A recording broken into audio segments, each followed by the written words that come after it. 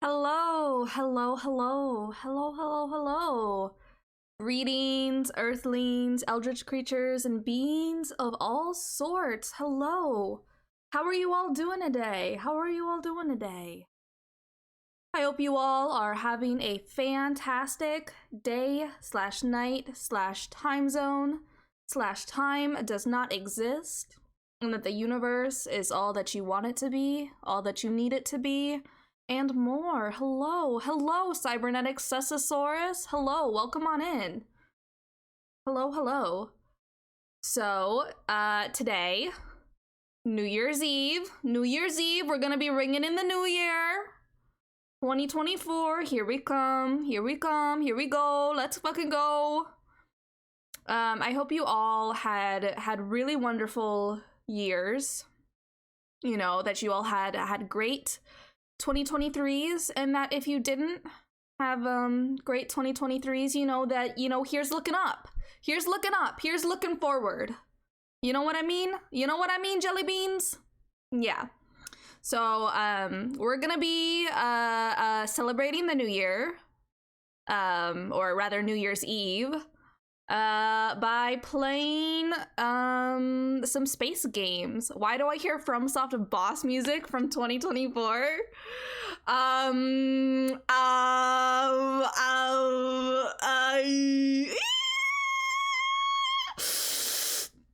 No comment. No comment. No comment. Hopefully we aren't gonna be fucking hit by the red dodgeball. The red dodgeball of prophecy. And slash or doom. That's my hope at the very least. You know, but yeah, we'll take it as it comes. We'll take it as it comes. Yeah. Yeah. But we're gonna be playing some games way out in space. Because there are no fireworks in space. The only fireworks in space are the gay little fireworks in your heart that will go off while we play Heaven Will Be Mine, because it's great and fantastic and I love it. And it'll make you cry, it'll make you sweat, it'll rewire your brain, it'll have you feeling all the things. Like, it's real good. It's a real good game. I'm very excited to play it again. Last time we played we played through Saturn. We played through Saturn's story. So this time I'm kind of feeling Lunaterra. I'm not gonna lie. I'm kind of feeling a Lunaterra let's play for today. I'm kind of digging that. But anyways, regardless, we're gonna be playing Heaven Will Be Mine. First and foremost, we're gonna get through the whole game today, and then with whatever time we have left over until we reach midnight, we'll be playing some No Man's Sky and some Out There as well. So it's gonna be a pretty chill and also probably chaotic time. The No Man's Sky and the Out There, I think, will be pretty chill. I think that'll be kind of like our winding down stuff. But the Heaven Will Be Mine, I am based off of last time I played this game, I'm feeling like it's gonna be, we're gonna have fun with it. I actually stumbled across some of your clips on YouTube hunting for more Heaven Will Be Mine content, and it was so funny. Oh my god. I've started posting some clips to YouTube because I realized that that's a thing that people do, and that maybe I should also do that instead of staying in my nice little comfy bubble. Though I do love our nice little comfy bubble that we have going on here. I do adore that. The we are normal, I am being normal about this, we are cool, we are calm, we are collected, and then nope, yeah. It's, you know, it's just this game, it just gets me.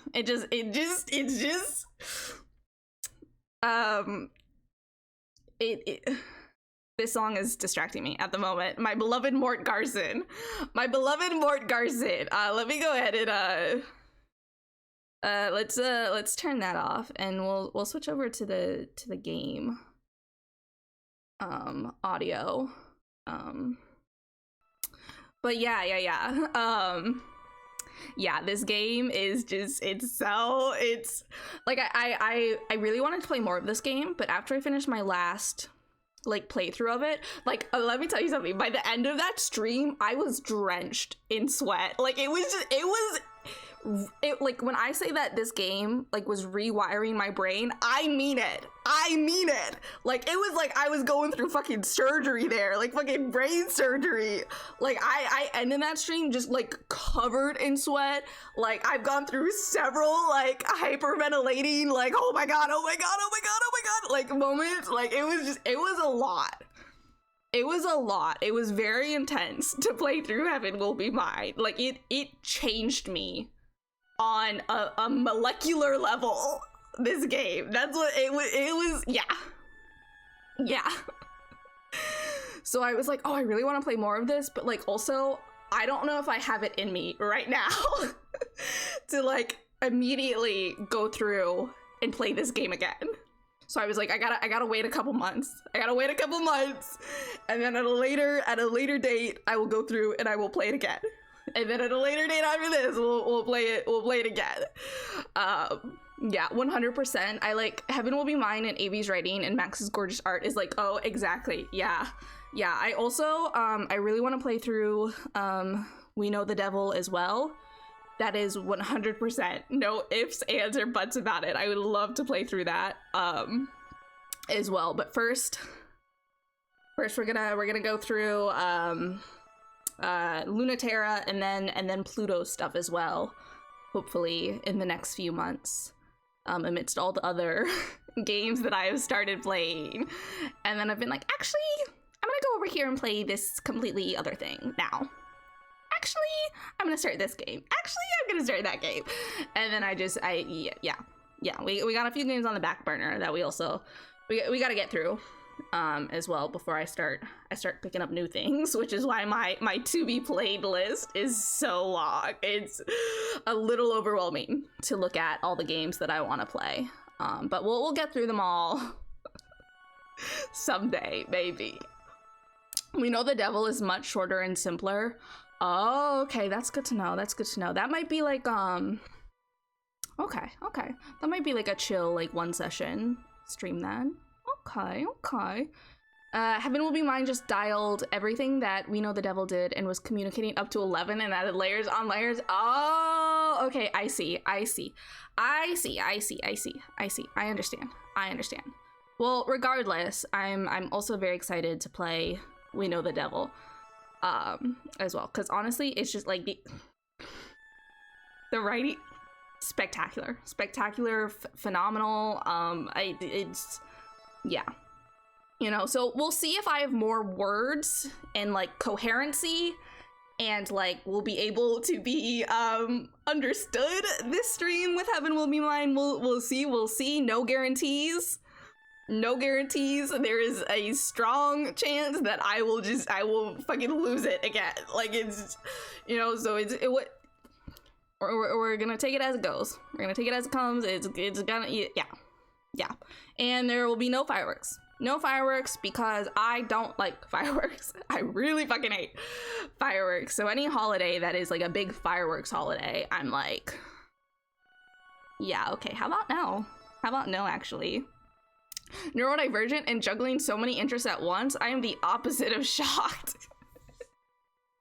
It's like, yeah, me and my like rotating interests. Like, I feel like I literally just go in circles sometimes, where I'm like, and then there's this, and then there's this, and then there's this, and then eventually I circle right back around to the first thing, and then I just go through the whole thing again. It's very, yeah.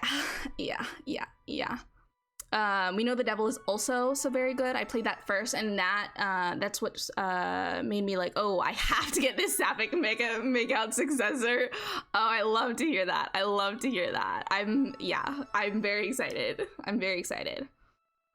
Okay, so Heaven Will Be Mine. Let's jump right into that. I might have to take a break at some point to I got some groceries.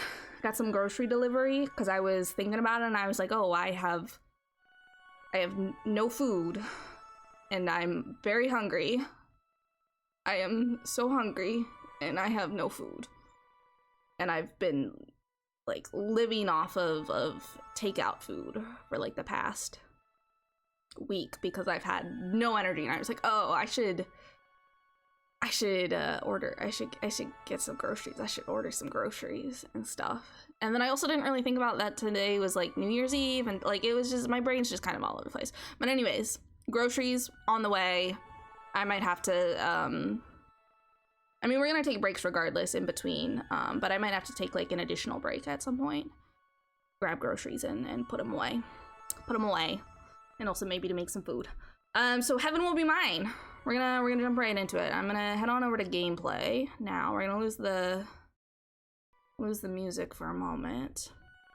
Understandable, time is fake and executive function can be like that. Exactly. It's just groceries are just so, my brain doesn't get them. I'll be like, oh, I need groceries, and then like sometimes like a whole month will pass and I'll be like, oh, why I still don't have groceries. What happened? I said I was gonna get groceries, and now a month, and now it's so much time has passed. Where? Yeah, that's me with groceries. Also, I hate grocery stores. I fucking despise grocery stores. They're the worst. It's the worst human experience possible for me. Just like the lights, horrible. So many people, horrible. You know, and then you're walking through and there's just like, there's so many like foods, and they're all the same foods, but they all have different labels. And then the things that are your safe foods, and then they change the label, so then you don't recognize them, and then you have to spend this, like, you have to scan the shelves. And then sometimes they just change the layout of the grocery store, so it's like you don't even, it was here, but now it's not here, and now it's over there, but now like it's just, and holding everything, like it's just painful. It hurts on a sensory level, and also my chronic pain, and also my fatigue, and also it sends my anxiety through the roof. And I don't like grocery stores. I don't like them. I think whoever invented grocery stores they need to go back to the drawing board on that one. Redo it. Make it better. Bad at loving herself, everything else. You can tell Lunaterra's route is the fun one. I'm so excited to play Lunaterra. Lunaterra, the first playthrough, she had me going through it. She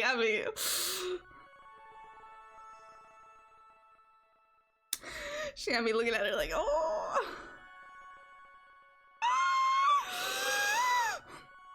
Yeah. So we're gonna play through Lunaterra, and hopefully there will be some measure of you know, I don't even know. I'm not gonna lie, I've already lost the plot. I've been talking for like 10 minutes and I've already lost the plot. It's just it's gone for me. It's gonna be a mess. We're in for a fun time. Very, very understandable. Home deliveries are a blessing on this sinful earth, even if they come from corpos. Yeah. Like I wish, I don't know. I wish there was just like a better, I don't know. Like delivery stuff is just so.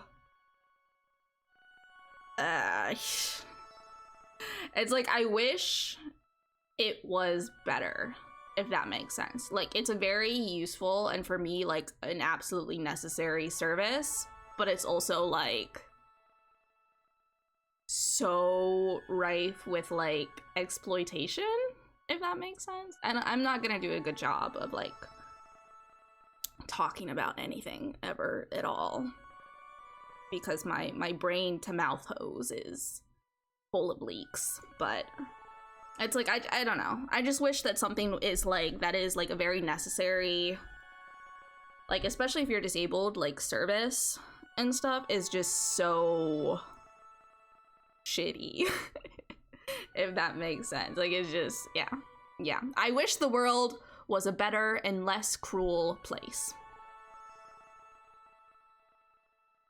The line that's like, Saturn bites her lip. It doesn't encourage Lunaterra to stop being like that.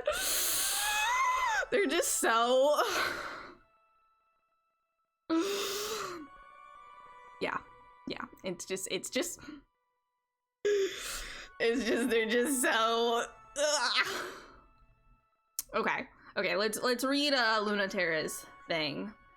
Faction, Memorial Foundation, Self-Ship, Mayor Chrysium, Memorial Foundation, Ace Pilot, fighting for the pilots to join the rest of humanity back on Earth before it's too late, good at sniping, espionage, double-crossing, ghosting, bad at loving herself, everything else. So real, so true, so valid, so fair, yada yada yada. Let's fucking go! From the Division of Existential Safety, Conflict-Enabled Ship Self Archetype Model, First Flight, July 16th, 1969. Place of Manufacture, Sea of Crises, Earth's Moon. Our hope for a Throne of the Soul, for the Memorial Foundation International Space Program, and all humanity. Until no one is forgotten, and all are remembered. Registering Pilot.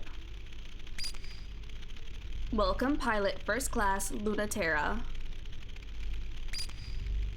Error, multiple maintenance issues and critical errors detected.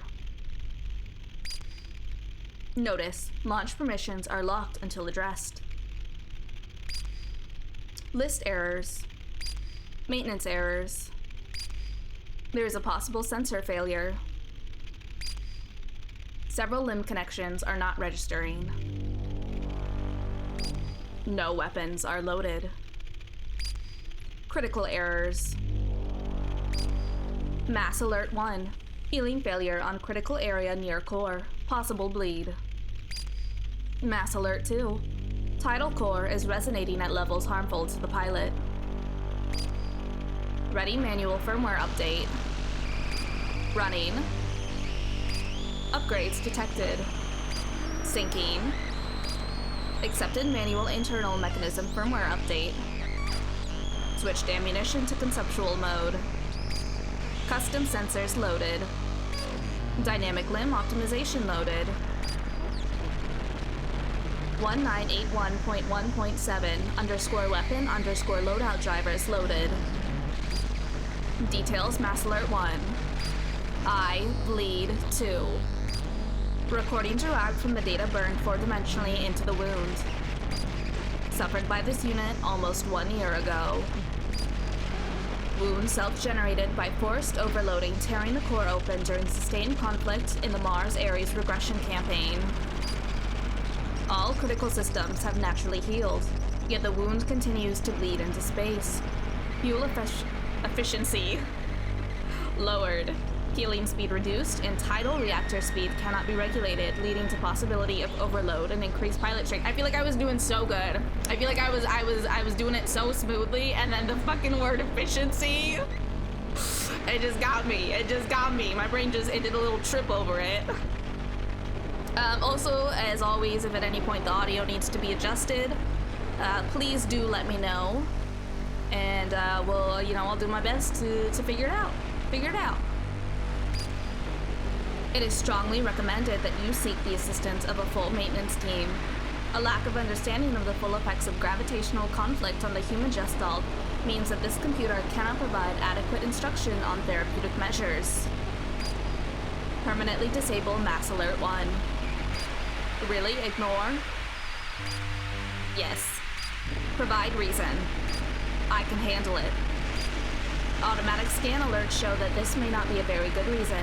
Would you like to provide another? No. Mass Alert 1 disabled. Details Mass Alert 2. Tidal reactor has had unauthorized modification that is causing an unsustainable chain reaction. Notice, this ship is not equipped to handle prolonged operation at this capacity. Notice, increasing short-term output may cause long-term failures.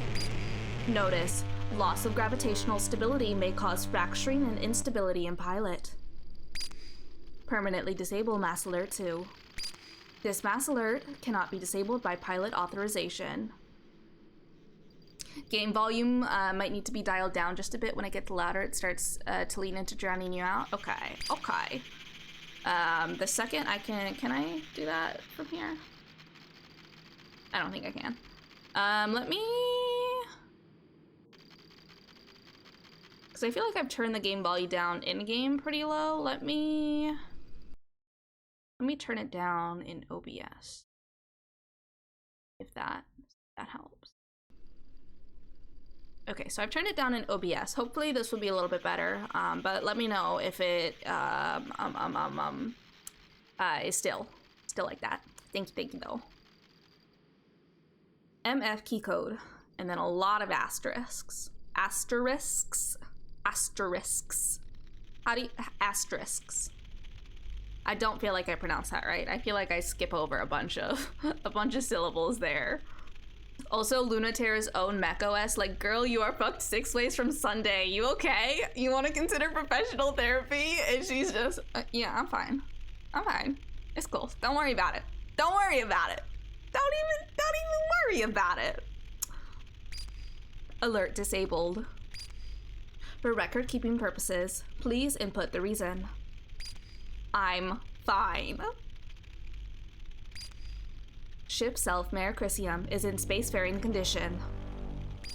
You are clear to launch. Disable launcher OS and engage catapult. All controls given to pilot.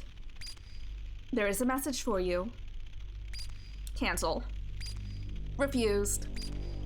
This message will be automatically played. Europa. Letting you keep this is my gift to you, Lunaterra. Your favorite and loosest leash. Prove to me you've learned not to choke on it.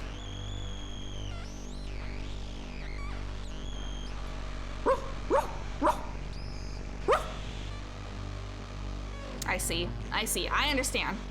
I understand what's going on here. I understand. I get it. I understand. Yeah, Europa's like that. Yeah, I see. I'm like Joan. Oh my god. Woo.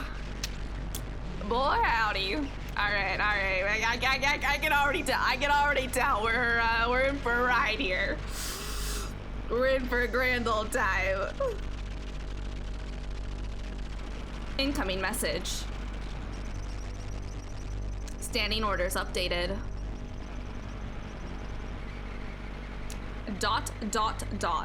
There she is, my baby girl. There she is. Look at her. She looks so good. Lunaterra, love of my life. Bestie. Seek help.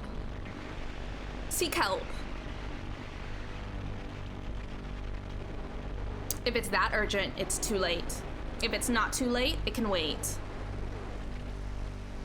Let me enjoy the view of the rings. They are beautiful, even though there's only so long you can watch them before even the sight of the 6 planets' rings become as boring as a blue sky. Mare Crisium's sensors render them in every detail, using every sense as perfectly as she always has. I might try to move my microphone a little bit so it's more in front of me. So, because I feel like I'm having to like turn my head to read, and then my mic's off to the side because I have my keyboard in front of me and my desk situation is fucked.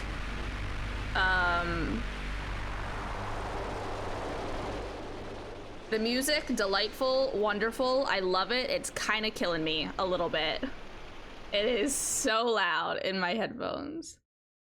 So I'm gonna, you know what, maybe we'll put it like there in OBS.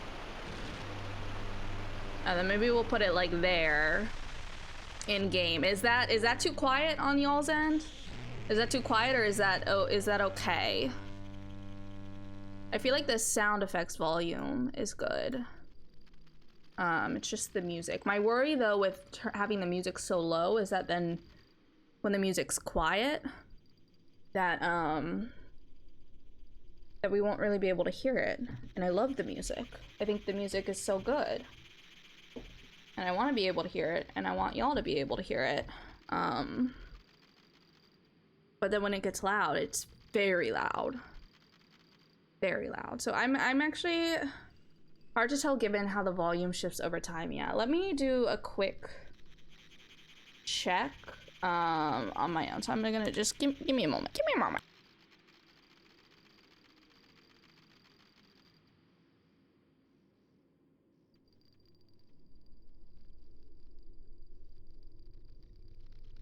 I might, oh, I don't know. I don't know. Let's try it like there. Let's see if that's okay. I read all this. You really are getting old, aren't you?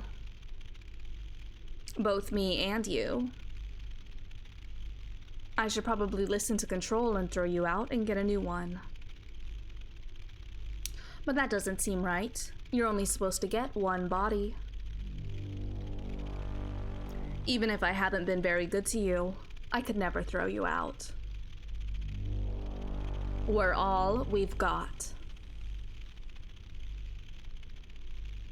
The Mare Crucium is the test type model. It was made as a proof of concept. It isn't the first vessel made to grant humans locomotion in life in space, but it is the first to allow for outward expression.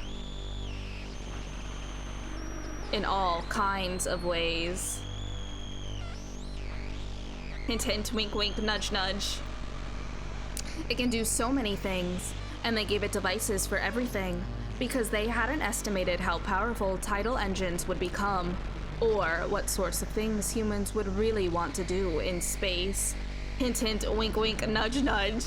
Luna Terra, who is what, in her late 20s, probably being all, I'm old now.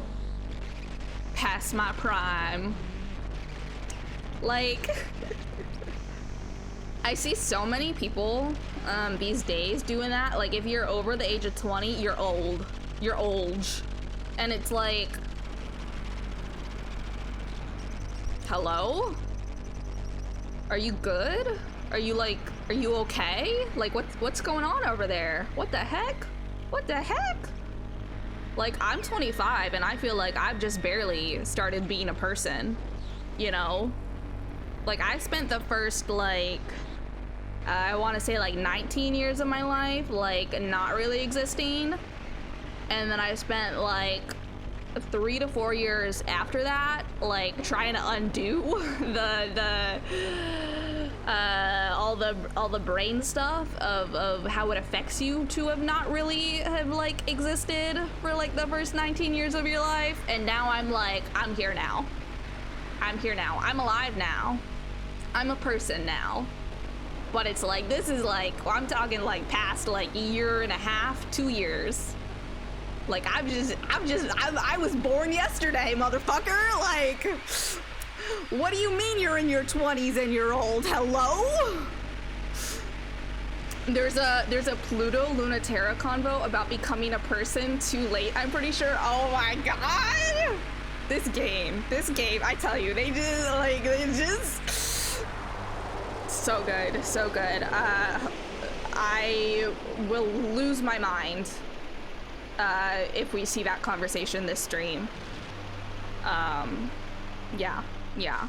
I just, like, I don't know. I legitimately, I don't really understand the whole, like, if you're in your 20s now, you're like, you're old. I don't get it. I don't get it.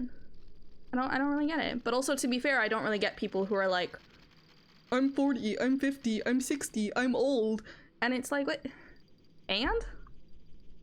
Like, what about it? Like, why are you talking about like it's like a bad thing, you know? Like, do you even, like, can you even begin to understand like how I don't even feel like I have the like the right word for it, but how like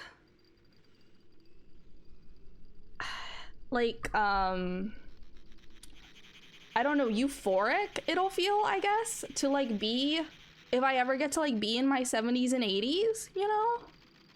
Like, I just want to be an old man. I just want to be an old man.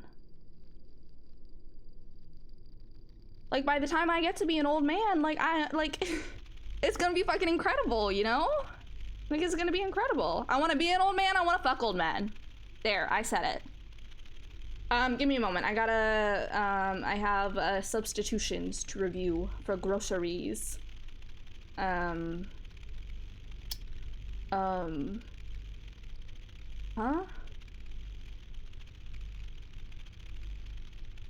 Now, why are they trying to replace tomatoes with like a Bloody Mary like cocktail mix.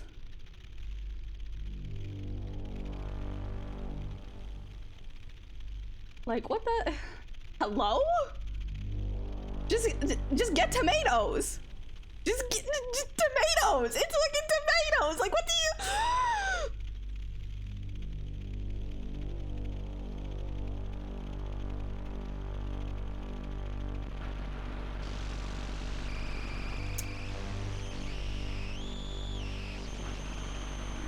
I don't understand. I don't get it. I don't get it. And then like the place that I get my groceries from, anytime they do substitutions, they give you like a very limited amount of time to like review those substitutions. And then half the time they don't actually, like they'll still bring the substitutions that they got and like charge you for it. And then I have to like go through this whole fucking hellhole of like trying to like do like customer service stuff to be like, no, like I declined these substitutions. Like I declined these substitutions. Like can you please not like take my money for these things that I said no thank you about? And like it's so difficult. And they put the like the customer service like chat thing, they like hide it. They like hide it away. So every time I have to go through and I have to take like screenshots of like, yes, I've hit declined on the substitutions with like the fucking time and date stamp in there.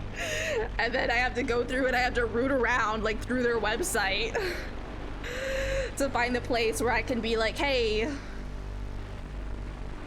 please don't take my money for things that I did not ask for and that a lot of times I cannot use. Substitution logic just makes no sense sometimes. It's mostly automated or otherwise restricted. Evil algorithms strike again. Exactly. Yeah, bad systems and deliberately obstructive. Yeah, like it's so irritating. It's so aggravating. Cause it's like, just put your chat, like whatever, like your like help, like section in a normal place. Just put it somewhere where like a person would be able to find it, you know? Like don't bury it. Don't bury it. What are you doing? What are you doing? What is wrong with you? What is wrong with you? Yeah. Yeah. It's yeah. Yeah. Yeah. But hopefully, I don't know. We'll see. We'll see if I get tomatoes or not. Or if I get an unusable cocktail mix, which I can't, like, I can't do anything with that, bro. Like, I can't fucking, man, I don't drink. Why are you trying to bring me a Bloody Mary cocktail mix? Like, what is wrong with you? I just want some tomatoes so I can make bruschetta. Leave me alone. Leave me alone. It's my comfort meal. Leave me alone. Okay.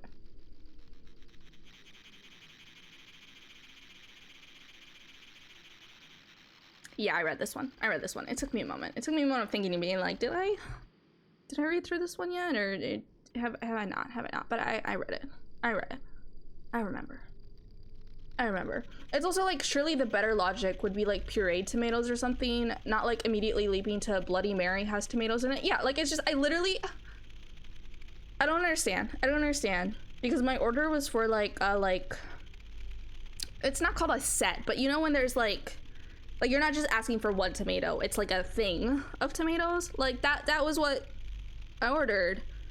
So it's like, you think if that was what I was ordered, was like this little box thing of tomatoes, you would just be like, well, the obvious substitution is just like the same amount of the tomatoes that are in the box, but like individually.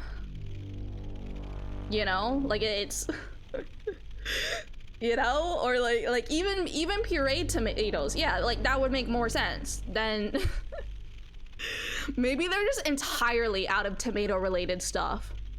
Maybe the grocery store, it's been decimated of tomatoes. There's nothing left except for this Bloody Mary cocktail mix. That's it. That's all they've got that is even like tomato adjacent.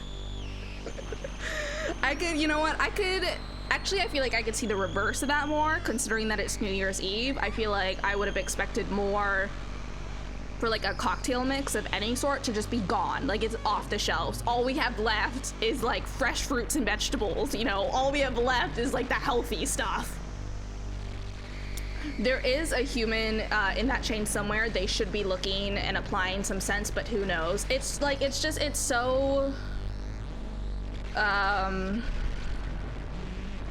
don't know if automated is the word that I'm looking for, but it's like a very... it seems like they have like a very inflexible like system for the groceries stuff, the like the online grocery stuff, which is like frustrating on like the user end. A convention of teetotaling Italian and Mexican foodies descended on the place. It's the only explanation. Like, it's just, I don't know what's happening. I don't understand what's happening. I live in the middle of nowhere. I would think that there are tomatoes somewhere in the grocery store, but like, God, who knows? Who fucking knows? I sure as hell don't. Like, it's just, you know, they're gonna bring me what they bring me, and I'll figure it out. I'll figure it out. Luckily, I also, like, I didn't just order the stuff to like make the bruschetta. The bruschetta makes it sound really fancy, but it's literally just bread, pesto, and tomatoes, and that'll get me like 4 meals. And it's very little. Like, basically all I have to do is cut the bread and cut the tomatoes. So like, for me, when it comes to cooking, that is like one of my go-to meals, because like there's some amount of work involved, but it's not so much that it's like I cannot make it, if that makes sense. But I didn't just get the stuff for bruschetta. I also got like one of those like pre-cooked like rotisserie chickens, which I love and adore. I think that is a fantastic human invention. Rotisserie chickens, they stick in a little box, you know, and then you stick it in the oven, you know. I mean, you don't have to stick it in the oven, you could just eat it when you get it, but like, I personally, I'll keep it in the fridge and I'll stick it in the oven. I'll cook a little bit more, and then I'll cut it up, and that's like, you know, that's like 4 meals right there for me. That's like 4 meals. I love it. I love it. I love it. I will say it took me a very long time though to figure out how to like cut a rotisserie chicken, because it was not very intuitive for me. But the last time I got one, I put it in the oven and I cooked it and I pulled it out and then I cut it, and I felt like that was a lot easier than the times where I had tried to like cut and like divvy up the chicken before. When I'm like, I've just gotten the rotisserie chicken, if that makes sense. Like, I feel like there was something about like the heating of it that made it easier to get the food like into portions and stuff. So I'm gonna do that again, and then that's always a nice solid full meal for my tummy. Yeah, because I I primarily live on junk. Just absolute junk and garbage, and it's not good, and I would like to not, but alas, very limited options. So I'm slowly but surely figuring out bits and pieces here and there, and I've gotten totally derailed by groceries. Here we are trying to play Heaven Will Be Mine, and I've gotten totally derailed by fucking rotisserie chicken and tomatoes, and it's fine, and everything's fine, and it's here we go. It's the first machine meant for conflict, but it's also the last machine that was meant for other things too. A ceremonial tin soldier made to impress. An impossible to use machine, mind-machine, or biofeedback interfacing is necessary to give humans control over a second body. But the Merecrisium is done completely manually. It makes TERRA sort of a genius, and some sort of an idiot, that she can't do things any other way. I'm having so much fun. It's hard to believe it's going to be over so soon. ... No, I love it when old things are over and new things begin. I forgot what my Luna Tarot voice was from the last time, so I'm just gonna wing it. And if it's a jumble, then it's a jumble. I like frozen peas and frozen sweet corn for simple, easy meal stuff, TBH. Heat pan to medium high, add butter / oil, wait for that to heat. Then toss in the frozen veggies and stir it about as needed for like 4 to 5 minutes. Boom, easy, delicious, healthy. Huh. I'm gonna be honest, I don't know if I've ever tried peas or sweet corn. I've had like corn on the cob, but I've never tried like not individual, but like, you know what I mean? When it's like off the cob, whatever that's called. I've never had corn like that. And I don't think I've ever tried peas. Like, I'm a very like rigid and picky eater. And so I've up until like the past few years, I had not really tried new foods because I hadn't really had like a non-judgmental space, I guess, in which I could like feel safe to explore trying new foods, basically. But I'm being so brave. I'm being so brave about food now. Oh yeah, I really like doing that with sweet corn specifically because pan cooking frozen sweet corn with a clarified butter like ghee gives a very buttered corn on the cob kind of taste. Oh, okay. Interesting. I'll have to maybe try that then. Maybe look into that. That's interesting. Because like I really like grilled corn. I love grilled corn, but that is so difficult for me to cook. But that, yeah. I'll have to give that a go. To give that a try. Open the channel. Let's hear those standing orders. It's January 1st, 1980. In the long and cold war where humanity united against its nemesis, an existential threat from beyond the stars, has been over for a long time. Since the 50s, we have been fighting a war against an existential threat that we cannot understand, cannot perceive, and is powerless against the technology of Earth. That is a pretty stupid sort of war to fight, isn't it? When there's enough of a mess down here to worry about. Humanity is already the undisputed authority of reality, and we have the physics to prove it. It's time to return to Earth, our home, the seat of the universe. Before Earth takes us back in pieces, let's go home with Grace. Haha, I get it, Cradle Grace. I get it. I understand. I see it. On the first anniversary of the decommissioning of the International Space Program, we, Memorial Foundation Native Sphere Existential Safety, in agreement with our home planet's unanimous decision, declare, there is no future for humanity in space. Let's come home. The Return Resolution, Memorial Foundation, Native Sphere, Existential Safety. I gotta take a sip of water.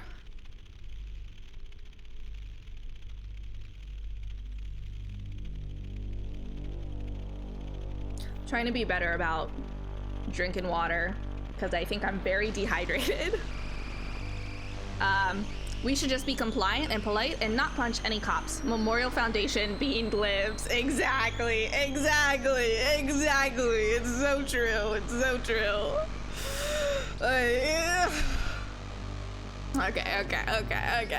Okay. It's January 1st, 1981. It's been 1 year since we declared independence from Memorial Foundation and the rest of Earth. The Cold War is officially over. And it feels so light without their gravity weighing us down. How can a tiny handful of colonies, terraformers, and schools hold out against the full authority of Earth? Because that shit doesn't fly past escape velocity. But I assume if I understand physics, that would, that would be a moment, So I just went for it. I just did it. I don't know anything about physics. Don't think that I know anything about physics. Don't think I know what the fuck escape velocity is. I don't. I know nothing. I know nothing. To power the ship cells we made to fight the Cold War, we made tidal resonators to bring the gravity necessary for humans and culture to survive in space. And that gravity is ours now, enough to make a new world, free from the weight of Earth. If Memorial Foundation wants to kill the future, they'll have to come and take it from us. We're thankful for our CRADLE'S GRACES, but we're not coming back. Independence Declaration, CRADLE'S GRACES. That shit doesn't fly past escape velocity is saying that their bullshit does not apply once we leave their atmosphere. Oh, interesting. Okay, I see. I understand. Their bullshit does not apply once we leave their atmosphere. Interesting. Okay.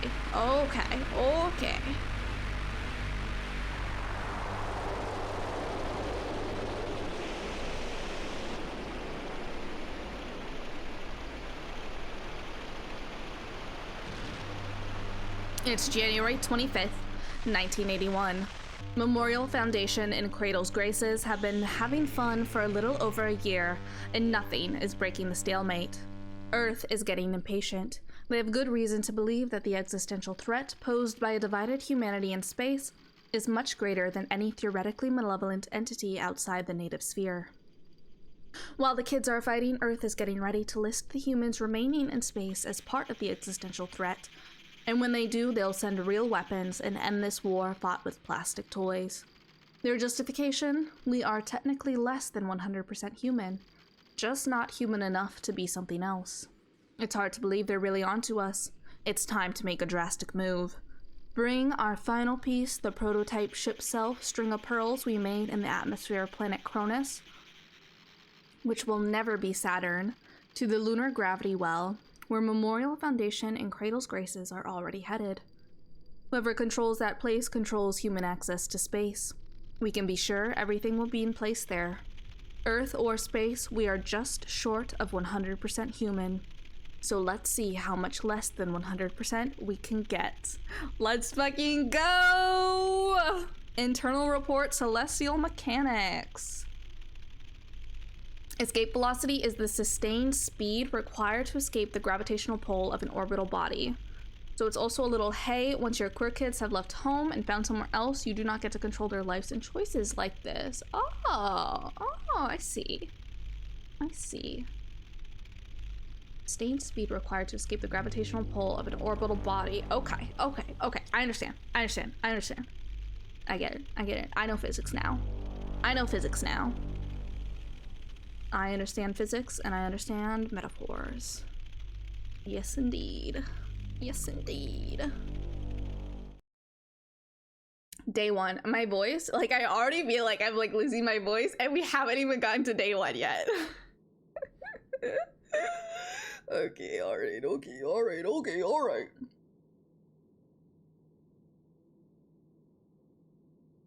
Let me drink some more water.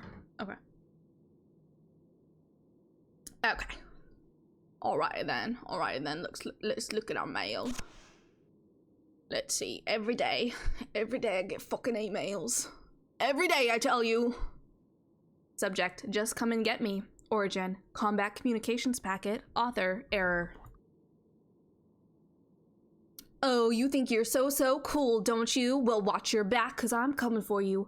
Think that #1 position is going to last? Not a chance. In fact, why don't we have a little duel about it if you're not too scared? Come meet me in the shadow of Olympia Mons, and I'll make sure that this time you're the one left splattered and helpless and pinned on the side of the mountain, and not me, like the last 9 times. Also, would it kill you to, like, stick around for a bit after, you smug jerk? Not that I am planning on losing. This time, I'm gonna beat you. Feels like a metaphor for... This feels like a metaphor for you know how it goes. You get it. You understand. Mars emailing Luna TERRA like, hey, fight me, give me attention. So me. So real, so true. Subject, Cold War ace reports Luna TERRA.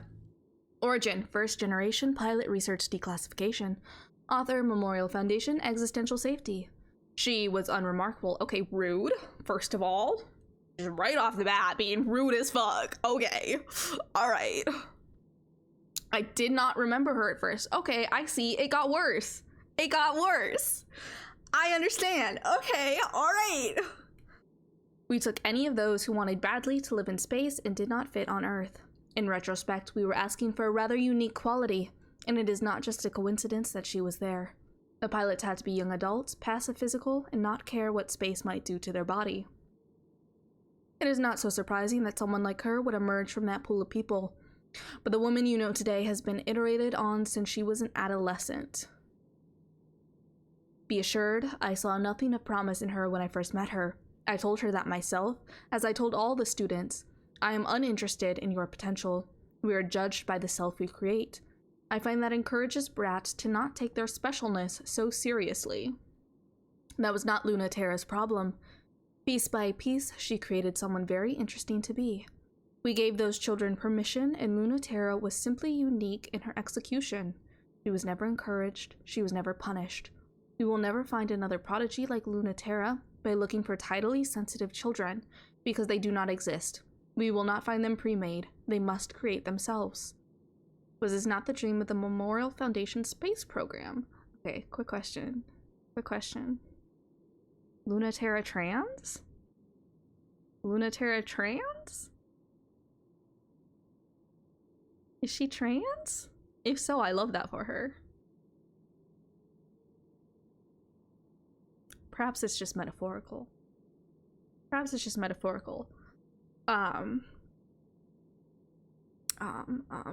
Also, yes, Mars getting pinned hard and left splattered and helpless.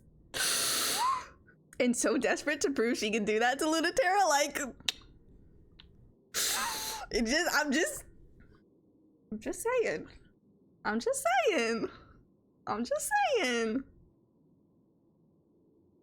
Alright, let's read this last email. And then we'll be done with email. For today, at least. Then we gotta go check our text messages. Subject, a justification for return. Origin, Memorial Foundation Declaration of Intent. Author, Generation Emissary Halamede.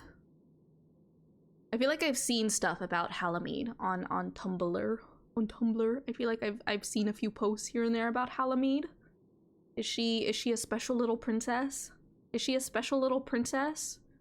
Who's maybe a little evil? Maybe a little fucked up? I don't know. I feel like the name, it rings a bell.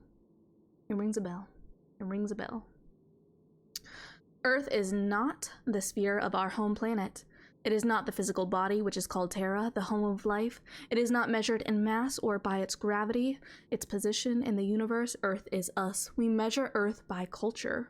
We are the Earth. Humanity, the particles of its mass, and by our gravity, its body is formed. By our diversity and multiplicity, Earth exists.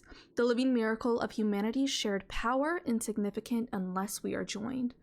This international space program with representatives all across Earth represents our commitment to peace, that humanity will never seek again to destroy itself, that humanity has the right to eternal life, invincible bodies, and unrestricted movement in space as humanity expands beyond this sphere as extensions of the universal human rights of life, culture, and freedom. To protect the growth and sanctity of all culture, ensure a future for humanity, and the defeat of our enemy. On this day, we inaugurate the International Memorial Foundation Space Program. Okay, so that was all our emails. We've checked our email. Let's go check our text messages.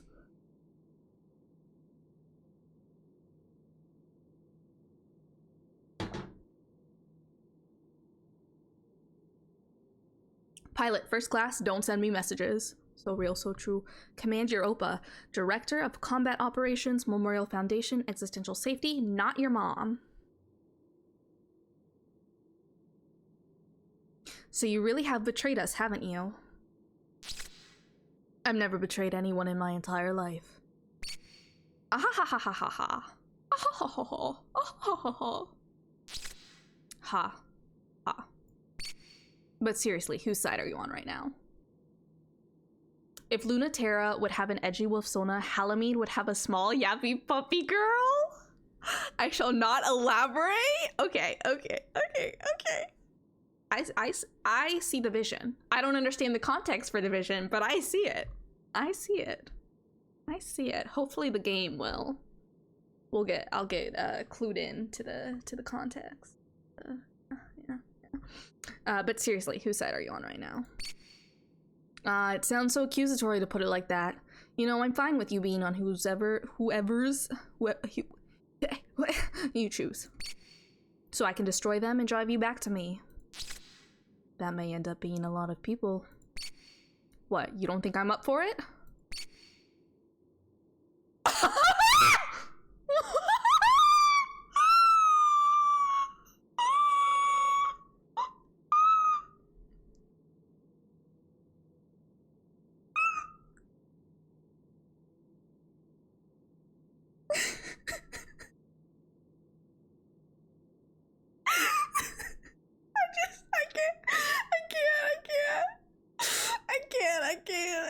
I can't.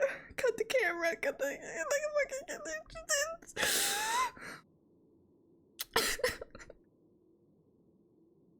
Yeah, when you started barking at the Europa message in the opening, I didn't know. I promise. I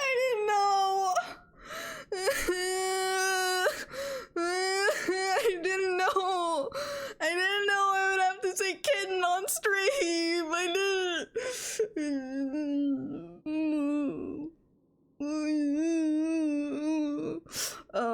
Luna Terra Discord kitten? Thoughts? Questions? Actually, I'll not be taking any questions at this time. Anyways. I don't know if I can read this. I'm gonna be honest, I don't know if I can read this. I'm gonna do it. But I have a little bit of shame. I do know shame, in fact. I would like to not know shame. And in an ideal world, I wouldn't know shame. But I'm not gonna lie, I do know a little bit of shame. I was waiting for this bit. Her dynamic with Luna Terra is definitely a little weird and not necessarily professional or ethical. Also, there are definitely fanfics of Europa and Luna Terra behind closed doors. You know what? I'm all about it. Let's get a little weird and let's get not necessarily professional /or ethical. That's my jam. Let's do it. Let's get into it. All right. Okay, prepare yourselves. Prepare thine selves.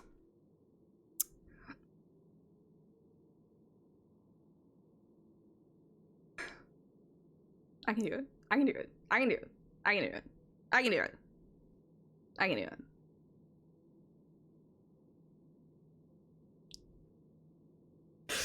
Okay.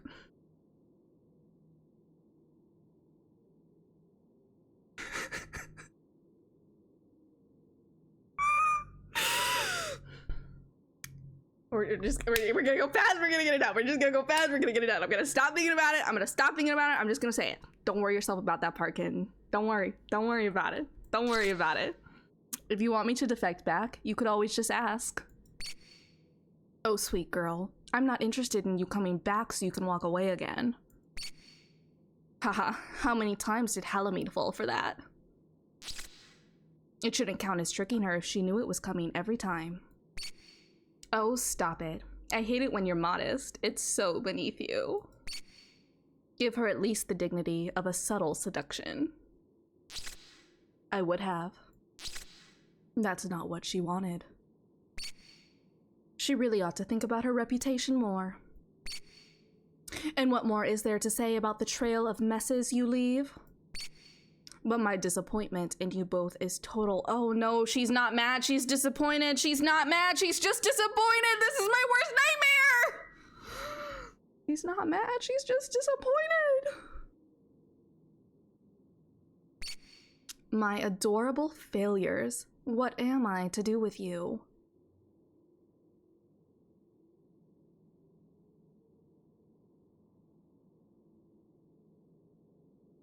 Oh, so anyways. I also love how Lunaterra's little bio is just title plus do not interact. Do not text, do not call, do not email me, do not look at me, do not even think about me. So real, so true. You should go easy on her. I live to spoil her.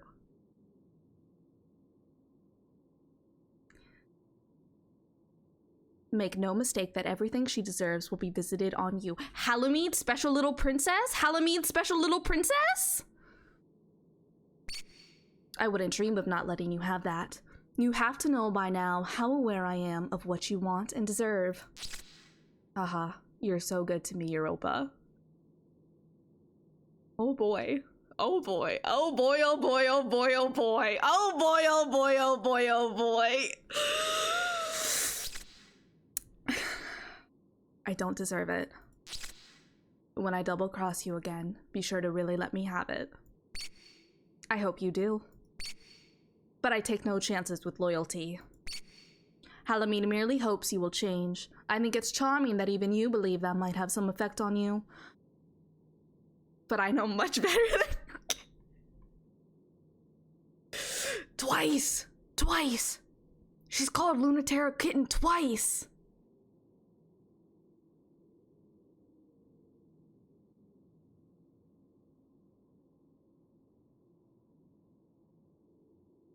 You seeing this shit? You seeing this shit? Also, yeah, bonus, Europa is Halamede's aunt? What the heck?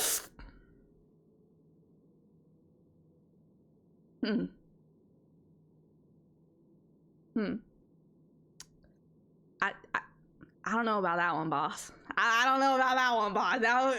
I don't know about that one. I mean, I'm not gonna yuck other people's yums, but hi, God Empress Joan. Hello, how are you? How are you doing today / tonight / time zone / time does not exist? Hello, how are you? I'm playing more Heaven Will Be Mine again in Lunaterra Discord Kitten. Thoughts? Quick, go thoughts, Lunaterra Discord Kitten. I won't let you return no matter how much you beg until you have no other choice.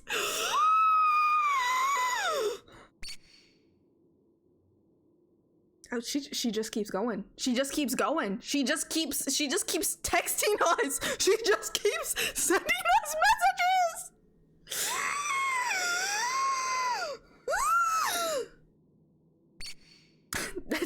I didn't even read it, but I just that's the only way to change that nature of yours. Channel close. Oh my god. Oh my god.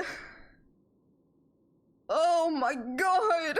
Europa heart. You're right. It's just, oh my god. Okay. Retrograde and retrograde. Chasing after the string of pearls, Lunaterra and Pluto find each other instead. It's been almost a year since they last saw each other, and Lunaterra has never seen Pluto like this. Are you ready to spin backwards? Are you ready to spin? Are you spinning, son?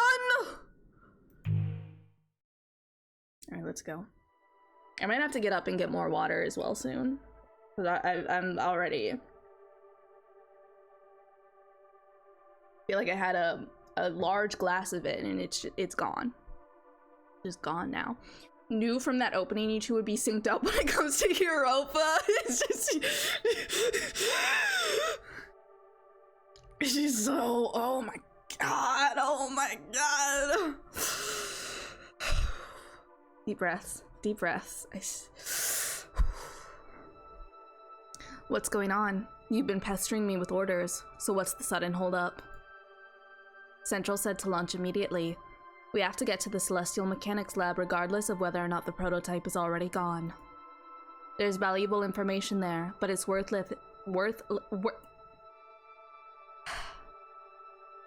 worthless if CRADLE'S GRACES gets there first. Have some patience, Lunaterra. The CRADLE'S GRACES carrier just launched a completely unknown ship self. This is Europa. This is your...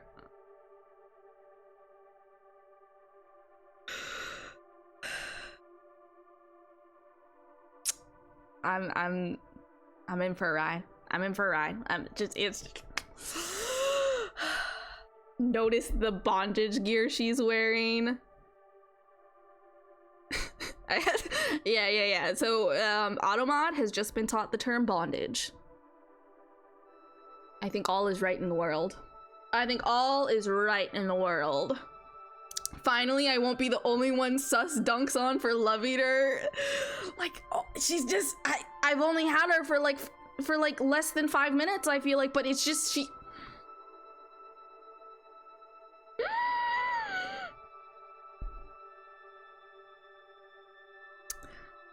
This can't be right. A person can't pilot a ship that big. The tidal resonance should tear the pilot apart. Is this impossible? I hope. I've never seen anything like it. And no, you can't fight it, TERRA, so don't even think about it. Any better ideas? It must be headed for where the prototype launched, right? Where else? Because they have to know that it already escaped. Don't underestimate your opponent, TERRA. Middle-aged butches, so real, so true. I would die. I would die for a middle-aged butch. I would, like, just eat. If you're a middle-aged butch, know that I would die for you. I would, and I will gladly. It would be my honor.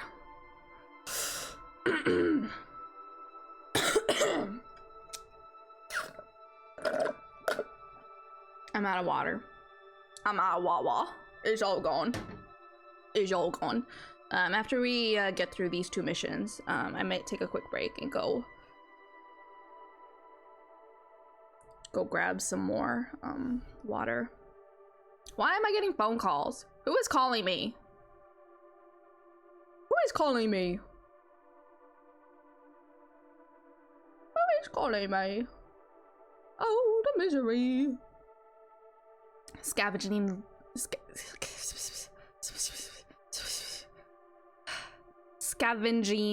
the lab may be useful anyway. We should have gone there for information, if nothing else. Even against an unknown and objectively stronger enemy, what makes you so sure, TERRA? No particular reason. Or a single particular reason? Haha. Still don't trust me? Don't insult your former instructor, TERRA. I knew how much to trust you before you betrayed us to CRADLE'S GRACES. My opinion hasn't changed because we welcomed you back into the fold. Oh, I understand. It's because my groceries were delivered. It's because my groceries were delivered. I got groceries. So let's take a quick break now. I know we literally just started and I've talked and talked and talked. But let's take a quick break right now. I will leave you all on this wonderful, wonderful screen to enjoy the beautiful, beautiful art. And I'm gonna go bring my groceries in and get some more water. So I will be right back. Let me arm. Let me real quick. Let me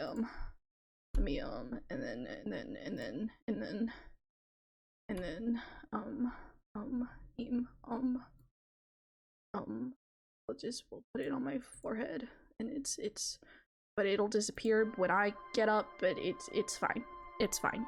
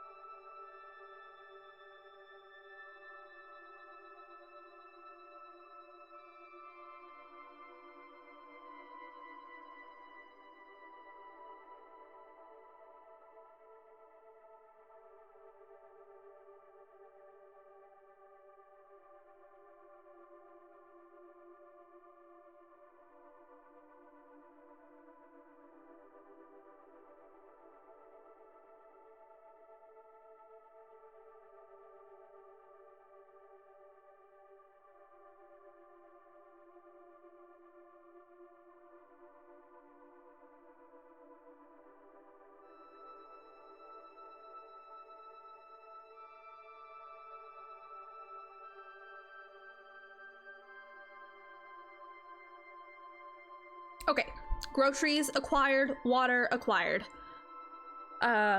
We should be able to go through the rest of the game. We read that. My best pilot and worst student. You've never been predictable, except in your consistency for trouble, but it's a reliable metric. Gotta scoop my chair in. Oh my goodness. You're right. You know me. So if you're worried, don't have to let me have free reign like this. Since you were a kid, from your earliest academy days, you've never been able to look in my eyes and lie. You only got away with anything by keeping your mouth shut. Oh wait, I should I should get rid of my post-it note. Very unlike Pluto, the hope of CRADLE'S GRACES. She could lie right to my face with a smile if she thought it was for the best. Pluto exceeded the wildest expectations of the pilot program, so much so that it was decommissioned in part because of her. If celestial mechanics have successfully built a monster that can withstand her, this engagement will end in disaster. And that is much more terrifying than this machine you're so eager to fight. That concerns me far more than you betraying us or fighting a battle you can't possibly win. I don't think any of you really understood what you were doing. Pluto is unreal. She's far more overwhelming than any of you understood. If that ship is unworthy of Pluto, it's going to be torn apart under the pressure of her, not the other way around. Pluto is the only real human being. No wonder she feels so alien when she looks at us. You want me to let you take an impossibly dangerous mission because you think you can save our enemy? Ahaha. Ahaha. Ahaha. Ahaha. Ahaha. Ahaha. Finger under chin. Hey. You come here often? Hey. Hey. What can I say to that? Maybe she can teach you the lesson I can't. Like waking up underwater, to the wet burn of your lungs' desperation for air. Like floating untethered in space, unable to move under your own power. Losing the security of gravity is like being naked in space. Gravity is necessary for human life in space. Gravity is necessary for unrestricted movement in space. Can't have one without the other. The force that binds your existence together, the force to shape foreign bodies' pure agency. Gravity is necessary, not just to live in space, but to be human in space. But being human is a little harder for Pluto, so she has to work for it. The tidal forces of her spacefaring body, the Krun macula, are as strong as she believes and as weak as she feels. And TERRA needs to make sure all the calculations are in order. Everything in her ship operates manually. She's just been at it long enough that it feels like a second skin. The jolt of nostalgia interrupts TERRA's mental math. She forgets to carry the one. It interrupts Pluto's focus, and she has a moment where she's not invincible. Close enough to touch the surface of the moon lab, TERRA is seen and known by Pluto. Oh, to be seen and known by another person! Oh, to be seen and known! And they are suddenly falling down the well of too late and nothing you can do. I knew it. Warning, gravitational interference. It's important to get a grip. Knowing that there's nothing you can do is something Pluto considers freeing, and TERRA considers exciting. Feeling doomed is clear permission to do whatever. As soon as Mercurium is through the cloud cover, she fires solid light into the remains of the Celestial Mechanics lab and chases it through the wound. The lab was recently damaged by the illegal launch of a hijacked ship, but that damage is barely noticeable compared to the massive hole left by a much, much larger ship crashing through. TERRA acts fast under pressure. If there's no point in hiding, there's no point in stopping. It's true, TERRA is living on the whim of Macula, which can probably do whatever to her at any time. If she can't run away, she wants to make the first move. It's the sort of thing that makes a lot of sense if you think about it, and no sense at all if you think a little more. But that's TERRA, isn't it? She's betting you'll think too much or not enough.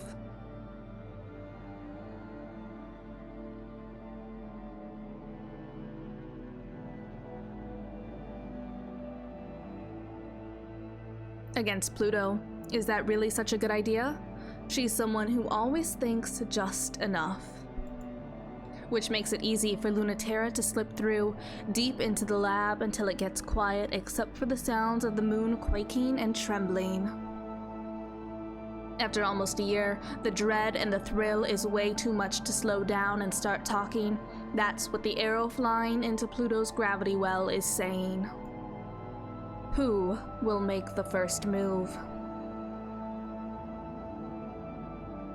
When TERRA punctures the last armor layer and opens up the terminal cavern, light spills out and screaming sound because the Macula is peeling the lab and most of the moon inside out with the forces of its own tides. So big heart emoji, so big heart emoji! It's not something that's impossible or anything. Yeah.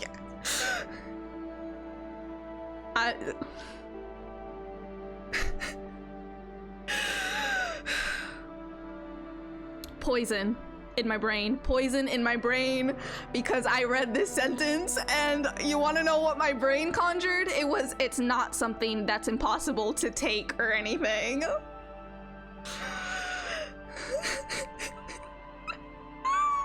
And it took me a moment to realize that I had placed a word in this sentence that was not, in fact, in this sentence in the first place. The electrotoxin is set in. Yeah, that's probably TERRA's thought too. I can take her. In a fight. Oh, in a fight. Oh, in a fight. Oh. It's just something that's only possible in theory, which is still terrifying, more terrifying. And more terrifying than that power is Pluto's finesse. And more terrifying than the finesse is her gentleness, spooling matter like threads in the tiny galaxy of which she is the sun. She's gentle with us. Gentle touch, soft touch. Two-finger touch only.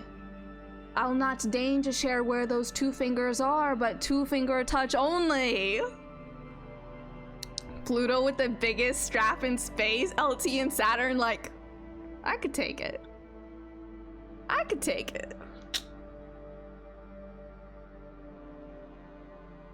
Her power is very kind, but it's also a little perverse. What meaning does mercy have from something that can core out a moon?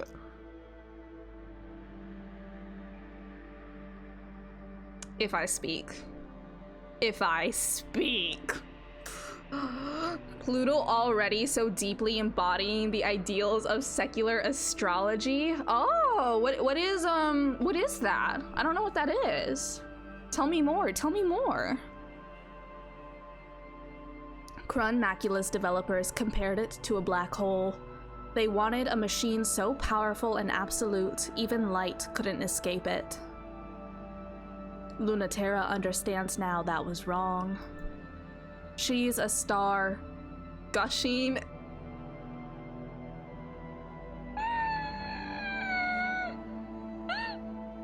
Hey, yo! Gushing?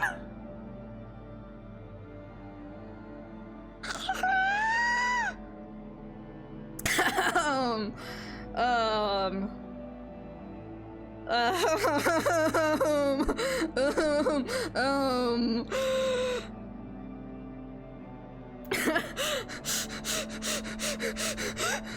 You'll learn secular astrology through a couple emails. Oh, okay, I see. I understand. Gushing and twinkling with matter and light. Who wouldn't be swept up in that? The Mare Crisium is so small. Pluto has never seen it from a perspective like Crun Macula's before. She never imagined it would look so fragile from here. Like a toy version of the fierce spider she remembered. Pluto's sense of scale is true. Luna Terra feels just like a plastic toy, too. Come on, say something. It's making me sad. It really does fit you. So much more than I ever thought. Is it hard to look away? Being able to render you speechless is the power I've always dreamed of. I love Pluto. What do you think? There's only a bit of it in Saturn Trout. Luna T and Pluto expand on it. Oh, okay. I'll keep my eyes peeled. I'll peel my eyeballs. And that was the end of that thought. I didn't have an extension of that thought. I know just a look won't change your mind, but I want you to tell me. Tell you what? That I regret betraying you? I told you then that I always would. No, I won't let you do that, Luna T. Did you think I'd be mad? I mean, of course I'm mad at you, but not for anything you did to me. ... I wouldn't ever be mad at you for not having enough faith in me to see through CRADLE'S Grace's dream of a new home for humans in space. I'm just mad at you for not having enough faith in yourself to see it through. And leaving all the work to me. She's so mommy dom, and they're both so fucked up. God, the way Pluto looks at her, like, it's just... Be still, my beating heart. Be still, my beating heart. Oops, I guess that is why I'm a little upset with you. Not mad, you know.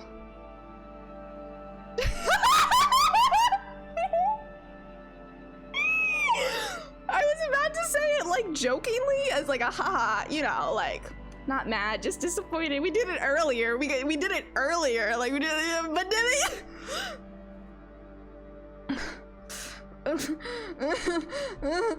She's disappointed in us. She's disappointed in us.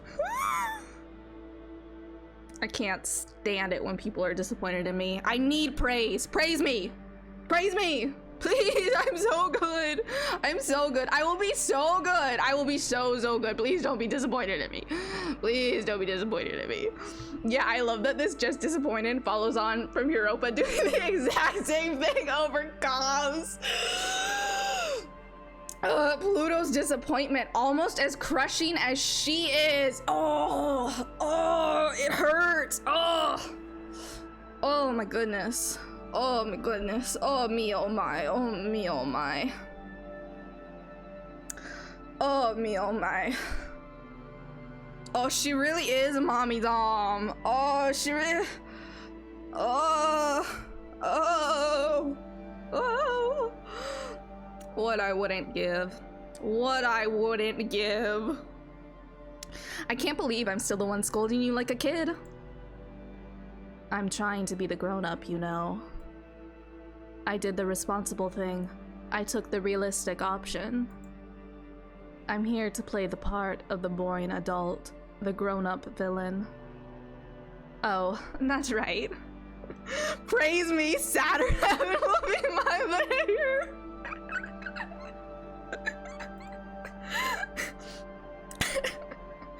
I remembered why I actually am mad at you. You better not go.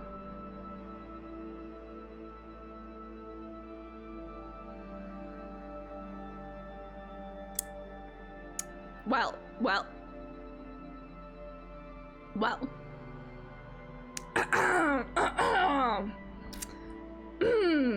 I am proficient in a what's it called? Double speak? Double talk? Double speak? How do you pronounce you know what it is, the innuendo? How do you pronounce that? How do you pronounce it? How do you pronounce it? You know the word. You know the word. You know the word. I have no idea how to pronounce that. I never have, I never will. Never have known how to pronounce that word, and I never will. By God. Oh, did the notion of Terra going down suddenly strike you? Yeah, it did. Yeah. It just really said, you better not go down quietly. And you know what? The on me, I heard it clear as day. Clear as day.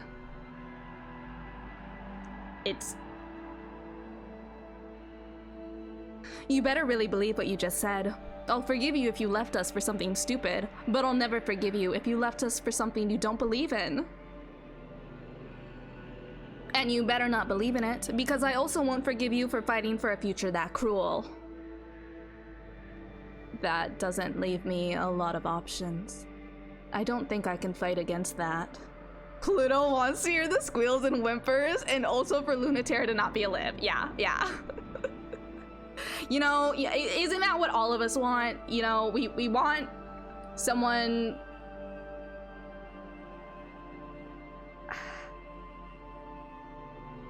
Anyways. Moving on. I've suddenly remembered Twitch TOS. I made a horrible mistake.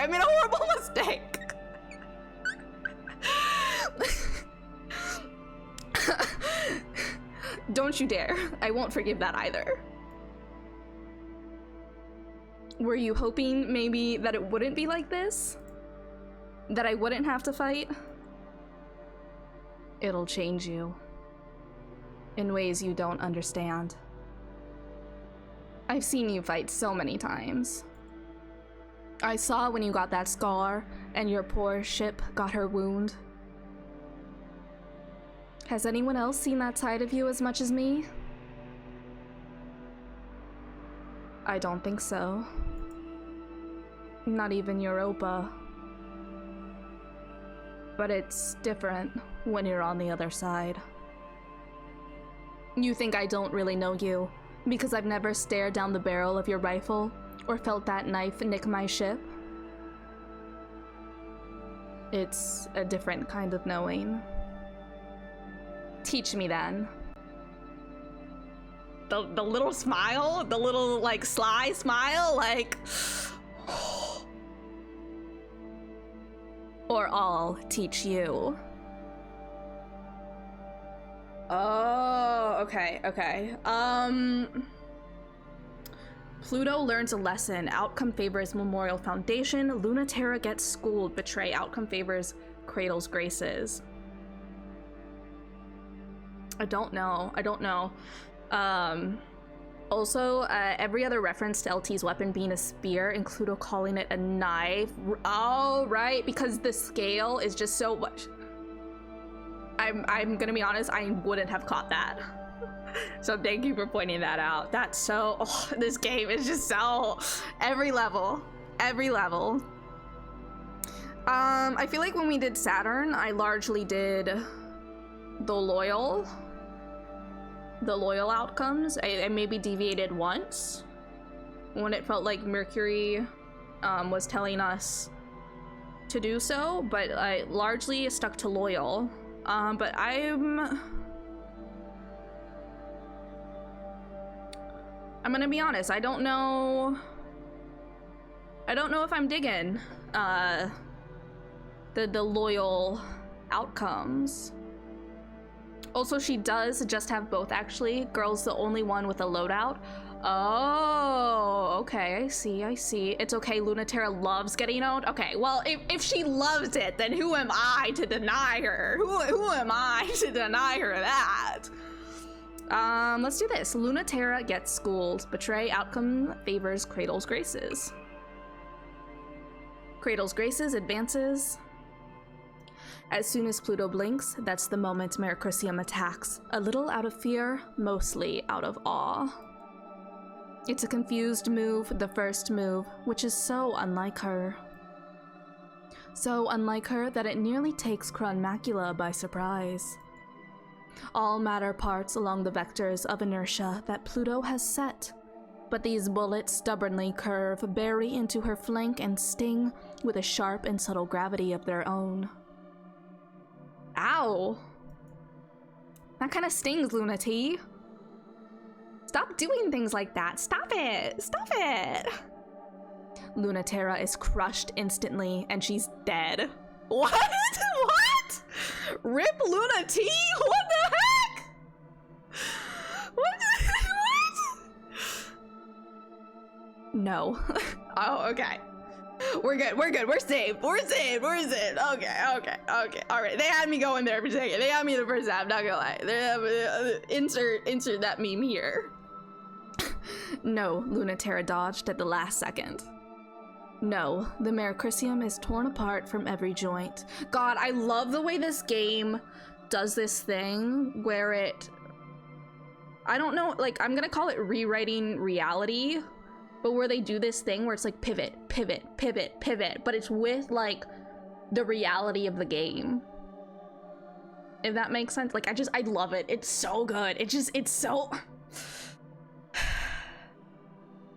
Love this outcome for that, and she's dead. And she's dead. She's dead now. She's dead. She's died. Reshaping the narrative. Exactly. I love it. Like, it's just so... Like, it's very smooth, you know? It's like a ch and a ch and a ch. Like, it's just like... I don't know. It almost feels like a dance. It's like, and here's a step, and here's a step, and like, it's just, it's good. It's good. I like it. I really like it. I like everything about this game. I don't think there's a single thing that I don't like about this game. No, Lunaterra is safe at home. She never left. No, Lunaterra hasn't moved, and it's only because she can't bring herself to. Lunaterra is feeling ghosts of the space-times that Pluto has cut off, escape routes she rushed for but don't exist. Like, it's just like this... It's just good. It's just good. Like, it gets me. It gets me. I get it. I love this game. I love this game. Lunaterra is trying to think of something to say. She really is, but it's impossible because Crun Macula is the size of the universe. Her seeping nebula glows with the promise to swallow up the space station and Lunaterra and the whole solar system. That's not the way, Lunati. You have to come for me like you really mean it, or that's what's gonna happen. Yeah, the narrative play, Pluto writing reality, Saturn subverting / inserting, and Lunaterra just ignoring it and doing things without thinking them through, so the narrative can't catch her. Yeah, like it's truly...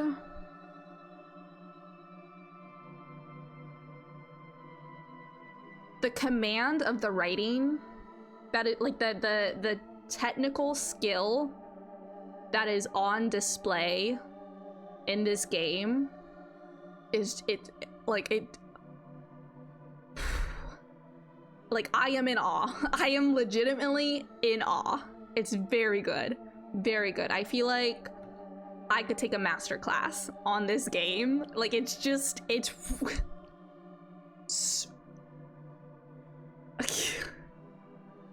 phenomenal.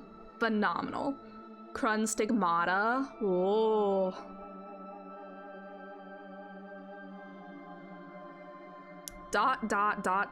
Exclamation point. The Mercurcium's engines spin to no response. Lunaterra's mind is racing, but there's no thought she can hold on to. Except how disappointed and sad Pluto is. We made her sad and disappointed. Oh, the misery. If you give me just one moment, you'll pass my event horizon and you'll never escape. Always getting closer, but never getting there. Falling forever. Pluto, honey, I would fall forever in you. I would fall forever in you. You should definitely read Avi's article about Bloodburn. I love my untouchable virtual body on the site Boing Boing. If you haven't, it's beautifully written. Oh, okay, hold on. Let me open up a new tab. I love my untouchable virtual. I know how to spell. There we go. I know how to spell body. Bloodborne. Okay, found it. Thank you. I will have to go and read that.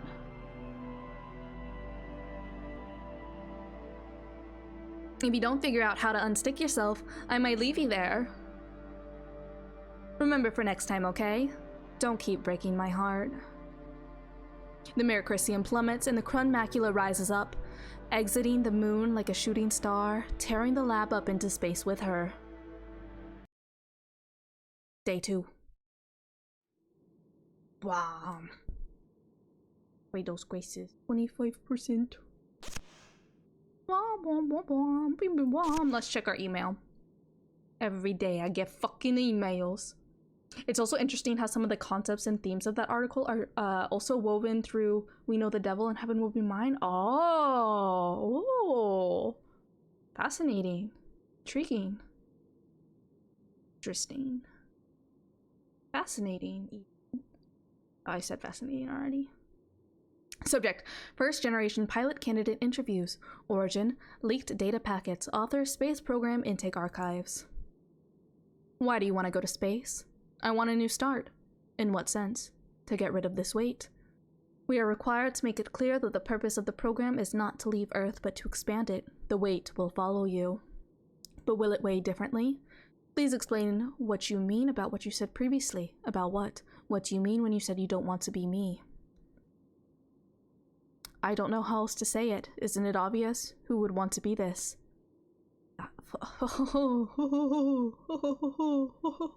Fucking mood. I mean, not anymore, but historically, fucking mood. I don't understand what you see that is wrong with you. I do. Aha. You are saying that you, as you are, the person who you are, doesn't want to be you? Yes, then you aren't that person, but that person weighs on me. So you would like to have the weight of being this other person that you are not, you would like that removed? Yes, please, that may be possible! Oh, so good, but that person weighs on me. Oh, so good. So good. Subject: pilot program progress, or it's,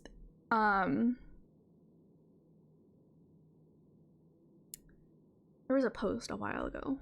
On Tumblr that was like,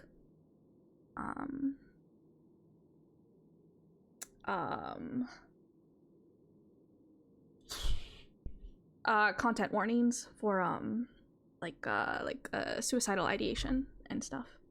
But there was a post a while ago, that I saw that was like, in order to be myself and to become myself, I had to like kill the person that I was.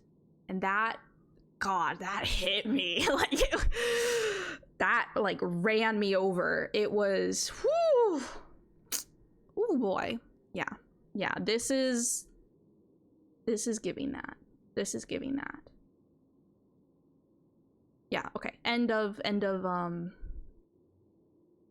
content warning. Or yeah. What, I don't really know how to like do, like what a good way to do that like for stream is, if that makes sense. But that's what I got so far. We can not workshop it, but like if there needs to be content warnings applied ever, like in discussion or for a game, or like we'll figure it out. We'll figure it out. We're learning. Subject: pilot program progress. Origin, Memorial Foundation Executive Committee Annual Report, author, Training Director, Europa. The Cold War is looking bleak. The threat from space is more flimsy, translucent, and inscrutable when once it was so strong that all of humanity feared it. Existential threats on Earth are more pernicious than ever, and the scouts are not keeping up. It has become difficult to argue against the possibility that the scouting program has done more harm than good, and that goes just as much, if not more so, for the pilot program. Historically, death has always invited the enemy here in its greatest strength. Humans can't resist killing each other long enough to protect themselves from the existential threat. It is easy to make this argument, but we have had little success with it. No matter how celebrated the slogan is, and no matter how many governments and leaders profess to live by it, the simple fact remains: the existential threat can never be as powerful as we are. Humans will always pose a greater threat to other humans than the existential threats will. It will always be easier for humanity to eliminate the threat by killing their own than by fighting the threat directly. While we have offered children and the unwanted to fight the existential threat with existential intent, humanity has turned its gaze inward rather than to the heavens. Not even strong enough to pierce the atmosphere without burning, the existential threat can no longer be labeled as such. For these reasons, we accept the decision to decommission the Memorial Foundation space program. Check our text. Europa, my beloved. Excited to be out in the field again, doing important work? We're a long way from anything important out here. I can't help but notice. You think Command wants you as far away from them as they can get you? What makes you think that? That you said it, that Command is my ex, and that I did once double-cross Memorial Foundation. In that case, you should be happy you're in the field at all, not in a brig or in the process of being shipped back to Earth. Well, I am. I am so thankful. I don't need to be lied to about my work being important. Ali mentioned. Oh, I would never lie about a thing like that. In fact, the most lovely sixth planet of our solar system, Cronus, has become extremely busy in the past 24 hours. A major leak out of Celestial Mechanics has revealed they're finishing a prototype here, and GRACES knows about it too. Apparently, the Hellion responsible for the leak has stolen it too. You're just the woman for the job. Reining in incorrigible pilots is your specialty. Let's see if that power can be used for good, for once. Europa, please leave some of me left to fight the enemy. Don't shoot me down before the mission starts. Was I too mean? I would prefer direct combat any day. Well, let me tell you something nice then. That GRACES superweapon, your favorite, has been spotted in the system. My favorite? What do you mean? God, I do love TERRA being like, shit, you don't have to come for me that hard. What the fuck? What the heck? What the hell? Don't play dumb. You make that same face whenever Crun Macula is spotted. It's the biggest mystery of their side, and one of the only reasons GRACES hasn't collapsed by now. The Crun Macula's power is unreal. It's far stronger in reality than anything that could possibly have been projected from its original schematics. Its capabilities seem endless and impossible to predict or counter. And no one knows who the pilot is. The list of people who could pilot something like that is very short, however. Maybe it's someone you know? Worried I might double-cross you again? I'm not with GRACES anymore for a reason. Oh, I just never trust you when girls are involved. Also, yeah, this combo feels a little out of order with the mission timing since, like, you just did the Crun Macula encounter. Oh, okay. I see. Channel closed. Okay, let's go do Joyride Killjoy. Weaving in and out of the sixth planet's ring, Memorial Foundation's ace, TERRA, plays cat and mouse with the renegade ship thief Saturn. Launch! Objective in sight. Opening channel to base. Captain, I'm bored! Captain, this sucks! Well, you heard them, Europa. Tell those idiots to be careful what they wish for, because the mission parameters have changed. As you know, Celestial Mechanics has been operating a clandestine ship self-development lab with an experimental prototype in violation of the terms of the Memorial Foundation Space Program Decommission Treaty. And we are on a top-secret surprise attack to take out the last operational shipyard and make sure we never have to find out what Celestial Mechanics have been planning to do with it. It couldn't be more obvious what happened, but go ahead and brief me anyway. No points for guessing. The prototype already launched, rendering most of the base inoperable. We lost contact almost instantly. Find it before it leaves Cronus's gravitational field. Oh, great. What a pain. Weren't you just bored? There's no way to find it. It's as good as gone. And there is a chance that the ship self is still nearby, so get to work. Oh. Yeah, this is... Bravo, evade now. Now. I've got nothing, Cap! Bubblegum pink electricity sparks off the ice and dust of the inner ring like a lightning bolt in through his ship self. He doesn't get even the slightest chance.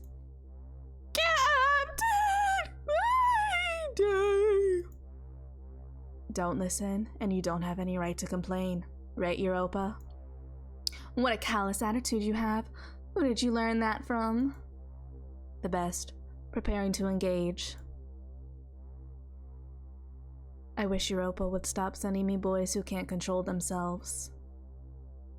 These side pilots play a very vital part in the story, proving that Saturn's boys can't pilot line was literally just to fuck with Mercury. Having fun dismantling my escorts? With a string of Pearl's fingers, Saturn carefully peels the mechanical musculature out of the poor ship's arm she's holding, a souvenir of the last of Lunaterra's escorts that she sent crying too easily back to their base. It's still sparking and oozing, and Saturn wishes her ship had a mouth so she could suck it out like crab meat. Delicious. Love your open LT, both being like, they deserve that. Nothing of value lost. Yeah, it is what it is. Whatever. Maybe it does have a mouth. The machine has many mysteries the manual doesn't explain, and Saturn is still learning them. Crab meat, crab meat, crab meat. Though I suppose Europa's learned her lesson about sending me girls who can't control themselves. Oh, really? Hey, that's really interesting. Mind telling me more? Oh, she's a hacker too? How amusing. There's nothing too interesting on this comm frequency. Aw, you flatter me. But hey, what did that mean exactly? The part about the girls who can't control themselves? I really want to hear more. I'm sure you do, Saturn. I'm sure you do. It means back up that talk first. Or can you land a hit off the comms? I want to suck your juices out like crab meat. Saturn flirting? Question mark? You know what? I dig it. I dig it. That as a line, it would work on me. I'm not gonna lie. It would work on me. I'm just saying. Shrug emoji. Shrug emoji. I'm just saying. She's real for that, I think. She is. Lunaterra's gravitational field focuses to a single point. Lunaterra isn't budging. She's been through much worse, and so has her ship, followed always by a thin trail from a bleeding wound she never could completely repair. The Merecrisium is over 2 decades old, but Saturn can't even land a hit. It's regal and stiff, dressed in cold metallics, weathered and refurbished, the archetypal prototype for all other ship selves, still going after all these years. Still furiously untouchable, the string of pearls hasn't gone down no matter how much she's been rammed with that spear. But she hasn't even nicked Lunaterra's ship once. You know what?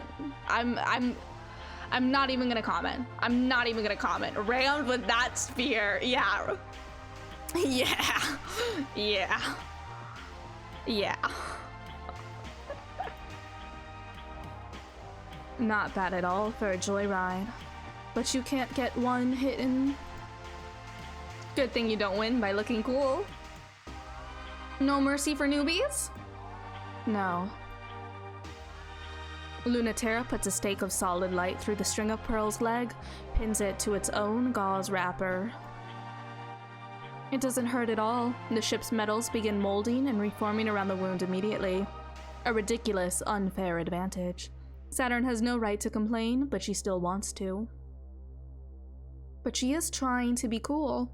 Everyone wants to, when in the quiet gleam of that always bleeding ship. That's a pretty amazing ship. Think it will last? Either you're fighting just for fun, because you're that reckless, or you're caught in your own containment wrapper and can't escape orbit yet. And you'd beat me for sure if I played around. I'm not done yet. That's not true. It's actually very difficult to move with a solid light bullet in your leg, but she's not going to let that stop her. Saturn is suddenly closer than she logically could be. Claws bubbling, TERRA effortlessly slips away and kicks Saturn's ship directly in the chest. Yeah, you're done. The containment wrapper is still stuck to you, so your movement's off. Doesn't seem to have stopped you that much. Right? It was so rude of them to try to stop me.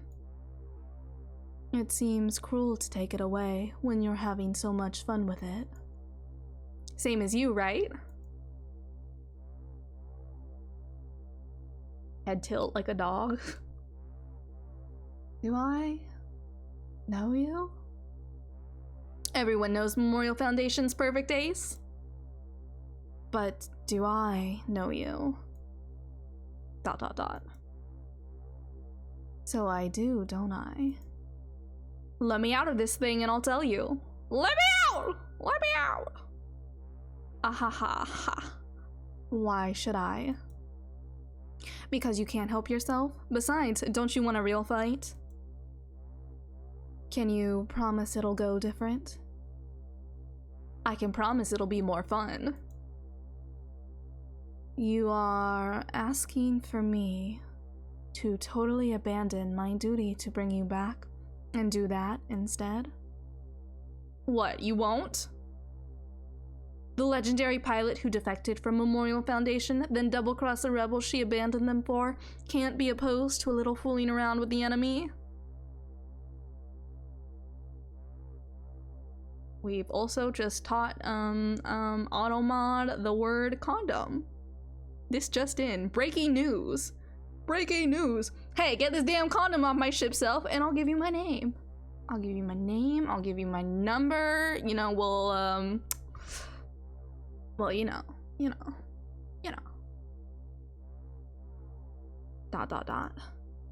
I guess you do know me.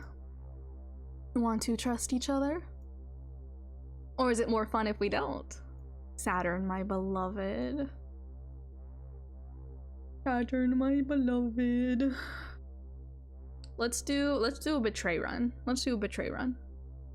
It's more fun if they don't and TERRA gets owned. Celestial mechanics advances. I'm impressed. Most people would be nervous to have a knife this near their throat. Haha, joke's on you. I'm into that shit. Knife play on the first date. They're so real for that. They are. It's this game. It's so. I can't get over it. Every time I think I'm like, oh, I understand how good this game is, and then you just get another moment, and I'm like, oh, it's so good. It's just so good. Like it's just. Oh yeah, for sure. Immediately with the cake, so deeply queer. It's not like you can hurt it, so there's nothing to be nervous about, is there? That's true. But you're so new to this. I thought your brain would be overriding the information from the ship. Maybe I'm not new to this. Oh? You were a candidate, so I think that might be true. But you're also trembling, so I think it's not completely true. I'm still very dangerous, you know, TERRA. I believe that for sure. You wouldn't be trembling if you were in my shoes? Less so. People tremble for a lot of reasons, though. I don't have anything to fear, so please don't project that on me. Well, if you're fearless, what is it then? It could be anticipation, couldn't it? ... This is very foolish of me. It really is. Love Saturn being like, oh, don't worry, I'm not scared of the knife. I'm just vibrating with sheer arousal. She's so real for that. She's so real for that. Oh, this moment.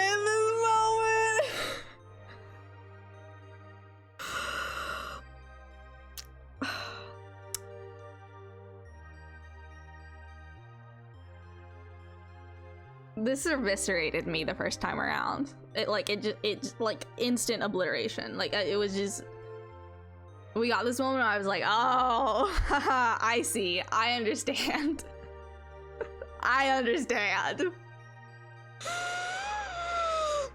I understand. Destroyed me, absolutely destroyed me. I came into this game to have a good time, and they were like, yeah, we're gonna fuck your shit up. We're gonna fuck your shit up in the best way possible. The MF version is so good too. Oh yeah, String of Pearls head being cradled like that too. Powerful. It's just... I have you right where I want you, remember? That might mean that I have you too. Your claws are twitching. I thought we promised not to trust each other. I still don't. Then you must really like living dangerously if you're still helping me. I'm having fun. I can tell. If you want to know so bad, that's why I didn't like you. Because you were a test pilot and never got to fly before the end of the Cold War, while idiots like me got to? Ah, I thought so. That's enough. Hold still. Everyone let you have as much fun as you wanted. You are a real huge jerk. I was always jealous of that. Everyone who let me get away with it regrets it now. There. Done. Thanks! For all your hard work, I should leave you something to remember me by. Oh? Ready to fight for real? I sorta already did. Saturn, my beloved. And Saturn has left a claw scratch of hot pink poison seeping on Mayor Chrysium's thigh. How's that? I finally did get a hit in on you. I was like seeing a future in which Saturn is like, hey, remember that knife play we did? Take this tattoo gun. And you know what? I love that. I love that for her. I love everything about that for her. Ha! Good job. They break away, rocketing. And just a little love bite. Pay me back for it next time. Trust me. I will. Ever since the day Mars began, Mars has been doomed. No, there will never be a planet Mars. That's a name reserved for places where human life, gravity, and culture reign. This is just bitter Aries. But like the stringy, inedible weeds that grow when nothing else does, CRADLE'S GRACES is dug in, and we can't get them out. The colonies are wrecked, the terraforming engines are broken, the gravity furnaces are out of control. There's no resources left on this planet, no strategic value. This planet doesn't even exist. It is an inert rock. There's no point in fighting. There's no need to fight. Ship selves can't keep you alive alone forever. And even if that was the case, we could leave tomorrow and claim victory. Most of the Memorial Foundation NSES fleet already did. That's why there's barely any of us left, and why we can't get them out. What? Why don't I go home too? And leave all those idiots to just fucking die on a rock? Who do you think we're doing this for? External communication sent on August 31st, 1978 by Memorial Foundation troops. Hey, it's not like we're idiots. We know we're doomed. This planet still doesn't fulfill the requirements for human life, and life is just the start anyway. Don't you know that gravity is something more important? You do understand celestial mechanics, right? Matter is made of tiny particles, but enough of it exerts gravity that stitches the universe together. Culture is made of tiny humans, and enough of it together can decide what's real and what isn't. It is really quite fucked up that this is how decisions about humans get made. Enough humans can decide anything and then it'll be true, even about what's human and what's not. They don't even have to wait for the deadline. They've already decided that any human without their feet planted on the earth is in fact not a human. That's a pretty usual thing for humans to do.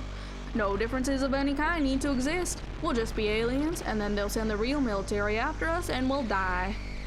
But if we just hold the line here for our princess to get through and make it to the moon, she'll open up the gravity well, and then we get to decide.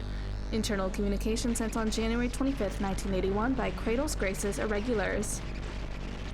CRADLE'S, GRACES, country twang. You're so right for that. I'm gonna be honest, I throw voices out into the wild, and you know, if they stick, and if they don't, then like, it was nice knowing them for the time that they were here. There's no thought behind any of it. None whatsoever. I'm glad it was vibing though. It's morning on Ares, but what's time and space? If we can get our capital ship launched and refueled and the prototype retrofitted with the final equipment, we'll have everything in place. Keep out of the canyons of Mars where CRADLE'S, GRACES, and Memorial Foundation are bickering. Hold the city ruins against invading troops and make sure no one tries to set the oxygen ocean on fire while we refuel. It's a pretty thankless job. But me, I can't wait to see what happens. This is the most exciting space has ever been. Before we got here, this was a dead rock, but the best we could have ever hoped for was Earth in a different place. Who needs that? Far in the distance, the moon's gravity well shines. If no one controls it before the deadline is up, Earth will take drastic steps to ensure that humanity is not divided. What they're afraid of happening, we will ensure that it happens. We'll finally have something alien in space. Private communication sent on January 26, 1981 by a celestial mechanics researcher. For real though, CRADLE'S, GRACES are definitely implied. See Irregulars to be ragtag, marginalized, underfunded, underequipped, undersupplied, and just fueled by sheer fucking stubborn rebellion and hope and trust in each other. Real quick, I need to go to the bathroom. So I'm just gonna take another quick break. If you gotta go to the bathroom, go to the bathroom. If you gotta get something to drink, get something to drink. If you got meds that you gotta take, go and do that. You know, if you gotta let your dog out, you know, do that. You know, like whatever you gotta do to take care of yourself, go and do that. And I will be right back. I'm not even gonna transfer us over to the BRB screen because I'm like right back. Just a few minutes. Just a few minutes.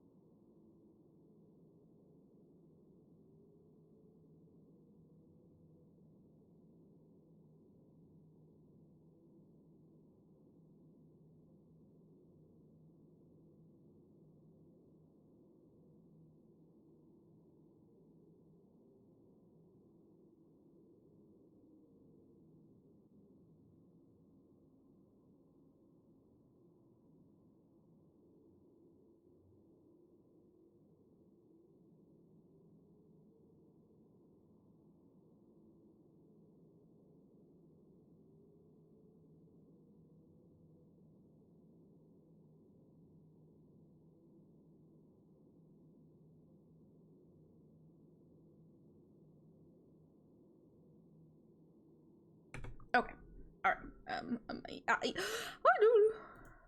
real post-it note. Alright. Receiving report. Alert, report not accepted. 2 errors detected.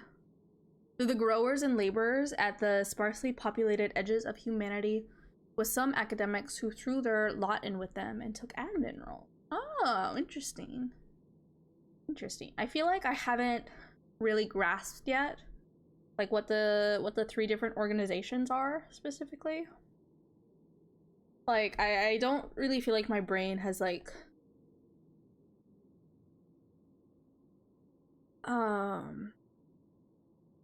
absorbed any of that, if that makes sense. Like, I feel like right now, like, I'm still getting like the broad stuff, if that makes sense. Like, I'm getting like the like story and like these different the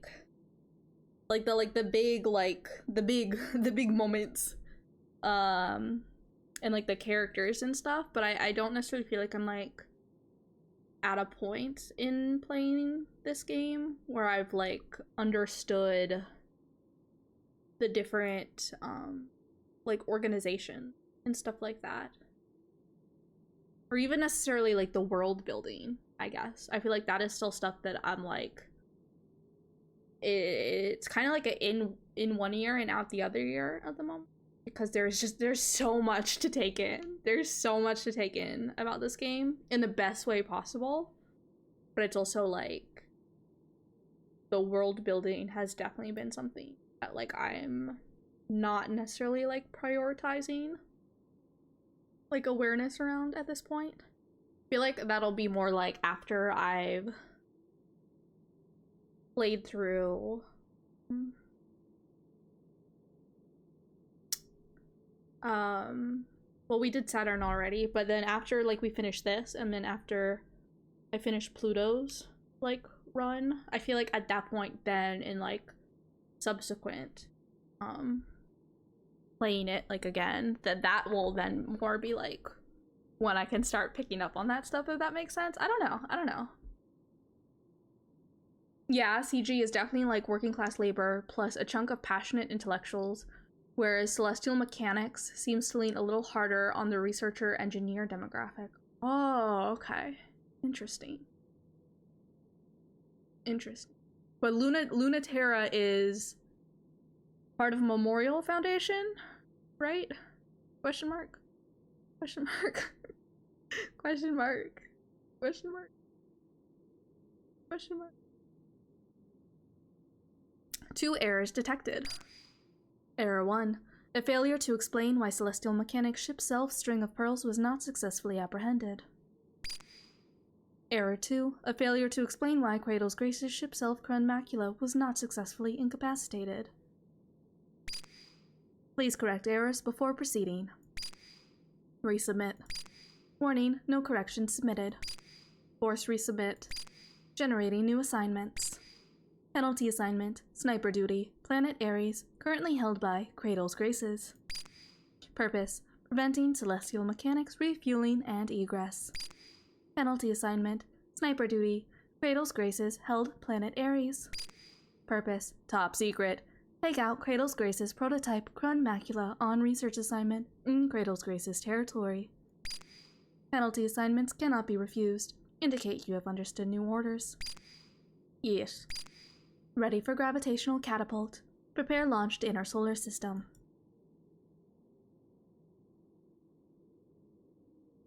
Yeah, we're Memorial Fund.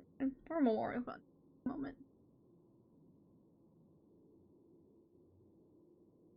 Let's check our email.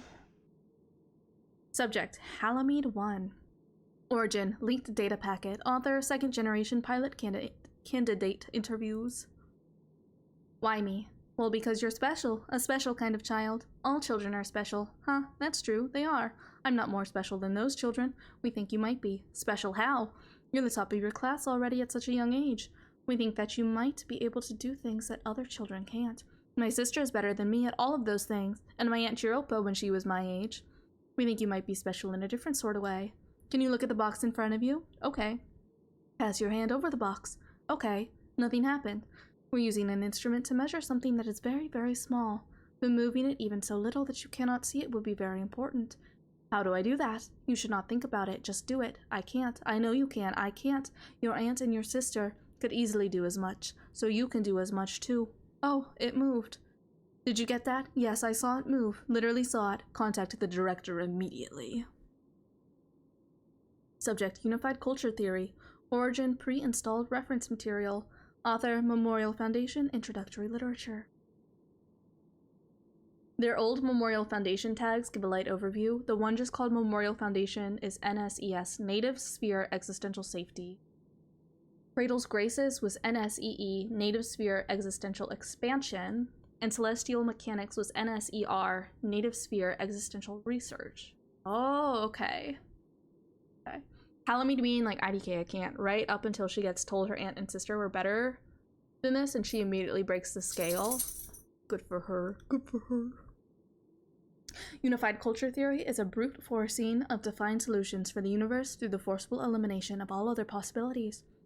The theory is attractive to those who desire a beautiful, simple, endlessly complex solution for the universe.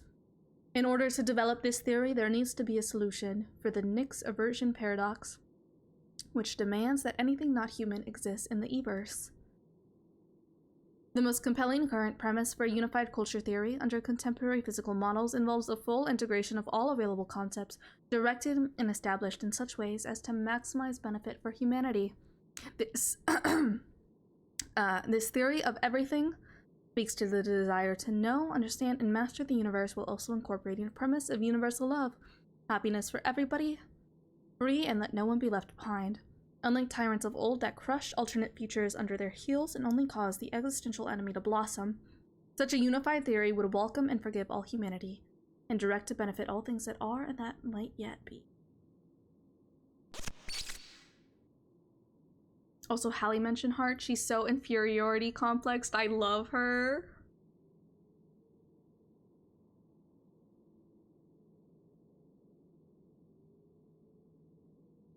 I gotta drink some water.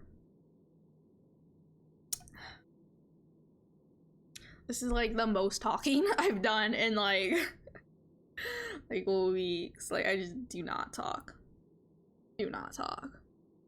Come on stream, play Heaven Will Be Mine, endless talking. Unlimited talking.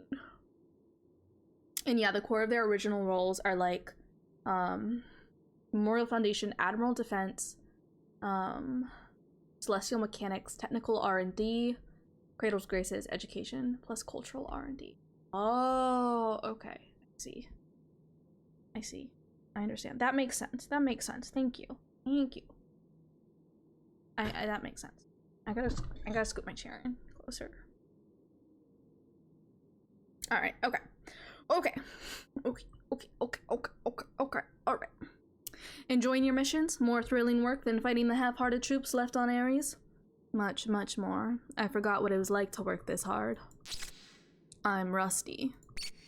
Are you unhappy with your progress? I don't know. Are you unhappy? I don't know. It's always been very hard to tell with you, though I'm not sure if I can answer that question better than you. I've known you since you were freshly assigned to the first pilot wave. You were so delicate. CRADLE'S Graces were also the primary controllers of the terraforming efforts, importantly. Which makes it so fucking funny that Dr. Nix is ultimately just a very pissed off teacher. Oh. Oh, interesting. Fascinating. CRADLE'S Graces were also the primary controllers of the terraforming unit. And they were responsible for education and cultural R&D. Oh. Okay. Interesting. Okay.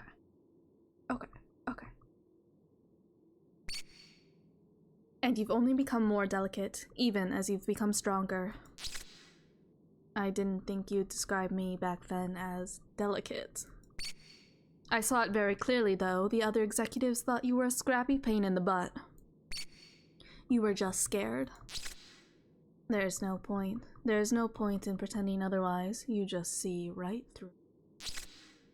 I guess I haven't changed as much as I thought. Long ago, I saw a strong and delicate girl. I've worked hard to make you more and more of that. Rather than simply cultivating your strengths, understanding your weaknesses is needed to grow. Oh, Europa, so many complicated feelings about you. Oh, Europa. Let me ask you again, and this time focus. Count backwards from 20. Remember a moment of comfort. I'll wait. Are you happy or unhappy? I don't know. Because I feel like I'm on the cusp of something. It's frightening, yet it could be something amazing. That's a real feeling.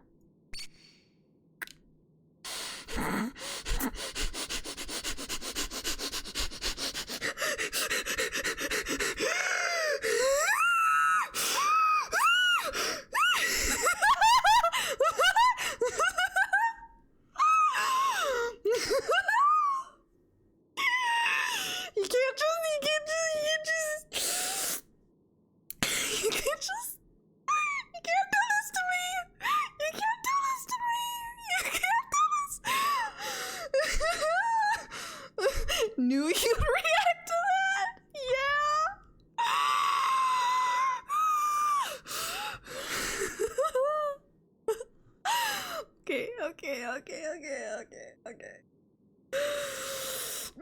Okay, deep breaths, everybody, deep breaths. We can do it, we can make it through this.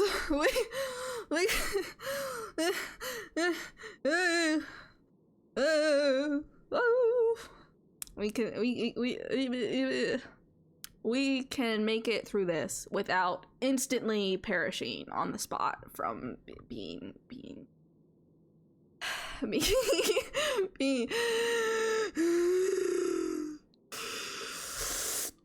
yeah. Oh, Europa and Pluto both being like, yeah, we top, and exemplify it with targeted application. Oh, good girl. They can't do this to me. They can't keep getting away with it. They can't do this to me.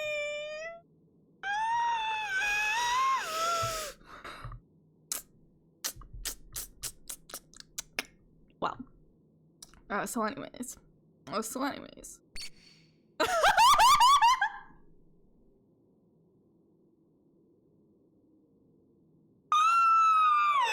She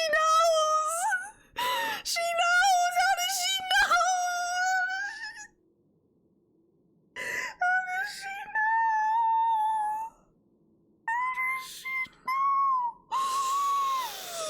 Oh.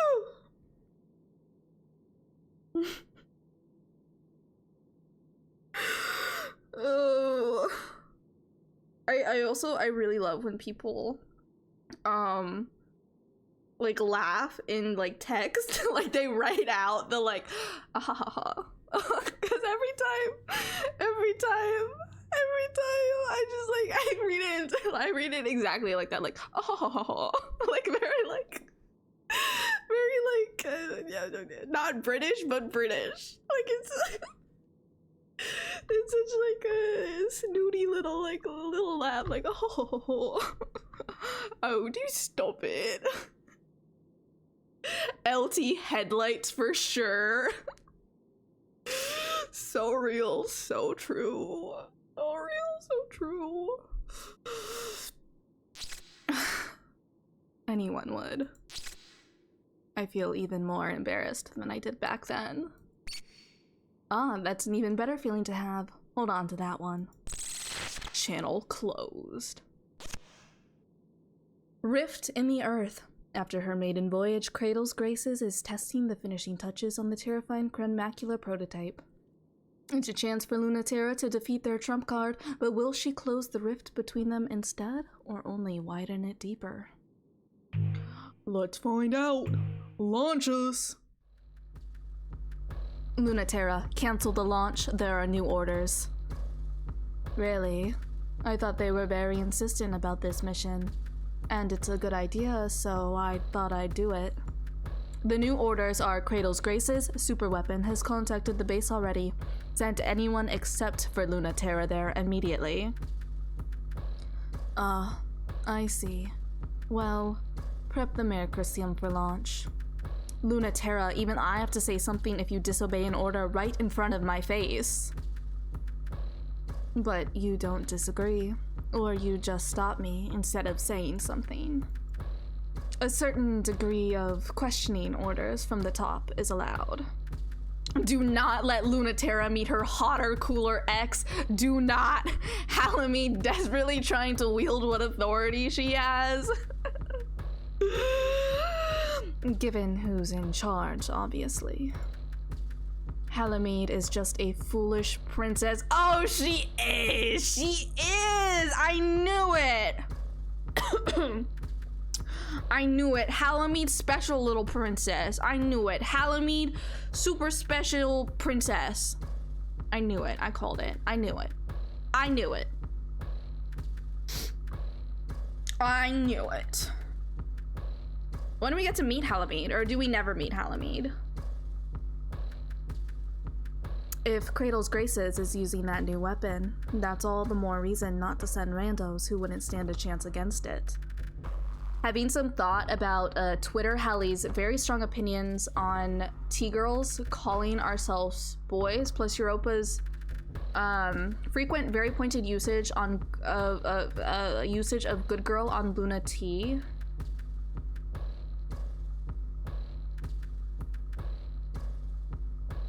I don't understand the context as I'm not on Twitter.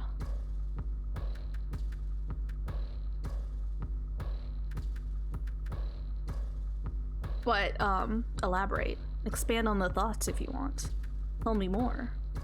Or less. But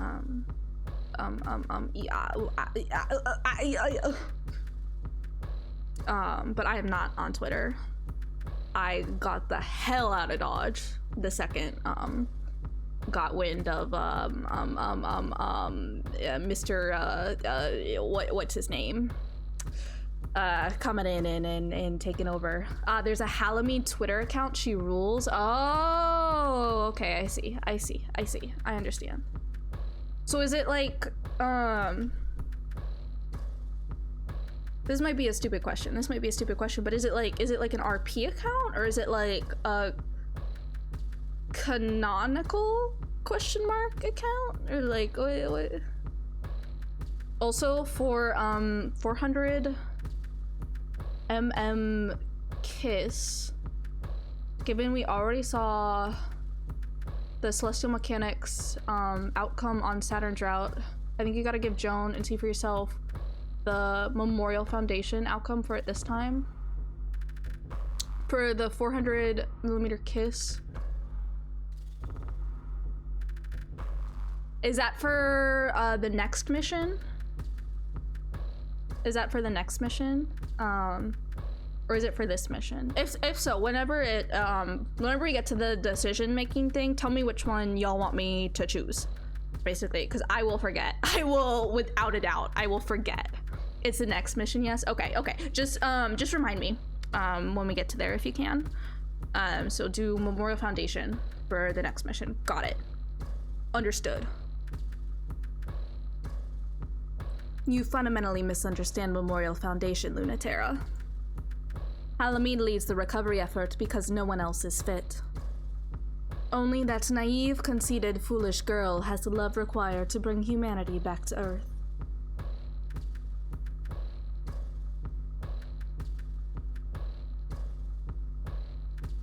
Naive, one-sided, and unself-aware love.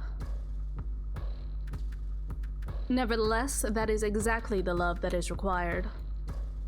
It's for us to interpret that fundamental impulse in a way that will ensure strategic advantage. So I will ask you, does love motivate your actions?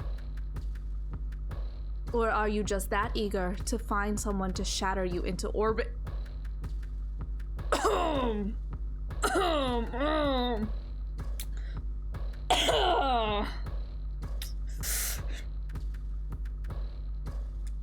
Yes. Well, which is it? Yes. Final answer, yes.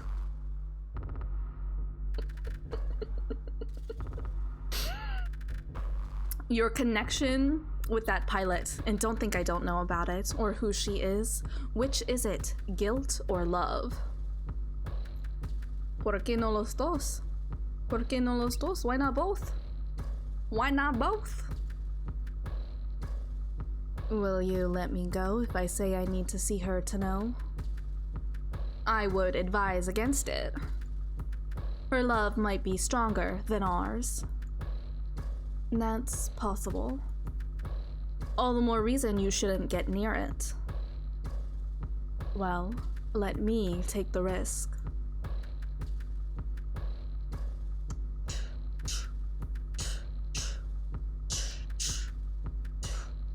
Make up and forget. Outcome favors Memorial Foundation. Fight until we forgive each other. Outcome favors GRACES.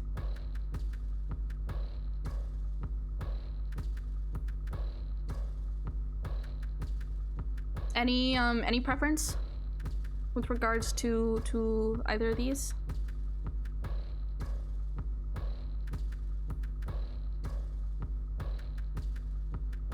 Go with whatever you feel vibes most. Okay, okay.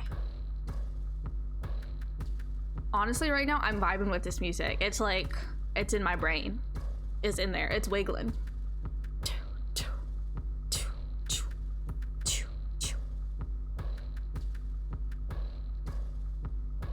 Like, I feel like I could square up, you know? You know, put my fists up, like, get a little square with it, you know, like... It's just good. And as for expanding on the connections, as making will get a lot later this run. Oh, okay, okay. Okie dokie, okie dokie. Let's... We're gonna go loyal, next mission. But let's do betray. Let's do betray. Fight until we forgive each other. The balance shifts because TERRA hesitated, and Pluto did too. Pluto passed over the Ares canyons once, twice, 3, 4, 5 times. TERRA had a chance to make the first move, but Pluto couldn't keep pretending she didn't notice her lying in wait. It wasn't that TERRA was ready to take the shot. It's that she still hadn't decided to take it or not. Pluto has been waiting for her to grow up for a long time. She's tired of being the one waiting.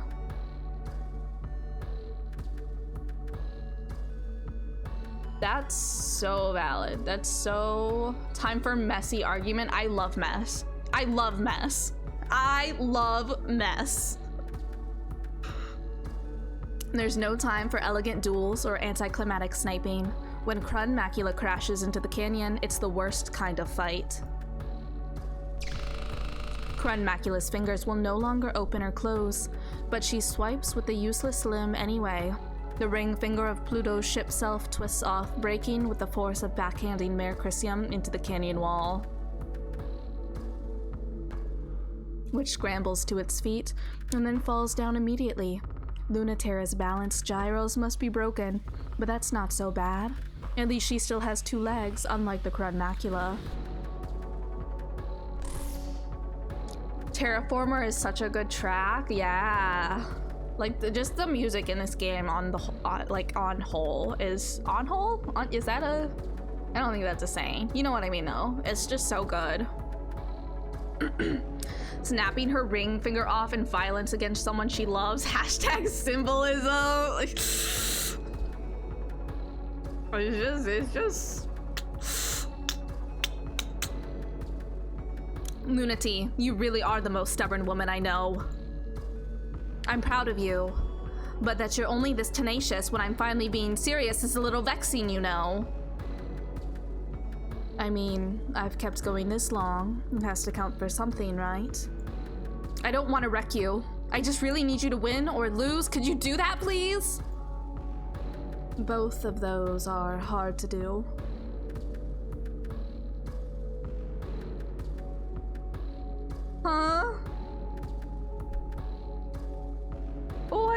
heck, Nightbot? What the heck? That's ridiculous. I don't know why Nightbot did that. I'm gonna copy and paste it with less periods, or is that what they're whatever they're called. I don't know why Nightbot didn't allow that though, Joan. I'm so sorry. I'm so sorry. Oh, forgive Nightbot. It knows nothing. It knows nothing. Like, that doesn't seem like an unreasonable amount of, like, are they literally just called periods? I feel like there's something when it's, like, more of one of them in a row where they're called something different. Ellipses, that's it. Oh, Nightbot doesn't like long ellipses. That's, like, my whole vibe, right? It's a good vibe. It's a good vibe. It's a good vibe. I also feel like it wasn't that many.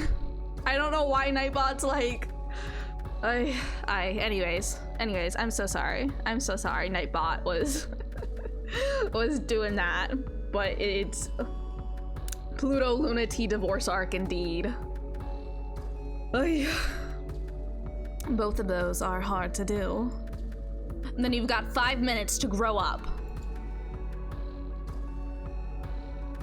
Pluto's reach is longer than expected. Little tricks of gravity. It might not be enough. The Mercurium was made to not be caught. More precisely, TERRA made the Mercurium something that couldn't be caught. Pouty Pluto is so good. Indeed, indeed. No! Don't you dare! Her fingers refuse to close and Mercurium slips away. Pluto's frustration, yeah. Ha. Sorry, I'm such a cockroach. Don't be. Slipping away is so like you. I don't know what else I expect. God, this is so, oh shit. Like, it's just so.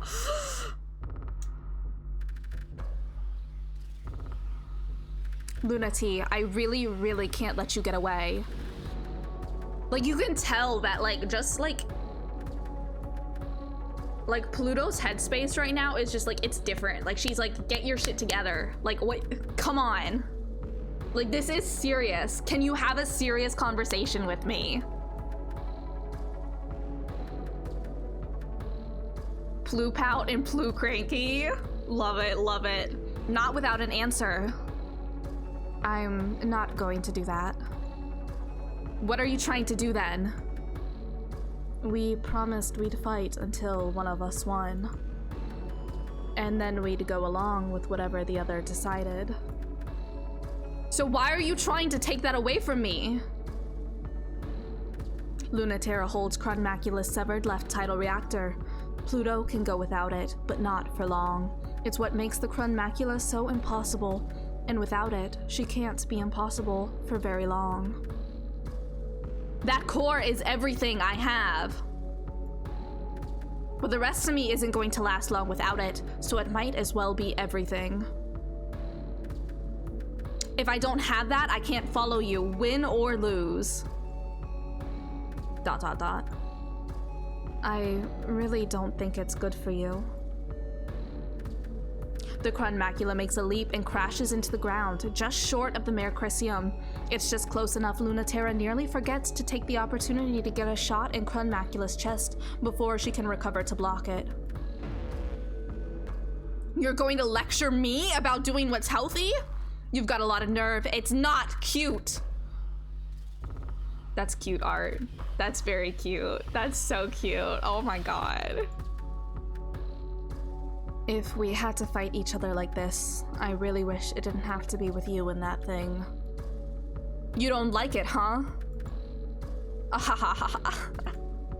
You've always been like this.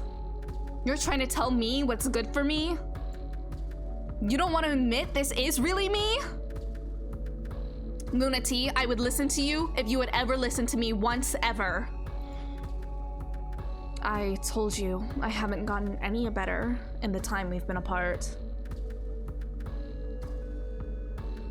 I don't want you to not be strong. or beautiful or amazing. I just don't want you to be holding this weight of CRADLE'S graces, everyone's hopes and dreams, all by yourself. So please, just rest for now. Don't tell me that.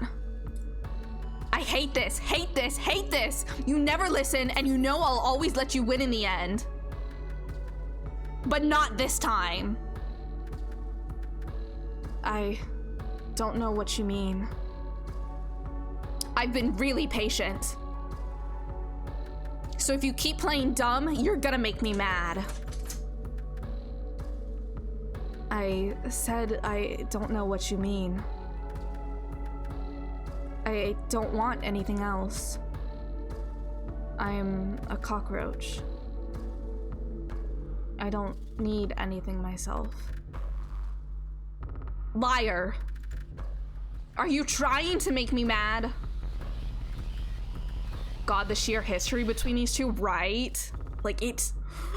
we're having a fight. We're having a fight. This is mess. We are in the divorce court at the moment, and we are, like, at each other's throats. The judge is sitting up there on the dais, banging their gavel like, order! Order! Order in the court! Order in the court! Can I get some fucking order in the court? Even more symbolism in Lunaterra holding one of Crunmacula's two hearts, with Pluto desperately struggling to be taken seriously and just get a damn straight answer as to what she wants and why she's doing / like this, right? Like, it's just so... Pluto, I feel you. It's so real. So very real. So very real. Hold on just a moment. I got a puppy asking for attention. So if you'll give me a moment, I gotta see what this little puppet wants. This little puppet. This little Muppet puppy.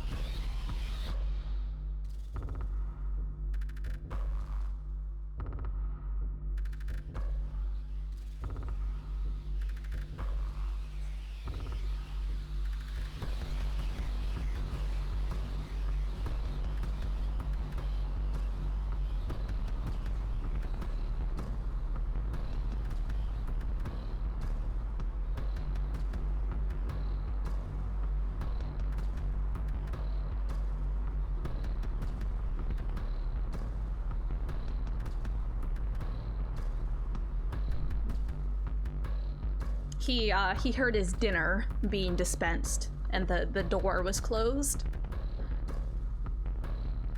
He was like, please, dinner. I heard it. I need it.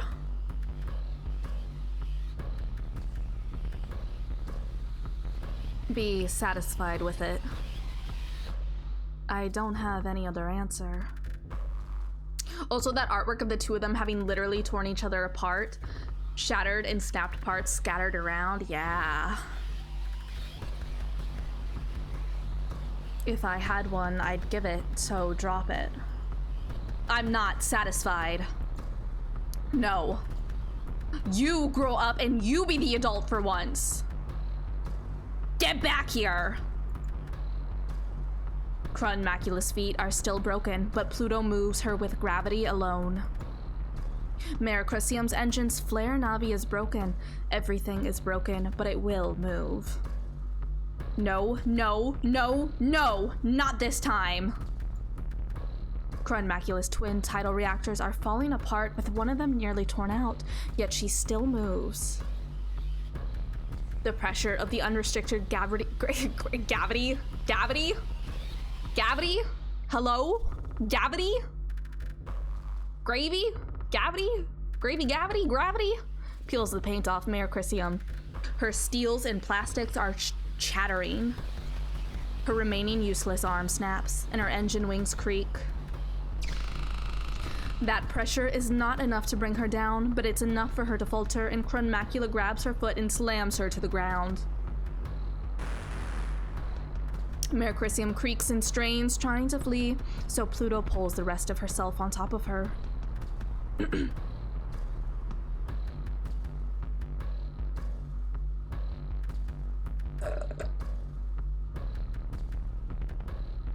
I just finished my second glass of water. Maybe if I want to just stay hydrated all the time, I need to just permanently play Heaven Will Be Mine. Crushing both kinds? Yeah. Yeah. Pluto, I'm serious. You're not the only one. The weight of gravy. Oh no, this divorce is happening at a family gathering. No! No! That would be so awkward. So unbelievably awkward. Pass the gravy. Pass the gravy. I have things I'm willing to be hard and cruel for now, too. Mericrysium fires a sidearm. It doesn't dent Pluto. Pluto opens her hand. The fingers don't work, but the plasma still does, which flays Luna Terra's chassis, but gently. Even still, the gently here. They're in the middle of their divorce. They're literally destroying each other, physically and emotionally, but still, gently. A family gathering? You mean Europa and Dr. Nyx are there? Saturn is definitely also there for some reason, somehow having acquired popcorn. Saturn's just like sitting there, and she's like, every now and then she's throwing some popcorn at him, being like, haha, haha. Oh, I love it. I love it. I'm really serious this time. I can't stop for a second, so I really need it back. It's already been too long, so give me back that part of me. I'm feeling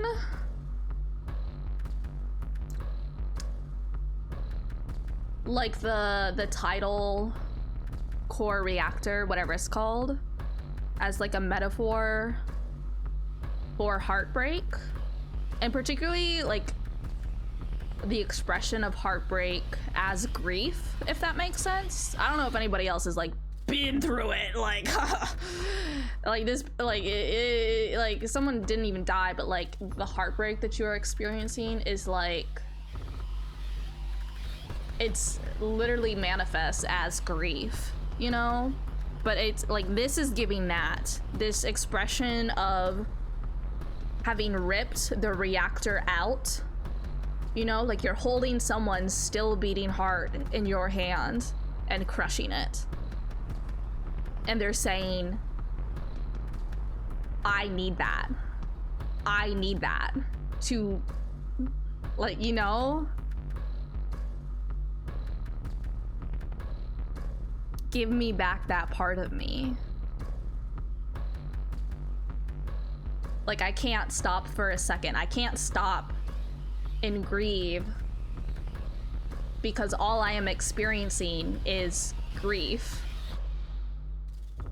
All I am experiencing is this crushing weight, which is ironic considering who Pluto is. That it's just, I'm thinking thoughts and things. She's willing to be hard and cruel now, but she's still a soft dom through and through. Yeah.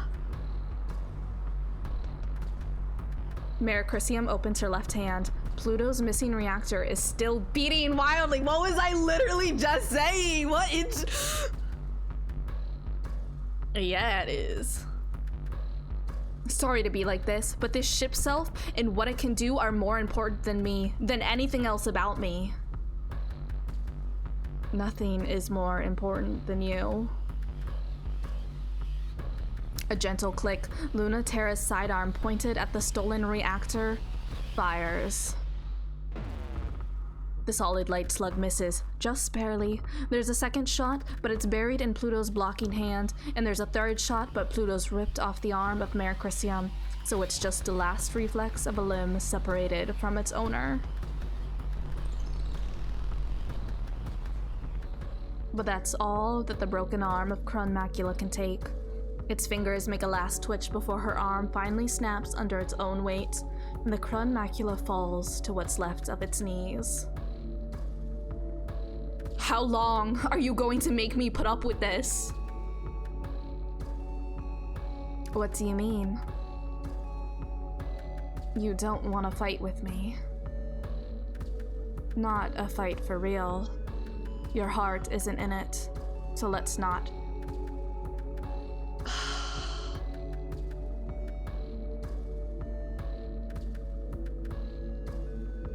Her heart isn't in it because her heart is with you. Ah!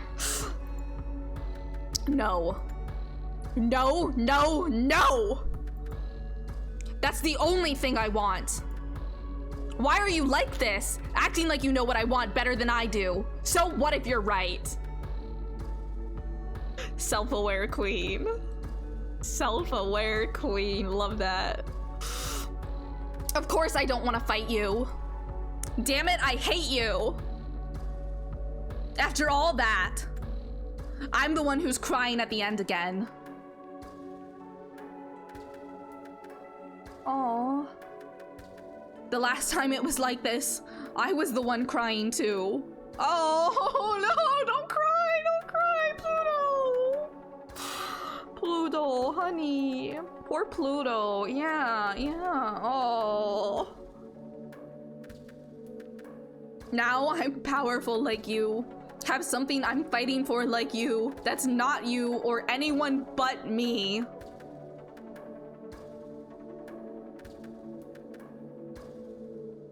So let me fight for that. Stop protecting me. Stop making me fight for you.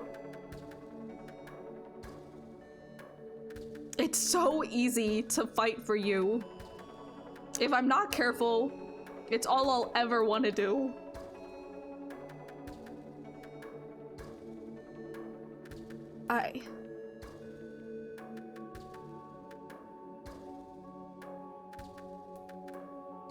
I'm sorry.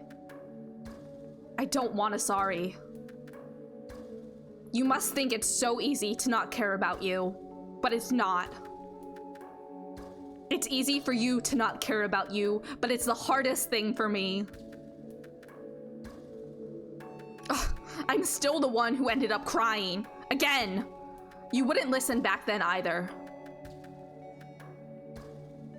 Mercurium rises, gently brushing away the burnt portions of Crun Macula's armor. The joints are already starting to heal, as gravity pulls them back. Almost just as good as new, but a little changed!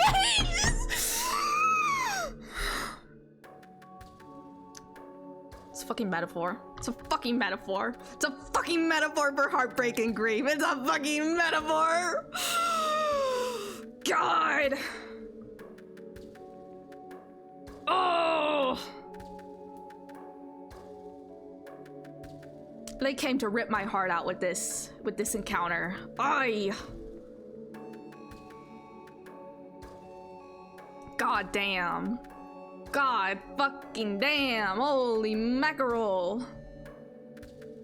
Oy. This is like, yeah, this is too real.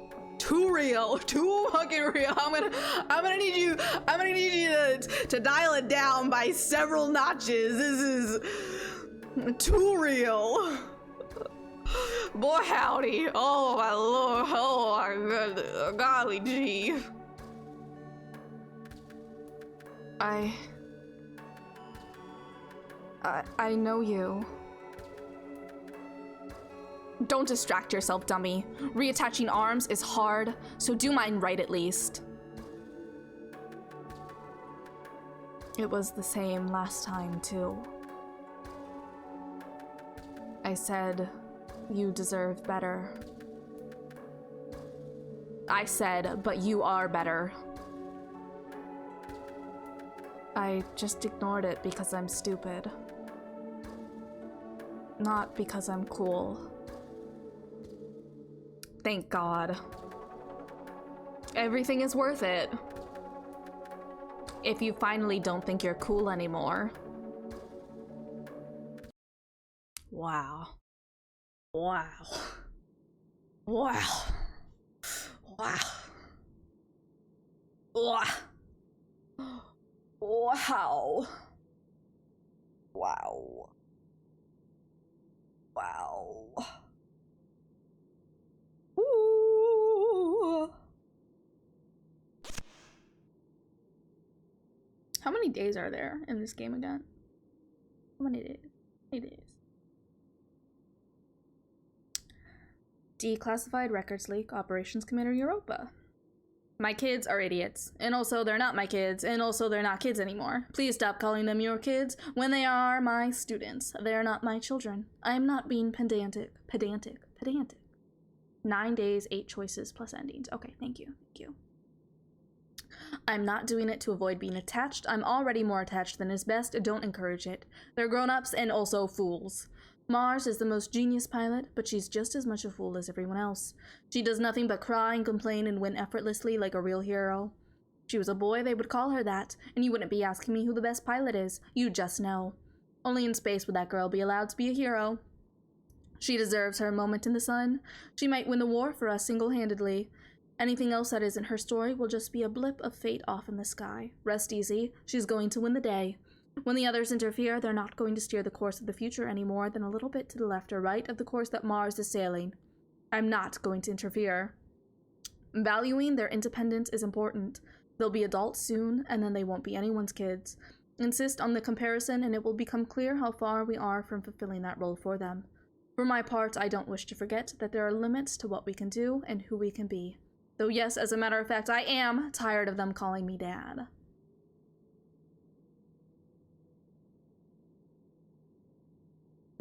Okay. Europa is such a dad. I see. I see. Also Mars. It's also like my interpretation, at least, TERRA not actually understanding what Pluto was wanting exactly until Pluto explicates that she wants something for herself, not others, not TERRA this time, and TERRA finally realizes that she wasn't understanding / respecting Pluto's agency. Yeah, exactly. I feel like it was very much this, like, yeah, this level of, like, TERRA's own, I'm gonna call it self-loathing. Like, being like gravity in a way and pulling Pluto in, right? Like, Pluto, this is what Pluto, like, explicitly says, like, I would do anything for you. Like, it's so easy to just do anything for you. Like, it's like, you know what I mean? I don't know if I'm gonna, I don't know if I'm, it's very jumbled, but, like, yeah. And then that in relation to Pluto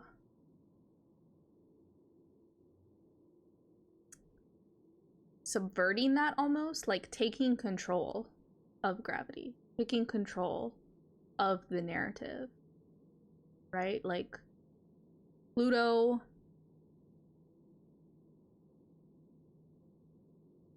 got her heart, herself, ripped out, and that the refitting, the reformatting, you know, the who you become after that happens to you, like, you will never be yourself again, and you will also go on a journey to become more yourself than ever before, because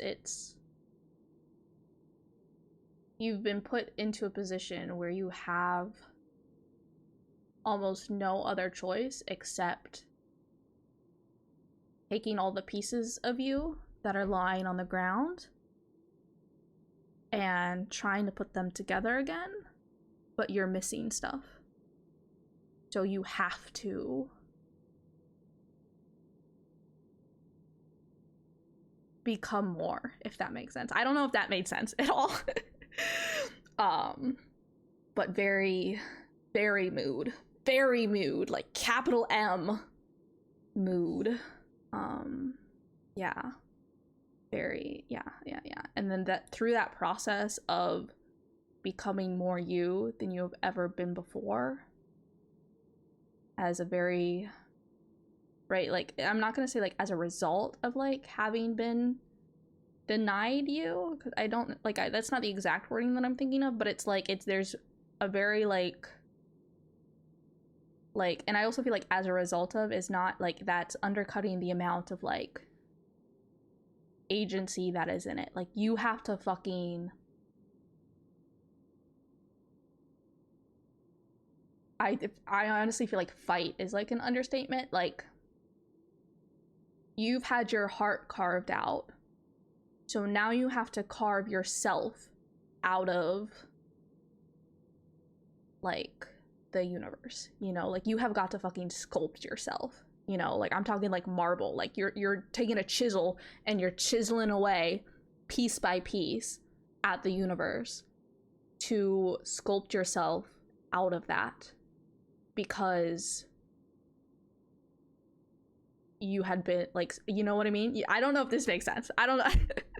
I don't know if anything of what I just said made sense at all, but those are my thoughts. Those are my thoughts. Lunaterra's whole "you shouldn't have to do this" versus "I want to do this for my own reasons, for my own purposes." And yeah, the other layer of Lunaterra caring so little about herself when Pluto loves her so much, and Lunaterra being so devoted to her in a way that can put Pluto on a pedestal. Exactly. Like, it's very like, neither of them are wrong necessarily, but they're not communicating. Like, it's just a huge fucking mess of a miscommunication. Yeah. Anyways, boundaries. Thumbs up emoji. Set boundaries with the people that you love and you care about, you know? Communicate with them proactively, clearly, openly, and honestly.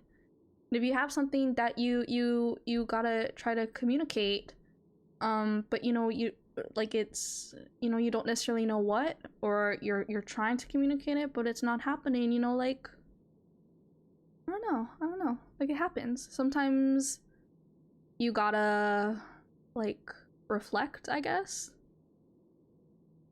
and like become aware of yourself. And I feel like, especially like Pluto, like, I also feel like this ties back into who Pluto is as a character, that she is just so, she's become so self-aware, and it's like, it's for a reason, you know? She's become so self-aware to be able to like be in control of the narrative, that it's like, you know what I mean?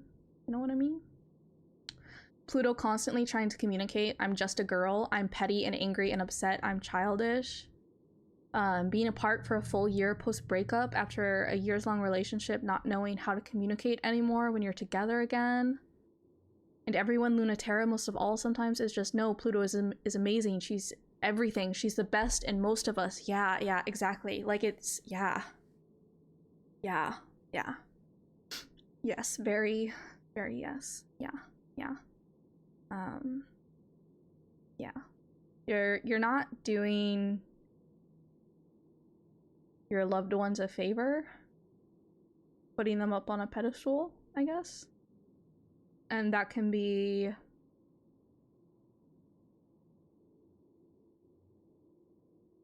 very dehumanizing, I guess, experience. Like, that feels so like extreme to say, but it's also like, when you are put up on a pedestal, like, there is an element of objecthood that is also placed onto you, you know? You cease being someone with agency, someone, you know, who can like, who is taking these actions for a reason, you know, because like they, you know, and rather someone who is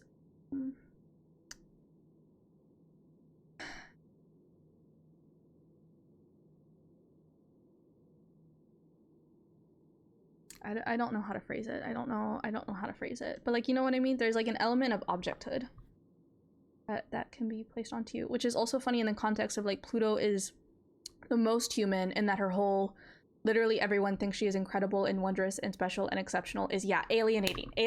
Exactly. Yeah. It's very like, yeah.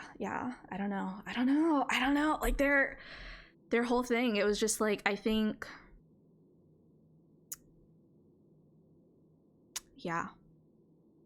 I want to be the object they obsess over. A toy never gets to do anything. What do you think I want, Mercury? Exactly. Like it all, God, this game, it all, the pieces, they all fit together so wonderfully. It's incredible. It's just an absolute masterclass in storytelling. And that's not even the end of the Pluto LT messy talks. Oh, I can't wait. Are y'all hungry? Because we're eating good tonight. Oh my goodness. Let's read an email. And let's check our text. Subject, secular astrology. Oh, here we go. Explained part 1. Origin, achieved message retrieval. Author, Pilot Mars. I don't know why you suddenly asked about this, and I'm not the person who knows anything about it, but sure, I guess I learned all of this from Pluto. So you could have just asked her? Too nervous, huh? I see right through you. Well, because I feel sorry for you, I'll tell you all about it. Venus, Luna, Terra, and Mars are the interpersonal distances. If Venus is the breath of the body and Mars is the blood, Luna Terra is flesh and represents skin-to-skin distance. That's why it represents family. The Earth and the Moon are different, but they're parts of the same thing, a two-in-one. Certainly the Moon also represents something different, but it's also a part of us. When you think of it as a dark side, you forget that it's composed of your own same flesh. It's not your mirror, it's your back. Mars is the beneath the skin distance, and that's blood, but it's also, well, the ways that humans communicate, not skin to skin, but beneath skin to skin. But beneath skin to beneath skin, get it? Don't make me spell it out. That's the reason for fucking and fighting to feel really similar sometimes. Pluto said the other day, it's like you two only know that one language, and that's the only talking you ever do in it. The solar system maps out a human body, and by colonizing the planets, a greater human body will exist, with the sun as the inseparable totality of it all. That's the philosophical justification, but it's kind of romantic, right? Maybe it's kind of fake, though. Time for some of my favorite emails. Mars, heart. I love Mars trying to be all smug and show-offy. Like, yeah, I learned all this from Pluto so well, and I guess I can teach you too, as a favor, because I'm so cool and gracious and nice. Yeah. So, I have to ask. How do you really feel about me coming back to Memorial Foundation? You were a loyal and efficient ace pilot for Memorial Foundation for the entire Cold War against our alien and ultimately irrelevant existential threat from beyond the system. Then you were perfectly loyal to the pilots left adrift by the decommissioning of the pilot program and colonization project. Now you're perfectly loyal to the Memorial Foundation again. You haven't betrayed our side at all. That's a generous reading. You've betrayed plenty of love-struck pilots, but your political loyalty is impeccable. So even if Halamede doesn't trust or forgive you, I welcome your return. That's not going to be a problem. That she doesn't. Oh, she welcomes your return the most, but keep on your toes. That one I don't have any questions about. Keep your friends close and your exes closer. Except, if you're not still suspicious of me for betraying Memorial Foundation, how about her? Oh, that I'll be mad at both of you about for a very long time. Please don't worry about it, however, as you've both made each other suffer more than enough to make up for your youthful indiscretions. Honestly, the two of you hooking up to somehow get at me was the most hilarious part, as you ended up punishing each other more than I ever could have. Can we talk politics again? I think I get the picture already. That's not to say that the two of you don't still have a lot of lessons left to learn from the experience. Once I'm sure you've learned them, your punishment will be over. The sun as the inseparable totality of it all, the core of the greater human body, and Pluto being described as the sun at the center of the galaxy because due to culture, the universe does in fact literally revolve around humanity. Exactly, exactly. Keep your friends close and your exes closer, like queer circles aren't both of those applying to the same people. It's so true. I'm suddenly very interested in hearing about factions.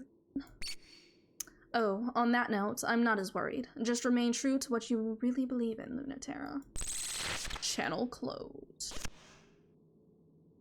400mm kiss.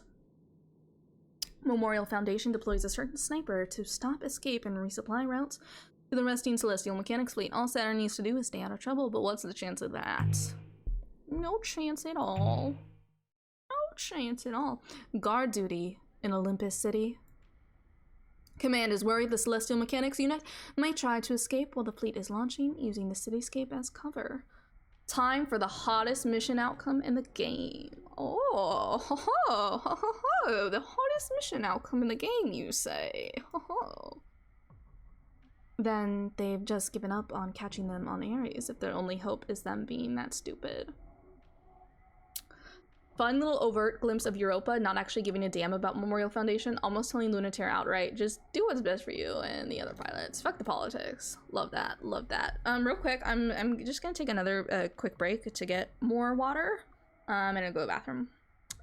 Just before we get into this mission, even though we just started this mission, I should have done this before we started the mission, but it doesn't matter. I'll be right back. I'll be right back.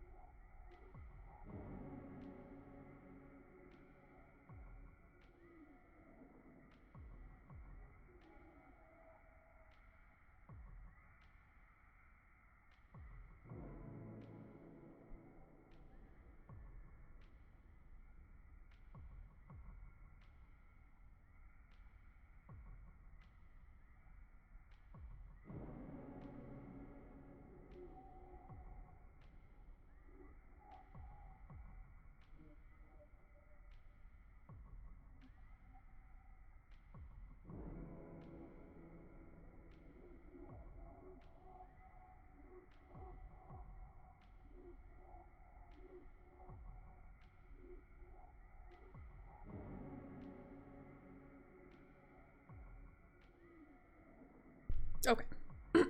Okay. All right. It's a ruined husk, and even CRADLE'S GRACES isn't clinging to it like they cling to even the faintest sign of life on Mars. Excuse me, Ares. Well, it's a boring, pointless work that no one wants to do, and it's gotta make me wonder if someone's actually mad at me. I don't know if I can keep doing the voice I've been doing for Lunaterra. I don't know if I may. You let the prototype escape, Lunaterra, and the most generous assumption is incompetence, which from you they have a hard time buying. That's not fair. I'm plenty incompetent. They should know that by now. You are only incompetent in the ways you wish to be. That's an awfully profound way to call me lazy. Laziness does not exist. Great read, by the way. If you have not read Laziness Does Not Exist by Dr. Devin Price, you should immediately. Very good. I believe it's on their Medium. It's also a book.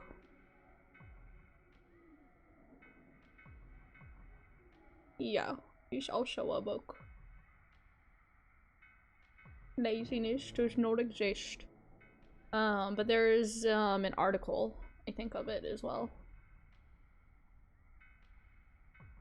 Yeah. Yeah.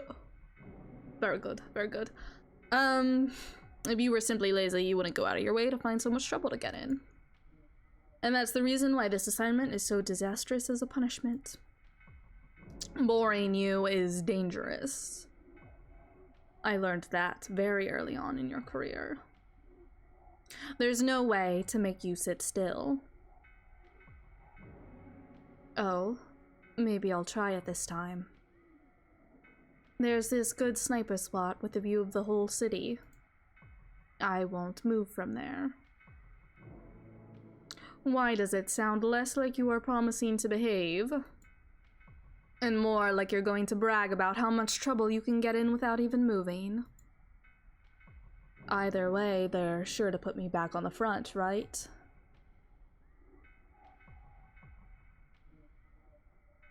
Okay, so this was the one where we were gonna do Loyal, right? Saturn gets no-scoped by TERRA. Yes, this is the Memorial Foundation one. Yes, no-scoping Saturn. Okay, got it. On it, boss. On it. Memorial Foundation advances. Never forgotten. I didn't get through the rest.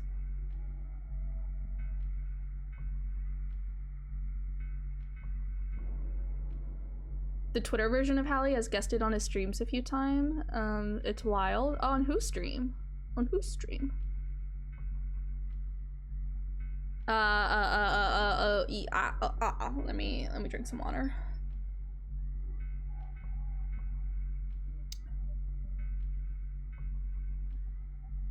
Okay, I'm ready. I'm ready for this encounter. I'm emotionally prepared for this encounter. The balance shifts because TERRA could hold still and Saturn couldn't. Correct for gravity, it's unsettlingly weak. Correct for the cold, blue, starry daylight of the fragile Aries atmosphere. Sniping from the remains of the Capitol spire is like being just an eye and a trigger finger, a thrilling place for TERRA to fight. Oh, Devin Price. Oh, I didn't know they streamed. Very cool. Very cool.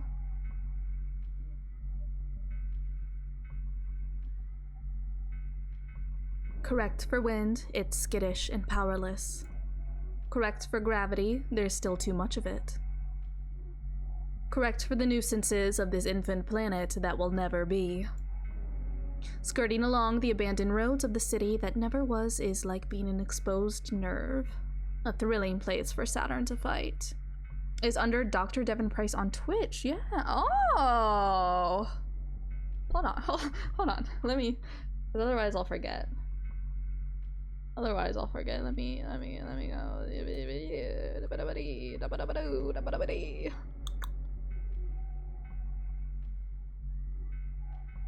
Wonderful.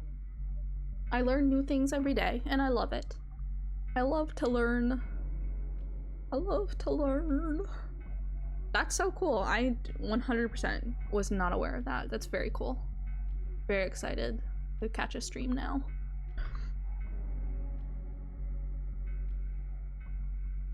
I see you. TERRA squeezes the trigger for the 17th time. The cover couldn't protect String of Pearls from TERRA's eyes, and it sure can't protect her from her trigger finger. Engage reactor. Initiate inertial control. The slug whips right by Saturn, and that's 7 times dodged, the 4 shrinking holes in her chassis marching closer to the string of Pearl's heart. Mark what happens when she doesn't. Getting shot still sucks. Saturn isn't used to it. Ha ha! That one was so close. That was really, really, really close. Tell me I'm getting better, right? No way, it's just luck. You've gone from getting hit all of the time to getting hit half of the time. That's better, but what you want is to be hit none of the time. Don't tell me what I want. Maybe I love being shot. You wouldn't be the first. Wow, weird. You must fight some really problematic people. Some pilots find interesting ways to pass the time. I kinda get the appeal. What else is there to do? If you didn't love getting shot so much, you wouldn't run around space shooting each other. Much like Saturn, I have a desperate need to be shot by a trans woman a decade older than me. So true, so real, so valid, so fair. If that's true, why did you come here to fight? If that's true, why did you come here? There's nothing left to fight over on Ares for anyone. Give me one thing to do more fun than look demure and get shot at. Someone has to do the shooting. That tells me what position you favor, but it doesn't answer my question. I'm taking evasive maneuvers. If I dodge the next one, answer my question. I won't answer the first one, but I'll answer a different one. As if Saturn is ever fucking demure. Yeah. Saturn, my beloved. If you dodge. Saturn gets so quiet, she gets so still, yet her heart is thumping, her reactor is thrumming with resonance. It's obvious Luna Terra is sniping her from the tower, the city's last and tallest building. But now, suddenly, she isn't so sure. She isn't sure if she knows where Luna Terra is, or if she knows anything about her at all.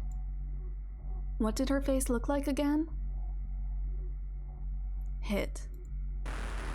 It's not that Saturn wasn't on the ready. She's baiting. She knows exactly what she's doing. Luna Terra just guessed for the 1/2 second where Saturn wasn't ready and slipped her solid light bullet in that space. The shot lands right in her throat. For a moment, Saturn's just, I'm dead. But she's not. Then she hurts so bad she wants to die. But she's just mistaking the very different things the string of pearls feels instead of that. Ha! It's not really pain, but it's a feeling so overwhelming it shuts Saturn down like pain would. It's fascinating, full of information. Ha! Luna Terra, you're not doing a very good job of convincing me to not try and get shot. I've heard that before, too. A feeling so overwhelming it shuts Saturn down like pain would. Yeah.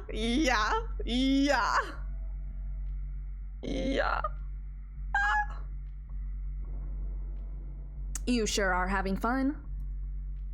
What makes you think that? Want to know how I know? When correcting for gravity, the impression you leave in space feels a little for a second like... Well, someone might say it's like an eye roll, but I think it's kind of like a giggle too. Haha. Maybe that counts as a hit. You don't win cat and mouse games by batting every time a head pokes out. Luna T giggle. Except somehow you do. You're good at making people not follow their own better instincts. You shouldn't be getting me to teach you to fight fair. You do much better like this. Aw, thank you. I don't fight fair because I have absolutely no idea how to fight. But this is why I hate you, Luna Terra. You just don't get it. I want to beat you at something you're good at. You're really tough. Not your sniping, which can't stop me at all, but how you're totally impenetrable.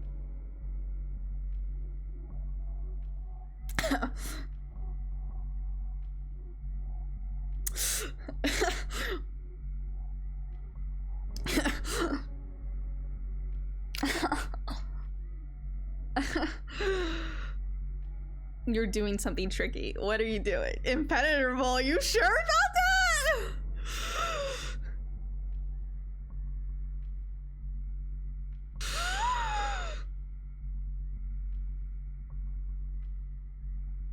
It's still my question. My hit, that's the rules. Why are you here? Firstly, because I refuse to ever be bored, just like you. Secondly, wiping that smug expression off your face is my deepest desire, so teach me how to weave through your fire and sink my claws in you. What's the third reason? Not telling. I already gave you one for free. Nice dodge. My question then. Dodge a real one first. TERRA fires and Saturn leaps forward, directly into it. The bullet misses, her tail sparks, and she thrusts through the atmosphere. How's that? Good work. But you have to keep it up. TERRA lands a bullet straight through her legs and Saturn crumples. But the moment her limbs heal, Saturn leaps again. She's ready for the next bullet, but not the one behind it. But that one's a clean shot right through her, no stopping power at all. And she leaps through again and is gone in the rubble before TERRA can land another shot. Is that more dodges or more hits? Counterpoint. Here's my opinion on getting shot so far. It fills my brain with overwhelming information and barely stops me from doing anything at all because I'm in control of an impossible space war machine. So can you actually say you really hit me? Flawed argument. Really disappointing. And I was expecting a lot better. Am I losing? Can I ever lose no matter how much you shoot me? I don't think so. I don't actually think so. This machine is never going to lose. You can pin me down. You might be so much better than me. I couldn't beat you in a million years, but I will keep trying and beat you with dumb luck. Can pin me down like Saturn. Saturn. Honey, baby girl, honey, baby girl. She really said, pin me down, why don't you? Just do it already, just do it already. Why aren't you pinning me down yet? TERRA, come on! Come on, TERRA! Why would you just fucking pin me down already, TERRA? God, I love Saturn. Haha. Maybe that is true. You never hit me. Why are you here? Did you know that there's a theory that ship selves can't actually be destroyed? And she's so fucking real for that. She is. She is. You can break as much of them as you want, but the gravity engine will always pull it back into shape. As long as you're sufficiently tenacious, you can survive anything. And try again, until you get it right. So you do get what this machine is for. My least favorite person in the world came up with that theory, and this is the ship self to test it. So naturally, I know all about it. But it's true that no one has died. That's why they get to say that. There's still no war. Dodging my question again. But in practice, wrecking a ship self until both the pilot and the ship give up is indistinguishable. Because you can become so broken, continuing is impossible. Even if they can't kill you, you can be changed. You think you can do that to me? Or is that what you want to have happen to you? I have. To people who have much more fun with this than you do. Sure, we don't literally die, but inflicting enough trauma on someone sure takes them out of the fight. Unfortunate. Ha! This don't call it a war is nothing but play fighting. All it takes is someone not playing along to ruin it all. A solid light slug passes so close to Saturn's head, the heart chars her face black, but it's not a hit. She incremented to the left. 0.05 seconds before impact. Oh, you are getting better. It's definitely my question now. Oh, to be fully taken apart by Luna T. Indeed, indeed. I'm still answering. That theory has not been disproven. It's more than likely true. But this is something you should know first. Your body can't be killed or destroyed, but it can be changed. When you are hit, truly hit, you're bent into a different kind of shape, and through that, you can change. The fact that this is coming after Lunaterra's and Pluto's discussion,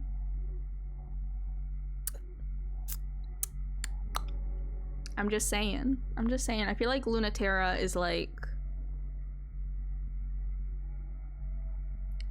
she's, I don't know if reflecting is the word that I'm looking for, but like, she's having a moment. Having a moment where she's like, oh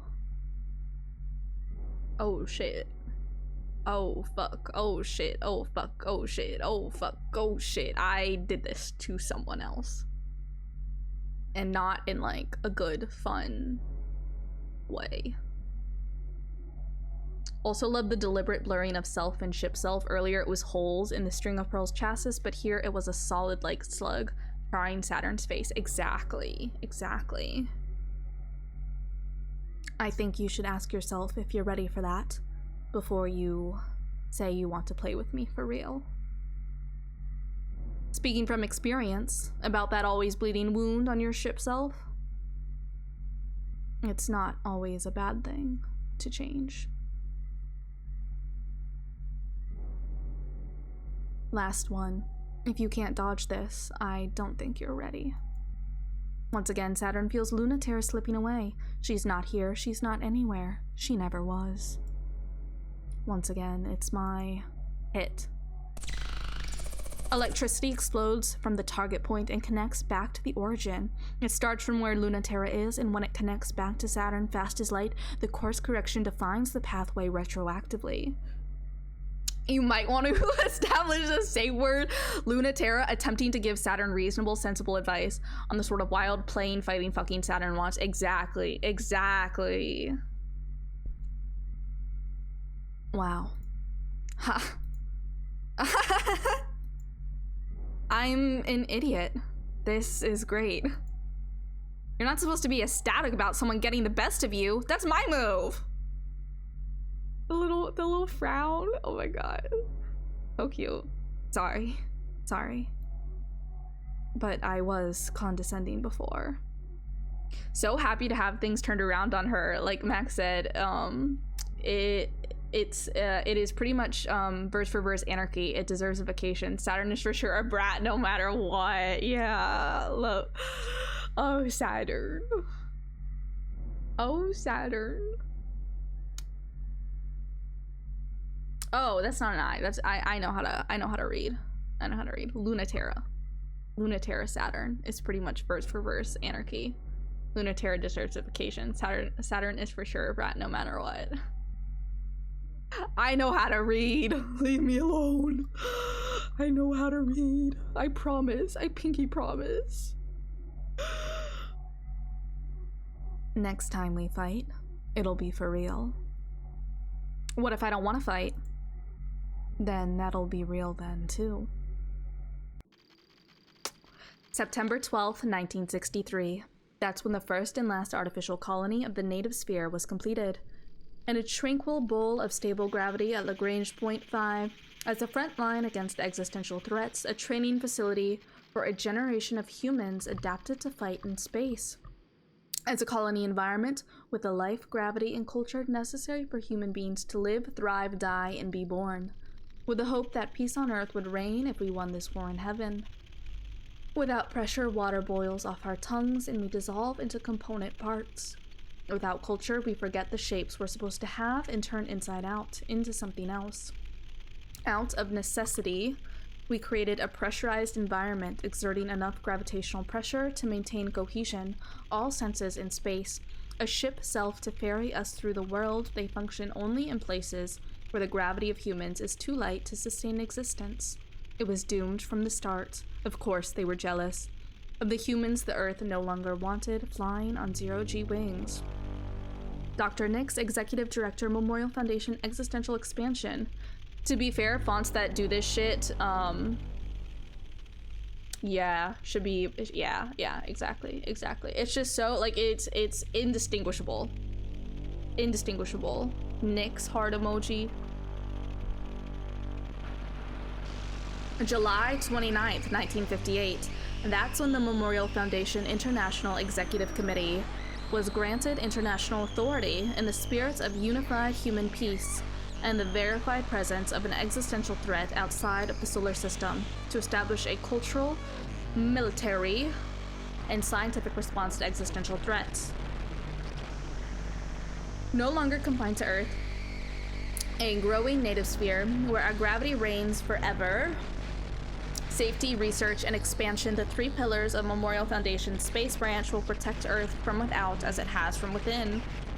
Free from the old world's gravity, it would be possible to advance science, art, and culture without constraint and join hands, all of Earth finally united.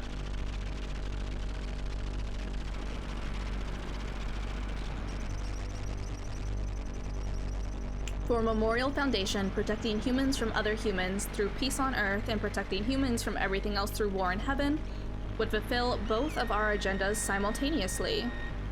We really foolishly decided we could do better. There are two errors to this approach. The first is that to do better in heaven is meaningless if it cannot be exported to Earth. The space program was never rejected by the surface, it simply did not have enough relevance to sustain interest. And the second error is the intrinsic error of Memorial Foundation. The existential threat is intrinsic to humanity. You can fight it, but you cannot cut it out. The designation of alien is required by humans. We cannot trick an existential threat into a convenient manifestation. As it has always been, only humans can fulfill the criteria to be alien. Europa, Chief Officer, Memorial Foundation Existential Safety. Europa heart emoji indeed. January 2nd, 1980. That's when they blew up the Lagrange colony. It was a real shame. It was a green, wet, and very peaceful place. And now it's a very cold, green, wet, and very unsettling place. And of course, fuck yeah, it is. So true. So true. It's where we did,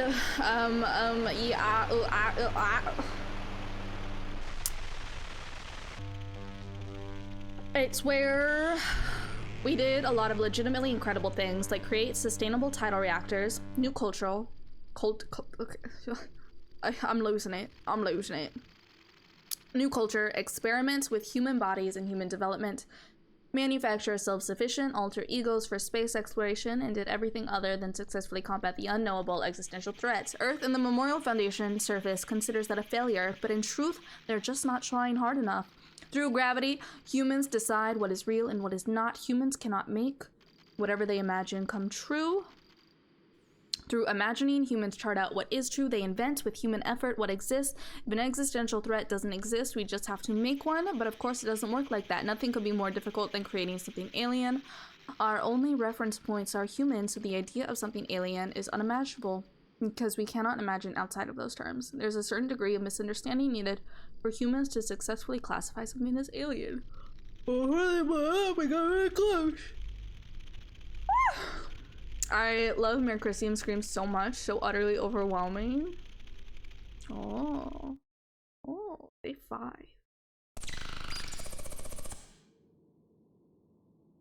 I gotta drink water. My throat is going through it.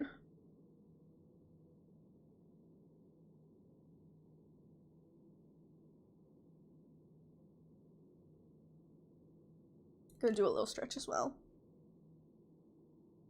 All right, day 5. Day 5, here we go. Let's go. It's me, Mario. Receiving report. Provisional acceptance of pilot mission completion. Incoming alerts, all Memorial Foundation troops. Abandon Ares frontline. All units immediately rendezvous with main fleet at the pilot base Academy Lagrange. At the Pilot Academy Lagrange colony on the way to Celestial Mechanics Boom Base. Generating new assignments. Provisional assignment. Special operations mission. Secure Lagrange colony as possible launch point for Celestial Mechanics hit-and-run tactic. Provisional assignment. Special operations mission. Destruction of obsolete Academy research technology before it falls into the hands of CRADLE'S GRACES. Provisional assignments will reduce your penalty status in the game orders. Yeah. Ready for gravitational catapult. Prepare launch to Lagrange point 5. Woohoo! Secular Astrology Explained Part 2. Achieve message retrieval. Pilot mod. I only did this because you asked, okay? I warned you. This is dorky stuff. The ancient roots of it are pretty dubious, in case you were wondering. I think most of it is just made up. I mean, yes, I know that it's all made up, but not even made up by some wise man 1,000 years ago. It's made up by some dude in California. Anyways, what the dude from California does is he organizes the parts of the body into the parts of the mind and the spirit, and he says that what you should do is think about your body not as a body, but as a tool for relating to other people. I know that they draw them on a body, but it's like, don't think of them as actual body parts. It's the way that you communicate. So this chart might help? Question mark? I think the point of it, in a way, is to remember that these are all parts of you, but also parts of other people. And you have ways of communication between each other using them. People always ask me for their charts because they want to be flattered about what they're good at, but that's not the point. You need to know where you have trouble too. I looked at mine so much right before we broke up, you know? Like it did any good, but you know I'm so weak when it comes to Venus. That's the distance of breath, which means ability to read the atmosphere and talking the way we communicate through breath. When you're bad at Venus, that doesn't mean you're bad with words, but you're bad at receiving words. You don't hear them, or you don't feed other people the words they need to live. Well, according to your chart, you're bad at that too, so I hope it helps. Subject, Pilot Halamine Annual Report, Second Generation Pilot Program Declassified Pilot Assessment Reports. Dr. Nix, she's not coming out of her room, refuses to pilot it. Figures the most well-behaved of all Generation 2 pilots would have a tantrum like a storm when it finally came. Do you expect me to know what to do about it? Yes. Really your problem though, isn't it? Don't start, I am begging. Fine, what's the big problem then? She'll get over it. Is she upset about her sister? Of course she is, but not for the reason I thought. What did you think? That she missed her? Hilarious, and what's the actual reason? She won't accept a hand-me-down. Below Solchi? Ooh. She won't pilot it. She won't pilot the perfect second generation machine because it was made for her sister. She wants her own machine made. She's ridiculous. She said it would be fine if she died, but if it's just because she flaked out and got bored with space and left her problems in Halamine's lap, she won't do it. Are siblings really this petty and mean? Stop laughing and help. The only child, Dr. Nick's problems. Love diegetic typos. Do we get along better or worse than back then? Let's talk about something else. Oh, is it really so bad these days? We don't get along because we're too much like each other. We used to be so different. What happened? I got older and learned a lot. That's enough to make me more like you. Hallie mentioned, in love only child Nick, so incapable of handling quote-unquote bad kids. You're not giving me enough credit. Really? Do you think I'd blame you for being too good at teaching me the same lessons that made you who you are? Well, I'd always hoped. I'd blame you if I felt like it. There's nothing to blame you for. Nothing you warned me about turned out like you said, so I stopped paying attention to any of your advice. I thought I was too smart for the rest. It was just a coincidence. We ended up like each other. I never minded your lessons. Are you sure? I was a harsh teacher. Are you really glad for it? I'm happy for everything I learned. Not for everything you taught me. Wow! That's a line. Or I suppose 2 lines, but wow. What lines they are. I mean, it wasn't like you were wrong. Everything you said would happen, happened. But none of it happened like you said it would. If I followed your advice to the letter, it wouldn't have helped me at all. It was all just different enough. So I came up with my own answers. It wasn't until I looked back on them that I realized it was exactly what you would have done. Fair, I suppose. I should count that as success for me. But also due to your effort for you. That's just what I wanted, though. I certainly never wanted a carbon copy of myself. I wanted you to improve on what you'd been handed. Did you think you did a good job? Shouldn't you be asking yourself that question since you're the one in charge of the education? I was afraid you'd say that. Don't come to me for answers now of all times. Haha, well. At least there's plenty of time left for me to turn out right in the end. Channel closed. Alright. Alright, generational succession. You're active. Thinking about the analysis of Europa and Luna T and the passing down of glitchness? Yeah.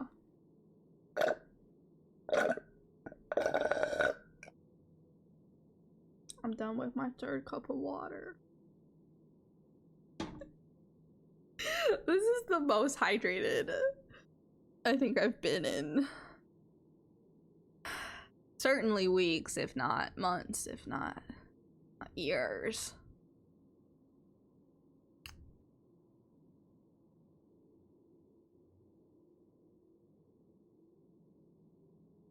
All right, let's do it. Look at me.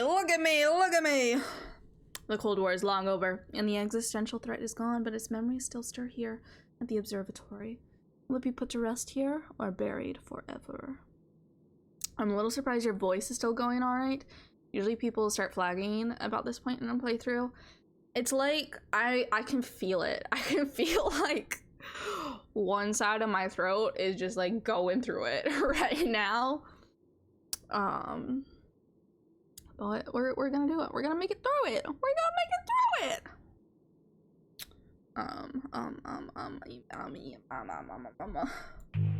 Confirm. Launch.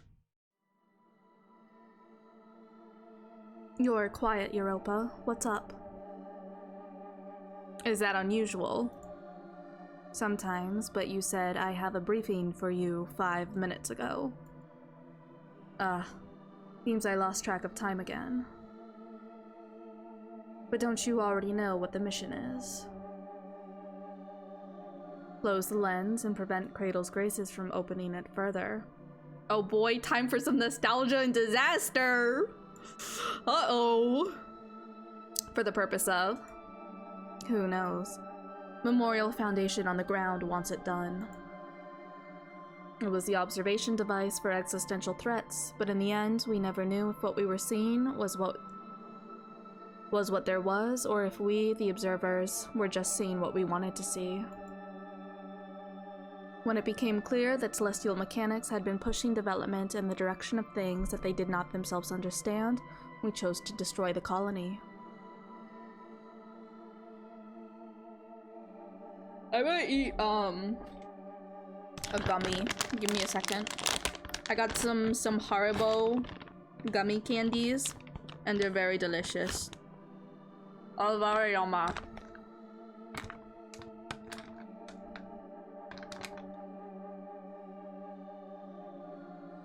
One of them is sugar plum flavored.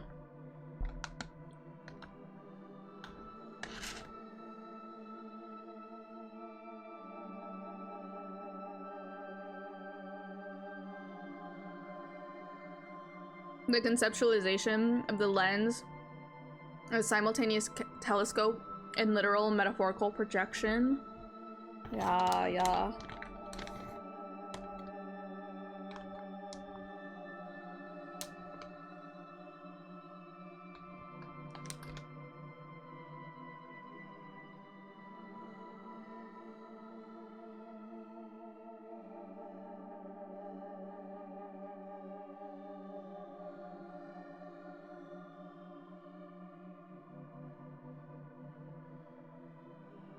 Okay.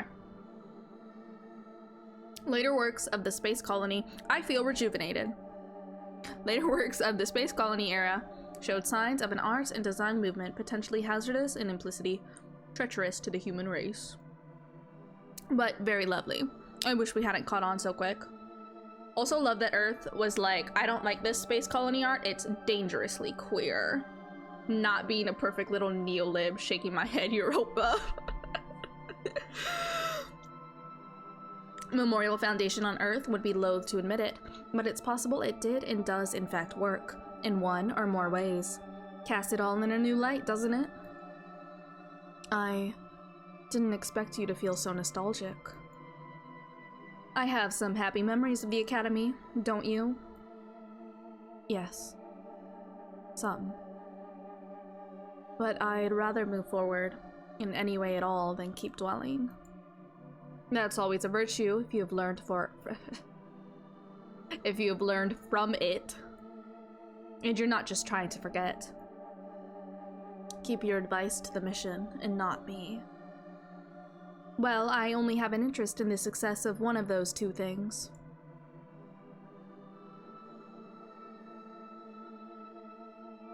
Alright, what are we doing? What are we doing? We want nostalgia and disaster? Is that what we're looking to do? Or do we want the sort of fight you don't need a robot for? What? Thoughts? Opinions? I'm gonna eat another gummy. It's so hard to stop eating them once I start. They're just so yummy. Death and nostalgia and disaster run? Okay, on it, boss. On it, let me finish. With my gummy.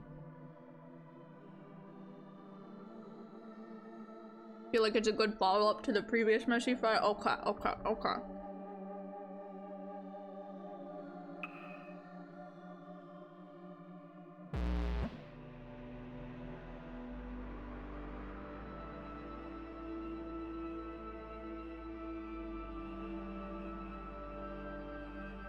It all goes wrong almost immediately. They both should have known better. The observatory looks small from the Academy gardens, but up close it's big enough to lose the two of them in. A telescope of a certain kind for observing a threat that was entirely existential and possibly not real, and maybe a weapon too.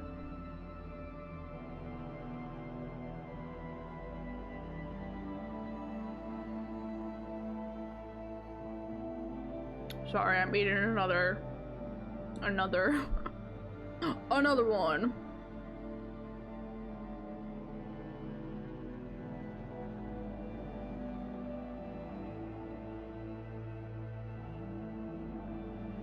It's also my favorite mission outcome, so I'm very biased. Oh.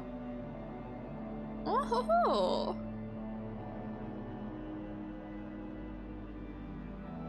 Okay. Maybe a weapon that works so well, it destroyed humanity's enemies before we even could prove they were there. Now, even the intellectual curiosity isn't worth keeping it open. There's too many enemies, real and existential, on Earth to worry about ones elsewhere. The mission wouldn't have become such a disaster so quickly if the two of them had just fought face to face, if they hadn't been a little awkward still after Ares. If there wasn't still so much past to fight. The one known and guaranteed function of the observatory, and its lens that sharpens gravity into a laser-sharp gaze, is it brings time to you before you're ready for it. Wow. Brings time to you before you're ready for it. What a line. Holy shit. TERRA knows she'd never be able to stop Pluto if she saw her face to face, so she went directly to close the observatory's lens. You know what I want? You know what I'm hungry for? I'm really hungry for like grilled like chicken kebabs. This is like a very like I don't know where this is coming from, but you put some chicken on a stick, throw some like peppers and like onions and stuff on there with it, like put it on the grill. I want that. That's what I want right now. That's what I want to eat right now. I don't have that. I can't make that.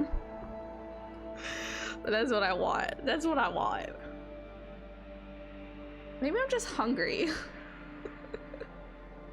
Well, we'll finish Heaven Will Be Mine, and then we'll take a little break before we get to No Man's Sky and out there, and I'll maybe grab some food. A little bit of food in that time. Saturn out there like, I want to be a chicken kebab, and impale me on a stick. She's so real for that. So real for that. Oh, mood.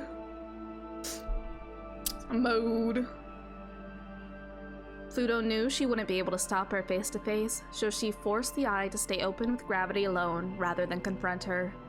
A stubborn, indirect fight, like two children pulling on a toy until they tear it in half. And that's what they did. Push, pull, tug until the iris cracked, contracted, stalled, ground to a halt, exceeded its limits, and shattered and collapsed. Even without the gravity of the colony's tidal reactor, there's enough gravity to, when condensed in a single point, cause disaster. Move, Pluto! We have to get out right now. Luna T, you idiot! Stubborn jerk! Mars was right about you. I told you I wouldn't budge. Why did you call my bluff like that? The little canines here and here, they mean everything to me. You're right. I'm an idiot. It's my problem and it's all my fault, so move. My cores are desynchronizing. The gravity quake is destabilizing their tidal resonance, you jerk, so I can't move. Yeah, Pluto is so good. She really is. Why did you keep pushing, knowing it was going to happen? I'm more stubborn than you, always. No, no, no, not having it. You already said everything is your fault, so that is now true forever until the end of time, which this gravity quake is probably going to take us to. Fine. I'll place my reactor in resonance with yours to stabilize, then max thrust, and we'll get out of here. There's no way your ship has enough power to keep up. Then leave me! No! You need to live so I can keep yelling at you. Don't even think about not leaving with me. Then let's do what I said in the first place. Get out of the observatory before it swallows us. Have you ever been in the epicenter of a gravity quake? Maybe it'll be fine. I love her. Don't you dare let that make you feel better. It shouldn't. The iris is shuddering and shattering and sparking. The tidal forces rock through them. Living in space means not having to know which way is up. But now they can't even tell when is up. Down and up and left and right are everywhere and nowhere, and the exit of the closing eye is forever out of reach of space and time. Where are you going? That's upside backwards. I can't steer. How can you? Here, fine, I'll guide you. Hold on, the pulse is... That already happened. It's about to happen. It's happening right now. It might happen. It's continuing to happen. Luna T, calm down. You know better than to be paralyzed by linear time like that. Just do it. Whatever it happens to be, whenever it comes up. Forget the tense. If you're about to do it, you'll do it. If you've done it, it's done and already have done it if you can't, so what's next? It's always the future in space. That's the point of coming to space. You go there when you want to be in the future now. It is the world of will be and maybe to be. Never is or was, reaching but never grasping, a future severed from the present that causes it. Light floods from the iris of the lens, then it shuts again, many infinities to come. I'm Pluto. What's your name? It's Luna TERRA. I'm assigned to protect you. Baby Pluto! You're sweet. But so sad? I'm happy to meet you. But when I'm so happy, you seem sad. Why is that? Oh, no, sorry, that's super annoying. Dr. Nix keeps telling me people think it's rude when you just read the story off them instead of asking them first. You're not supposed to be able to do that to me. Oh, no, sorry, I'm excited. But do happy things make you sad?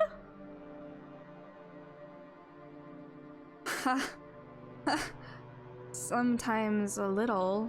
I'm glad you're having fun at least. I'll make sure you have fun too. I can share being happy. That's the function of love. Do you love me? Hi, nice to meet you. Do you love me? So real, Pluto.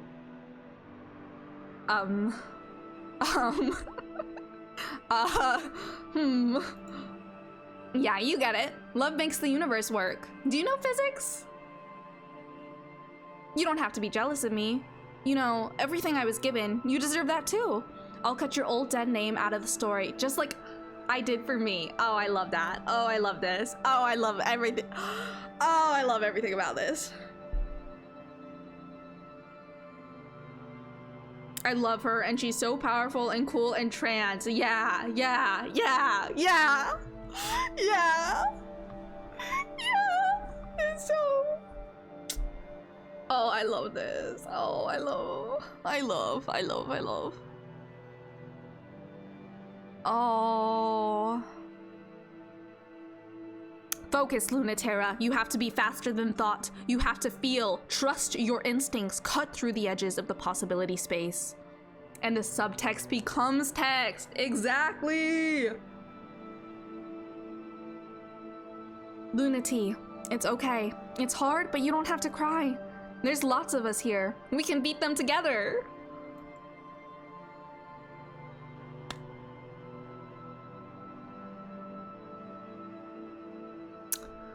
I don't know what to do. What they want is impossible, but I want it too. Why can't I just make it happen? I can see everyone's desires, but I just can't make it all fit. Sad baby Pluto. Why can't I forgive them? Why can't this work? Why won't anyone help me? If only I was bigger. But I'm messing it all up. If only I wasn't here. You're part of it. Don't erase yourself from the equation. You're the universe.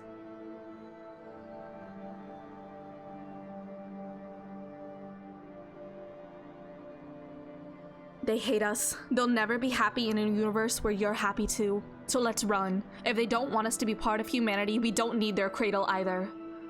They'll never be happy in a universe where you're happy too. God, yeah. Like it... Oh,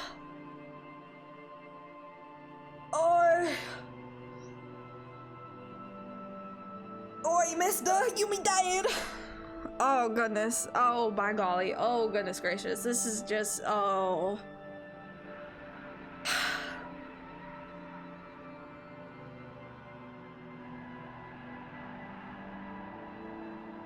All right, okay. All right. I'm holding on by a thread. I'm holding on by a thread. I have tissues on standby in case I start crying, and I am holding on by a thread. Also love Teen Pluto for the black clothing and thick goth emo eyeliner. 10 out of 10 perfect. And they were both trans mech pilots in space.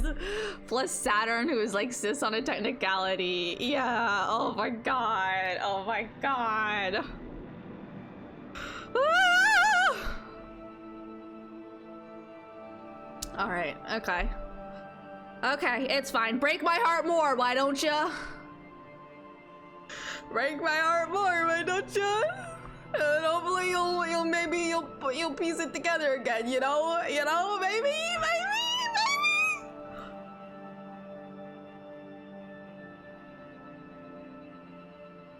Like, yes, Saturn is a cis woman, but she gets it. She gets it. They're considering escalation of the conflict. Memorial Foundation wants to keep it an existential disagreement, but Earth wants to make it military. I guess we weren't human enough to be wanted on Earth, but we're human enough to be dealt with the way that humans do.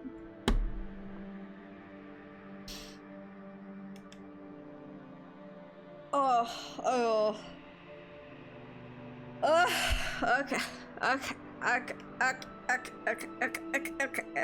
Oh my goodness.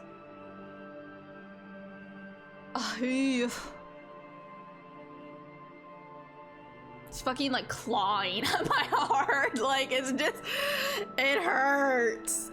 It hurts. That shit hurted.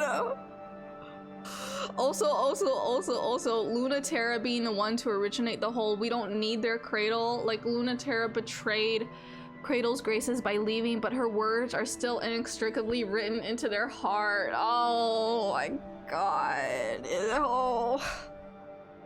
Oh. Oh, the misery.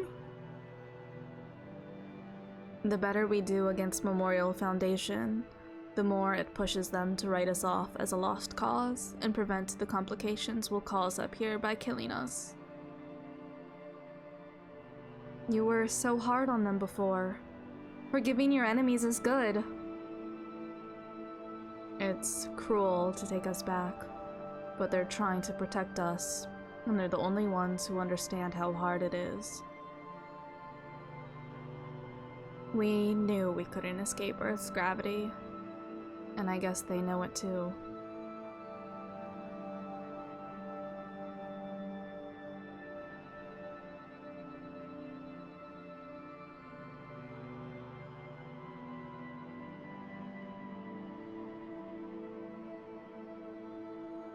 God, it's just like so... Oh.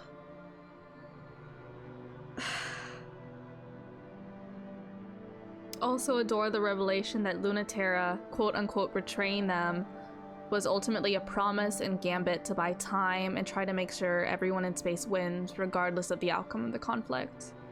You've heard of cis they them users, but I think Saturn will be the first cis it user. I love that. Love that. Love that for it.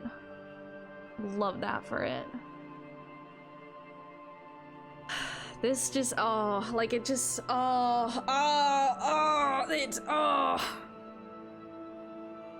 We knew we couldn't escape Earth's gravity, and I guess they know it too. Like it just, you can,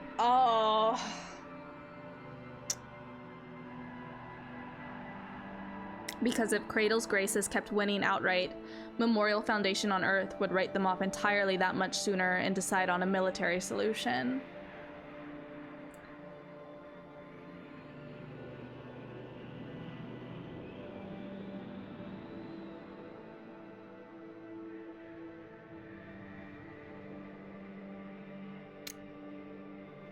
There's something so about this line. You know, like the feeling of the futility and the hopelessness, but also knowing, like, I feel like in like my first time playing like the ending, you know, like we did escape Earth's gravity. We transcended beyond Earth's gravity. And so I feel like there's something about this line, and with this being, right, like my second time around, I mean, one, this is not a line that I encountered in the first line, but like, there's something about this line and the feeling of how futile and hopeless it feels, but also having played the game before and gotten an ending in which we do escape Earth's gravity. That is just so heartbreaking. You know what I mean? I don't know, like oh.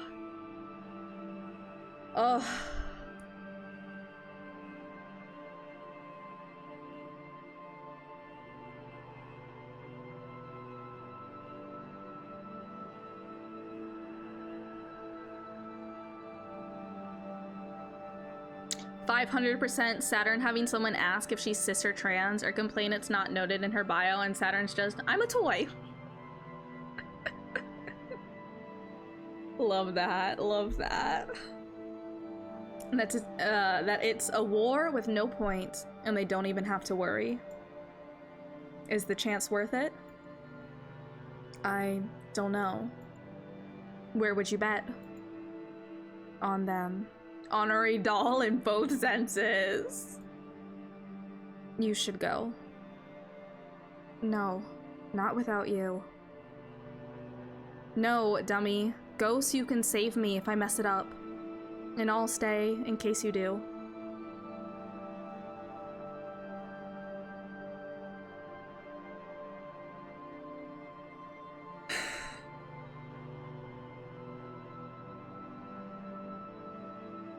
Oh, my poor little heart. My poor little heart. Oh, my poor little heart.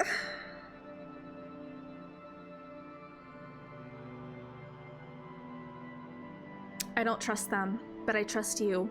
Whichever of us is right will deliver the other the future. This also revealing why their relationship is as extremely messy as it is, and why it's all very... So are they exes? Are they together? What is the situation here? Yeah! Yeah! Oh my... Light blows through the iris fragments, and the universe exists again, a place and a time. Clinging to each other in that place are Pluto and Terra, touching to remember they're alive, broken, but alive.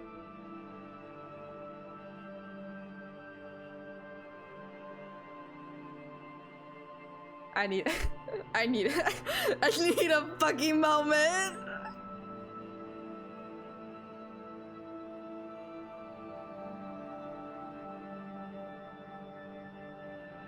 Oh.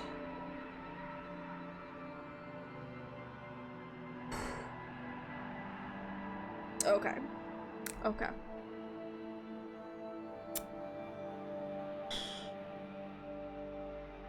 Pluto, are you okay? Of course not. We almost were swallowed up by time and space, and I almost lost you again. And I had to go through it all again. Everything. Me too. It was hard. It was so hard. But we did it. We messed up. There's no fixing it. But who cares? You're still here. I'll still fight you. To the end. But just so I can know it's for real. So you can stay like this for a little, if you want to. Yeah.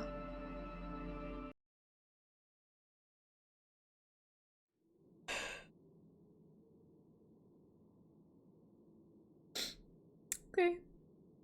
Okay. Okay.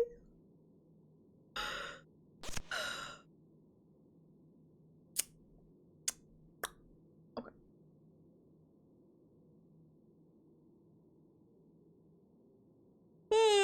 Okay. All right.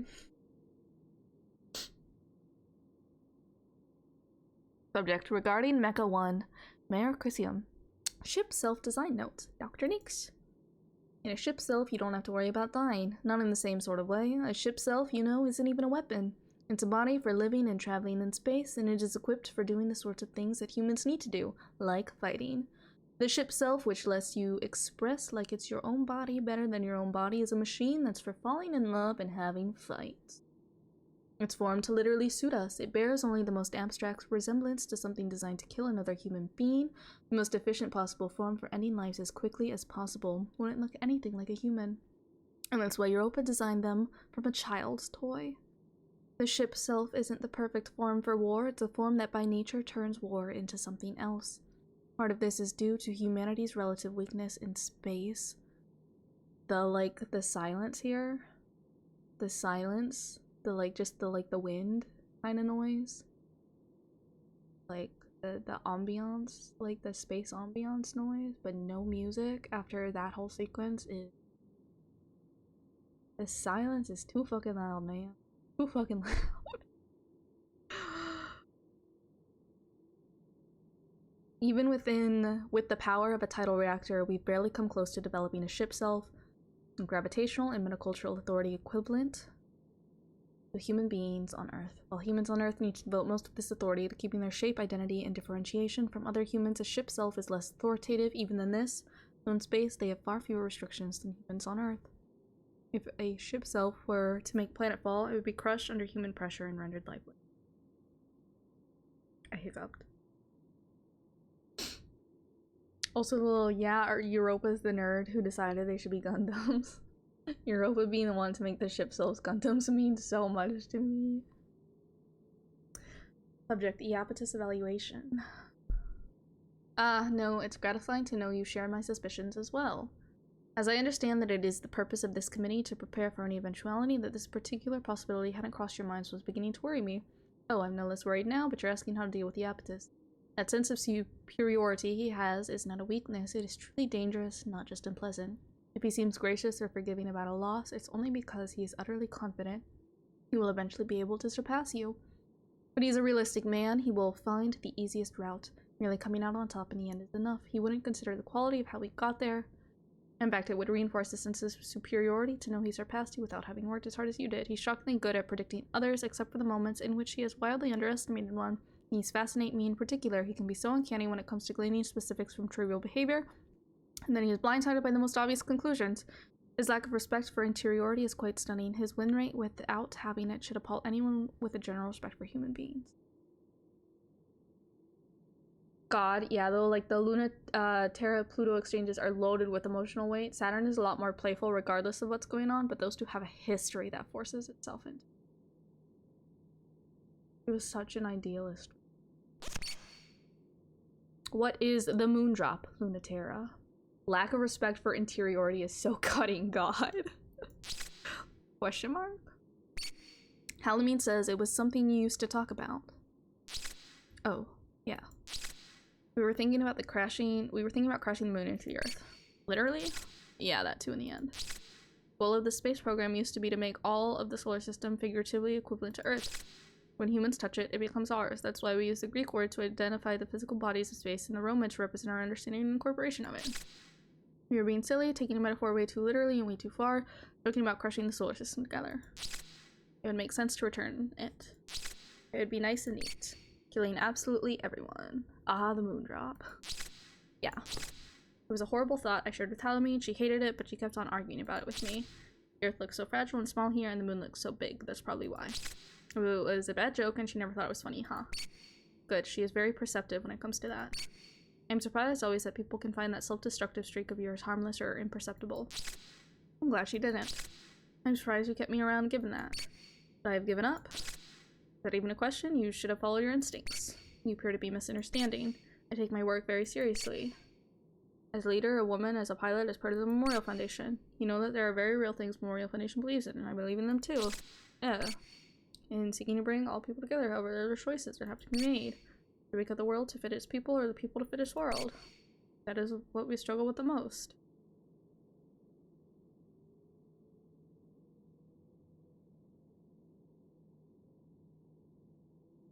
Why does it have to be either?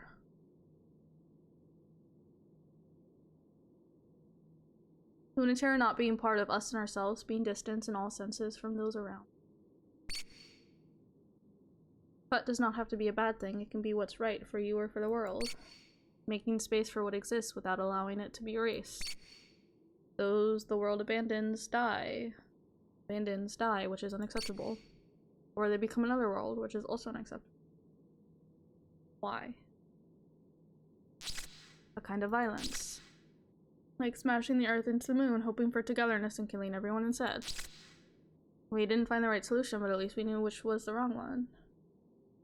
Also, I love that Luna Terra raised the moondrop idea, but then Halamine just could not let it go. Like, it's something she knows is horrible, bad, no good, inappropriate, and yet she can't stop thinking about it, wanting to argue about it. Panel close. Go do deeper cuts. They don't. Hopefully they don't cut me any deeper than they've already have my heart. You've already ripped my heart out of my chest. I need to sneeze. Give me a moment.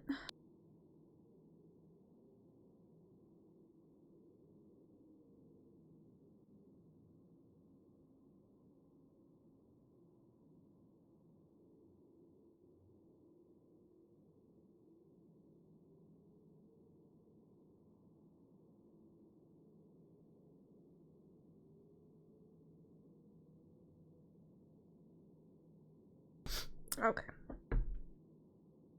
In the Garden District, closest to the malfunctioning and broken tidal reactor that kept the colony together. Time and space aren't quite right. It's the perfect place for a real fight. How deep under Luna Terra's skin do you think she can get? Launch! Come on, Europa. It's weird when you won't order me. Can't you see I'm hesitating? Show some politeness. It's weird to see you hesitate. You don't do it.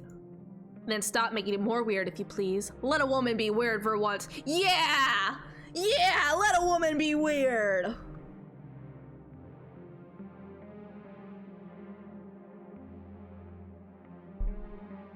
God, it's only 8:30. Why am I so EP tired? Europa's God forbid woman do anything moment.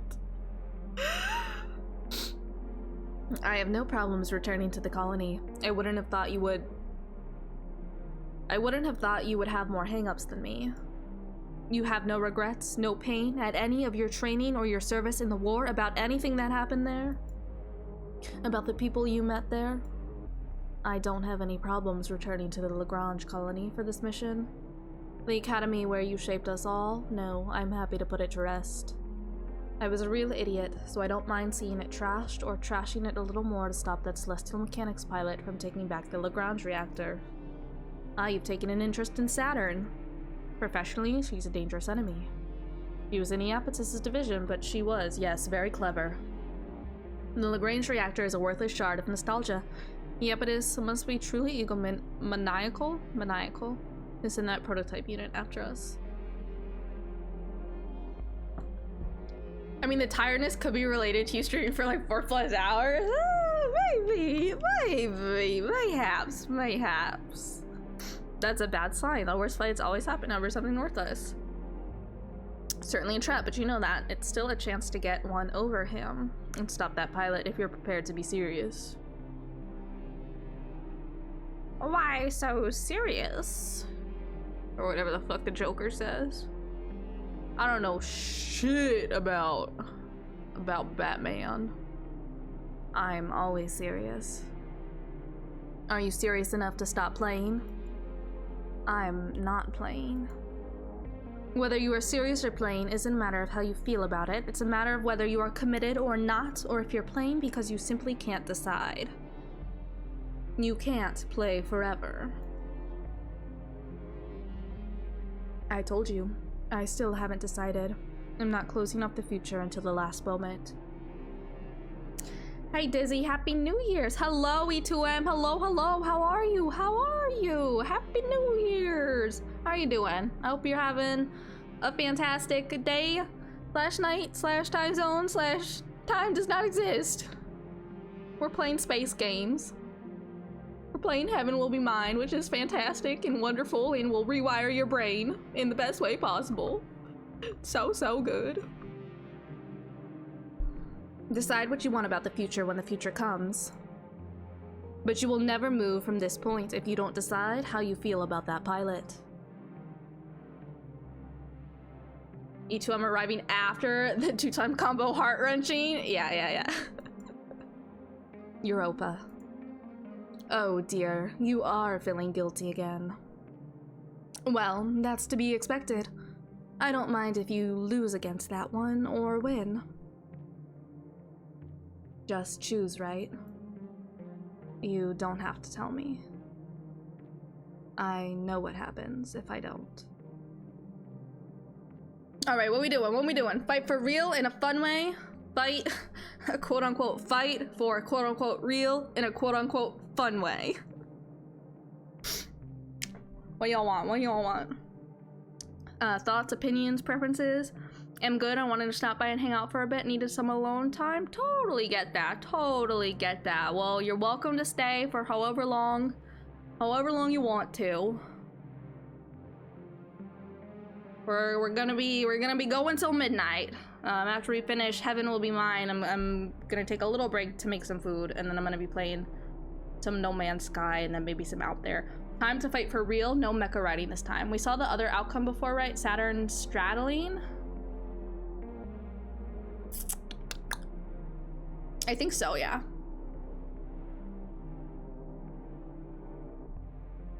I think so. I know that there was one the first time where it felt like Mercury was saying to choose the betray option, so I did the betray option, but for the most part on Saturn's run, we did all the loyals. So yeah, so I don't think we've seen... Yeah, okay, well, fight for real in a fun way.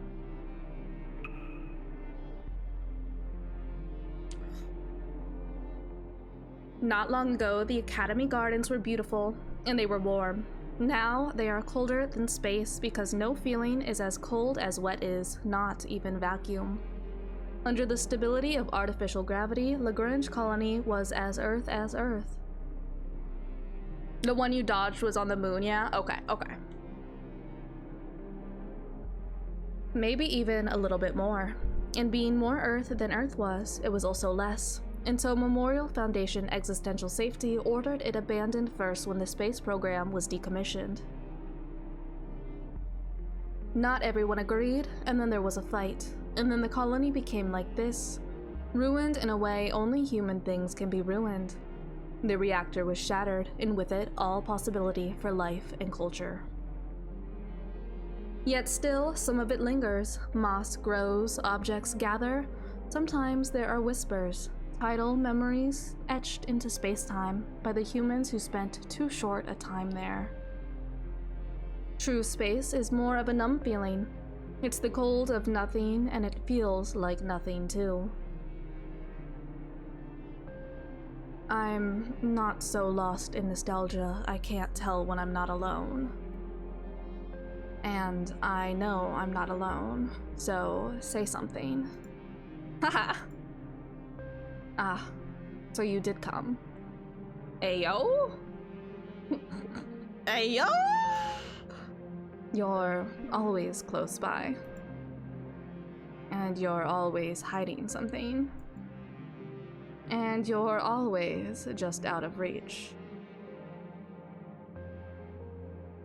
Yeah, I've been keeping track of what end we're heading towards. We've got a choice to make later. No, not the decisions, not the decisions, not the choices, not the choices. Y'all are gonna have to help me. Y'all are gonna have to help me, because my I'm hanging on by a thread. I'm hanging on by a thread. They ripped my heart out and they haven't put it back in yet. Even though I have seen your face, I feel like I haven't. Even though I've shot you through the heart, it feels like I never touched you. Oh, was this in the, when, if I had chosen the Saturn option, was this the one where like they were in the same mech together, and was that this moment? Was that the other option? Is that that moment was so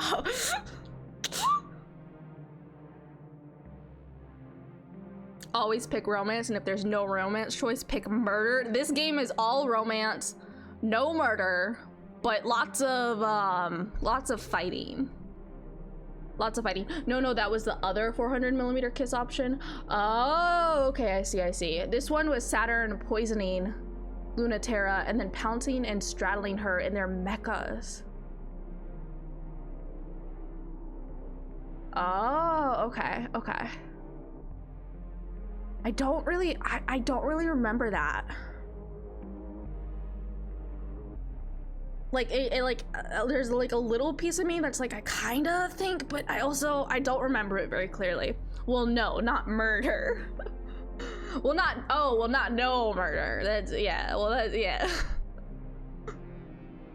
They aren't murdering each other.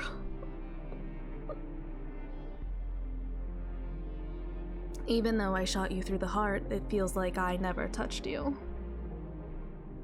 Maybe you're just dense, Luna Terra. I felt those plenty. I should say that about you, in fact. Luna Terra, maybe you're the one who never came close enough to touch me. Am I just that good, or are you holding back? You're slippery.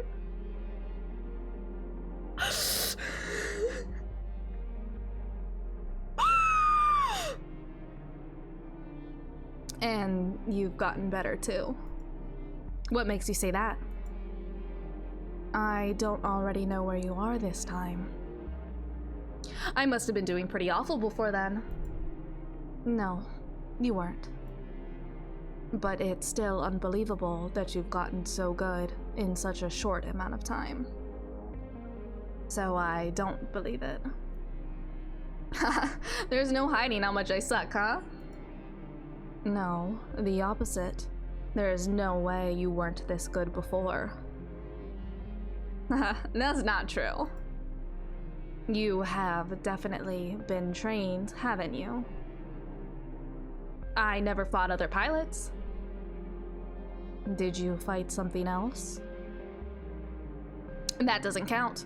It was nothing but training and then nothing. The existential threat was never real. It was a trick of the light, and our weapons pierced it with 100% accuracy every time, and no one was ever hurt, and it never became real enough to fight. TERRA, like, you were bullshitting me this whole time? That's true. It's also true that this isn't a real fight either. You were right when you called it play fighting. These machines weren't ever designed with practicality in mind. They simply aren't made with the intention to kill. I've read plenty of Dr. Nix. I don't need the lecture. Lecture. And you're not even explaining it right. They did make ship cells with practicality in mind. They made them specifically in a shape that would not allow for death and war. No murder, no murder. Little murder, little bit of murder, but mainly no murder. No murder. Only lesbians. Saturn the Closet Theory nerd. Yeah, I love her. Saturn, my beloved. Love, love, love. Saturn being like, ugh, I know, I've done the reading, and also, you're wrong. Because she's actually a huge fucking nerd and a good girl. She is. She's a brat, but she's a good girl. Dr. Nix just didn't want an end to conflict, because that's silly. You can't be human without it. Death defeats the purpose of conflict, which is how humans communicate and change. Death and war end conflict. The ship self signals the fundamental transformation of human conflict from suffering into love. If you know it, explain it the right way! If you knew Dr. Nix, you might have a harder time taking it seriously. I'm not part of CRADLE'S GRACES for a reason, you know. I'm not that dumb. Not that I don't get the appeal of wanting to be that dumb. Just kidding. No, I do too. Pluto has that effect, doesn't she? Yeah, I feel dumb every time. She really makes you want to believe with your whole heart. Even if you never really quite can. And neither can she all the way through. She just tries very hard. TERRA, why are you really here? To stop me from taking a worthless artifact? To fall into an obvious trap for another chance at stopping me once and for all? To rack up the glory and take all the errant children home for Memorial Foundation? Also funny, the two of them like having this personal talk with each other, and they're like, so Pluto, huh? Pretty great. And it's because she is. I love Pluto. Pluto, my beloved. To mess me up? Or to make out with me? Saturn feels herself growing in TERRA's eyes, suddenly clearly seen. Perhaps, mayhaps, perchance. And they're so right for that. You should be obsessed with Pluto. She should always be in your thoughts. Wasn't I just perfectly clear? What's this ship body for anyway? I'm here to communicate. TERRA, you're really shallow and kinda dumb. I'm honest. Finally, you're lucky that's enough. Are you ready for that, though? I don't think you're ready. Well, I think I'm ready. You want me to check?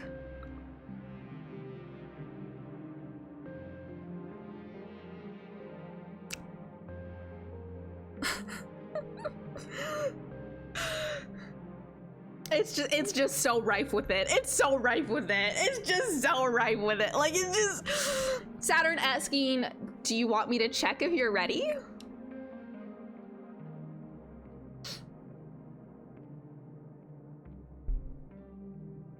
Also love the art, being string of pearls lurking and peeking from behind a pillar. Yeah. Yeah. So cute.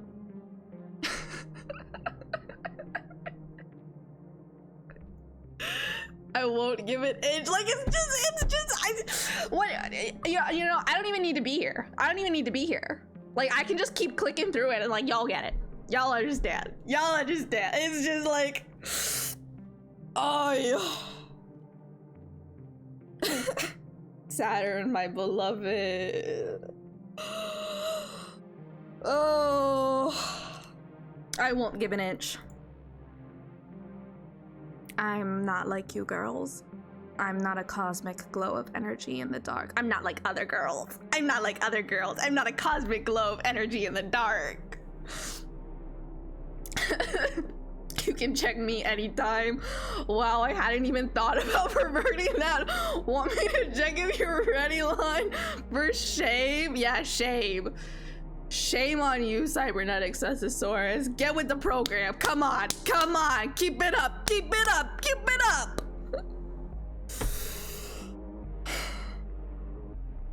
Still, I'm metal and I'm sharp. You really think I'm not like that too?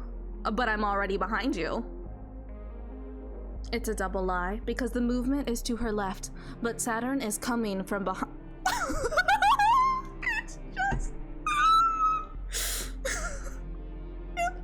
I gotta stop. I gotta stop. I gotta stop. I gotta stop. Someone stop me.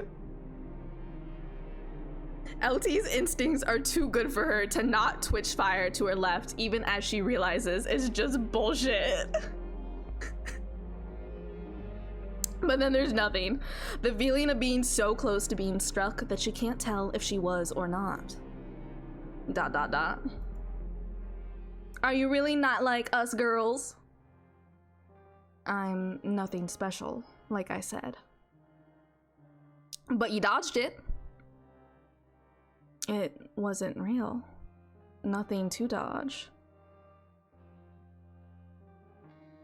Are you really not like quote unquote us girls? You really think I'm not like that too? That Saturn is the one to call her on distancing herself from other women is so exactly. I'm metal and I'm sharp. She's so edgy. Luna Terra, my beloved. I love her. I love her. I love her. Obviously, that's the part that's hard. I'm fighting for real, just like you wanted. You're the one who wants that. And fine, dodge this!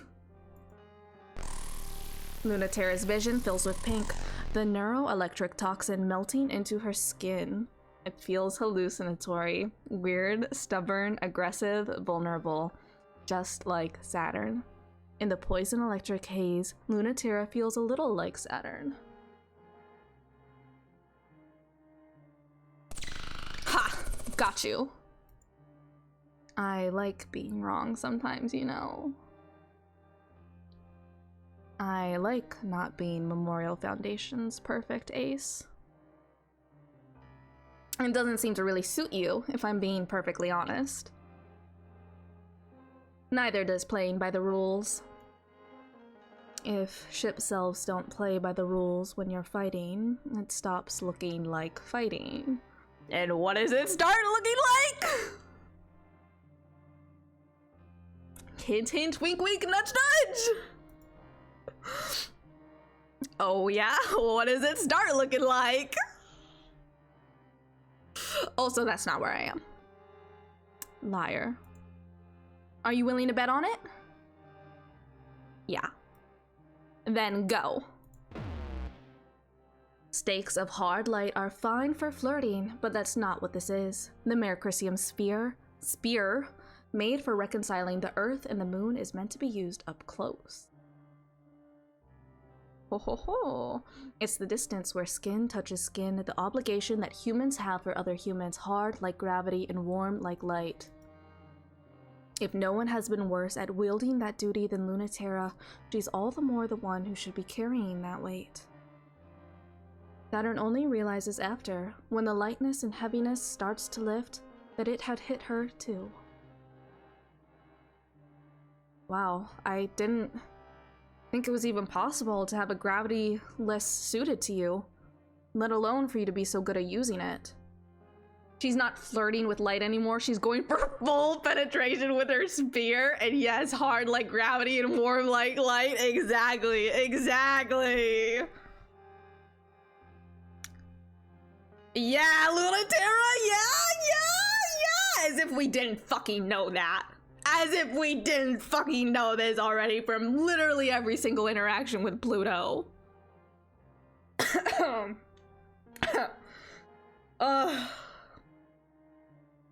I really hate being in charge, actually. And I'm bad at it, too. But sometimes you're the only one left who can do it. Even if you hate it and it's totally self-destructive, they like to be told what to do. Especially then. Sometimes I think, why do we have to fight anymore? Let's just do this obscene other thing. The thing that fighting could be. The subbiest verse in known culture. Exactly. Exactly. And then you say something like that, and I want to fight you so bad. You wouldn't get it. Ah ha ha ha ha. Ha ha ha ha. You're hilarious. It makes me want.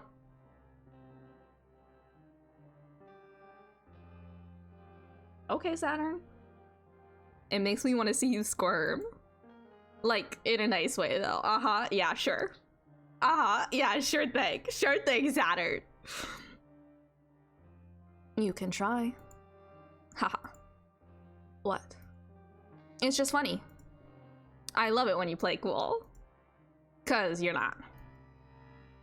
Let's communicate aggressively. That's what humans do. Sure, I've already given up on that worthless reactor. Nice, in the same way her electrotoxins are, of course. Her electrotoxins. Very nice. Very nice.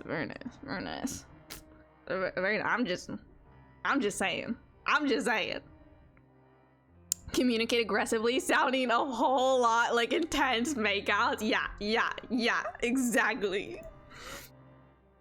They're never gonna scold me enough to make me regret this.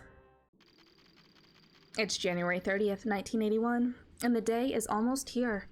The deadline to save everyone who came up to space with us, fought with us, tried to bring everyone up with us.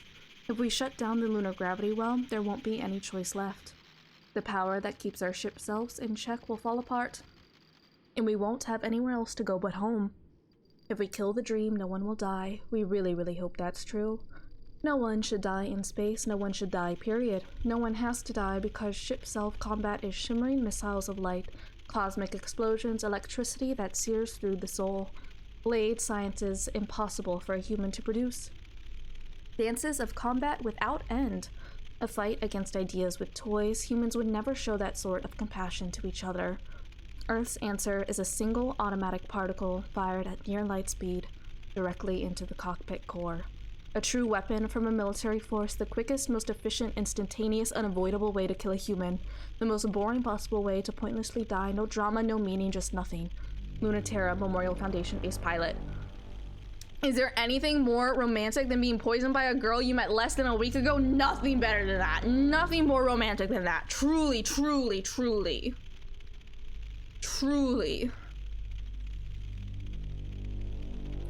It's January 30th, 1981.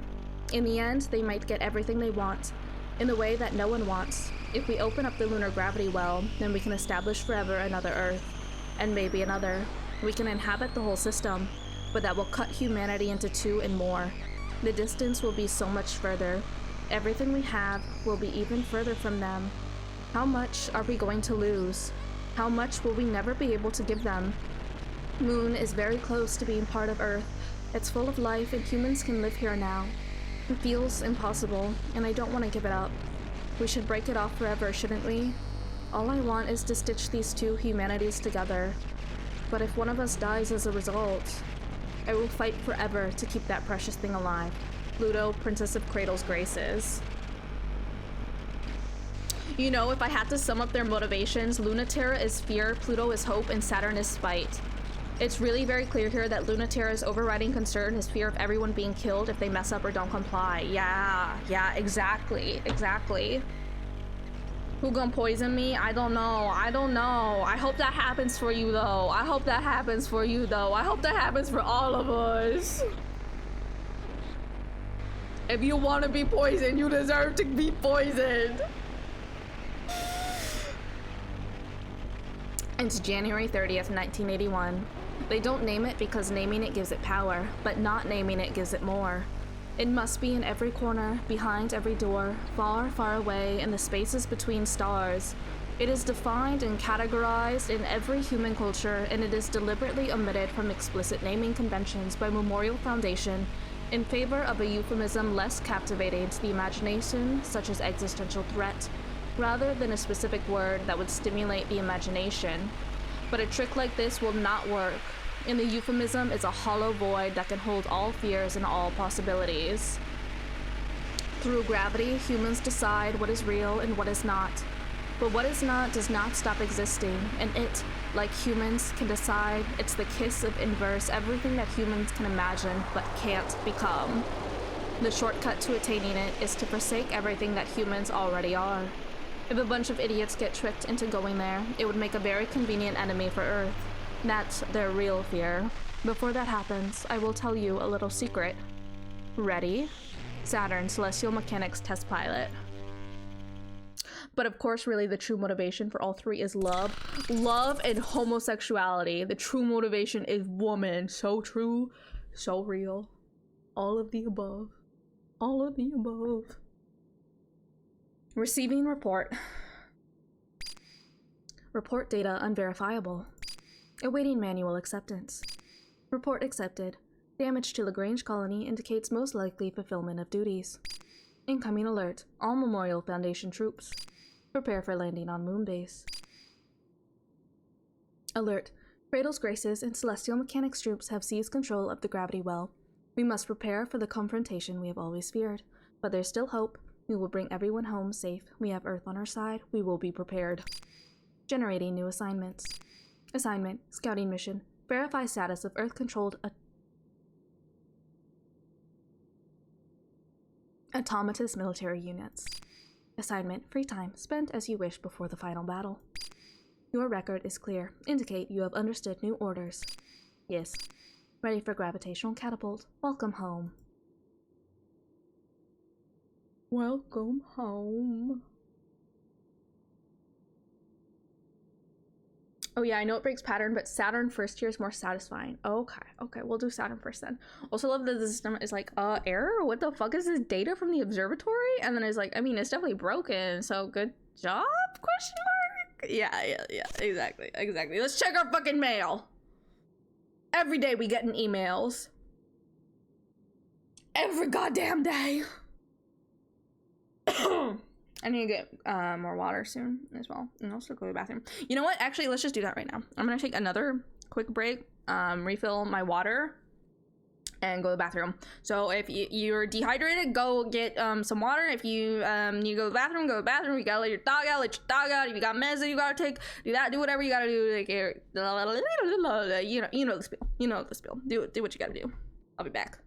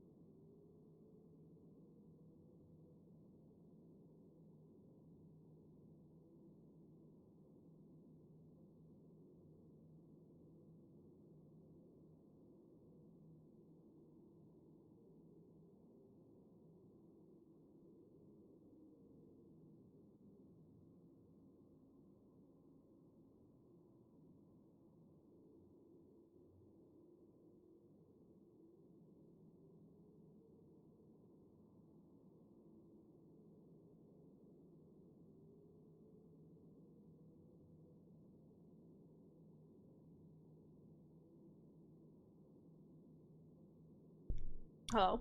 I have returned. I've returned. Let me do a shout out before I forget. Also, if any of you hold on, I have my mic spot today. If any of you stream or are ever doing cool stuff, let me know. Let me know. You can literally just tell me like, hey, can I get a shout out? And you know, if you like, I'll be like, yeah, sure, okay. Because otherwise, I just forget. It's not my intention to forget, but I forget. But yeah, go check out E2M Yearly. They play a lot of like Genshin and stuff like that. Cool things. Pushing to get to 300 question mark followers. Gonna wear a cool coat, I think. Is that the goal? I don't know what's happening. I don't know what's ever going on ever anywhere at any point in time. But yeah. If any of you ever do cool stuff or stream or whatever, it doesn't have to be streaming, it could be literally anything. Art, writing, you're making video games or comics or music or whatever. If you're doing cool stuff, let me know. Tell me about it. I want to hear about it. I want to hear about it all the time, and I want to help I don't know. Help other people know about it. Yeah. Does that yeah, I hope that makes sense. Anyways. Alright, let's go. Let's do it. We're so close. We're so close to the end of this game. I think. Maybe 9 days, and we wrapped up day 6. We're on day 7 now. Perhaps, mayhaps, may chance. Okay, let's read emails. Let's read some mail. Lost story. Ambient title forces a rivalry. I was waiting for this chance B2. Thanks for obliging. Anytime, but I'd love for this to be the last time. Oh yeah, do you have a plan for arranging that, or are we just going to fight forever without end? Do you win when your win ratio tips over 50%? It's climbing for sure. I can't deny it. You're slipping, getting lazy. I'm just bored. I don't want to win an argument. I don't want to win a fight. I just wish you were dead. Okay. Wow. Okay. Damn. That escalated. So quickly. Holy mother. B2. I can't kill you, and I don't really want to either. Well, same. Man, don't talk like Neith. Neith mention? Heart emoji? Who's Neith? Who is Neith? Who is this? Who is this? You know, that pisses me off. Don't say their name then, maybe. Maybe they died because they were tired of us having the same fight over and over again. Are you kidding? They lived for it. Ah, ha ha ha ha. Man, what a bitch. I know, right? I really miss them. Me too. Want to fight about it? Man, geez, sure, I get it. Subject. Fuck space. Origin. Ambient title information. Author. A loss. You know what? Fuck space. It is complete garbage. The secret no one here ever wants to admit is that space is boring and empty and it's desolate and lifeless. It's not romantic and it doesn't care about us. They embellish dull gray photographs of dust with beautiful colors to pull our heartstrings, but the reality is nothing but different shades of gray, the palest colors. But you know what? That's not even the most embarrassing part. The most embarrassing part is that humans can't do anything better than imagine space as just like Earth, but a little different, filled with people who are like us, but a little different. Well, hey, guess what? That's just Earth, idiots. You're projecting. Why do you need space to think about Earth? Why are you ignoring all of the people in places on Earth that are like you, but a little different?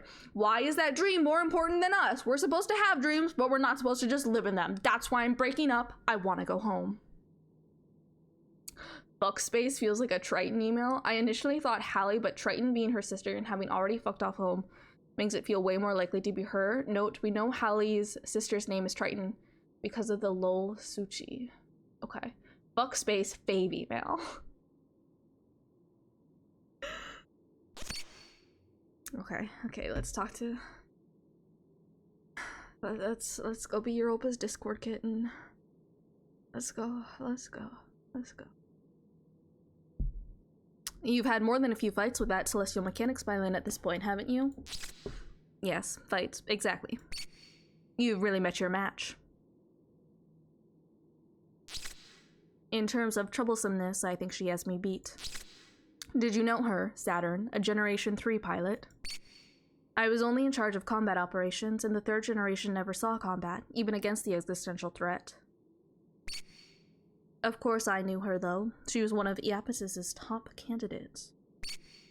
He used a variety of methods to artificially jumpstart extreme tidal sensitivity and otherwise unremarkable pilot candidates. I thought none of it worked.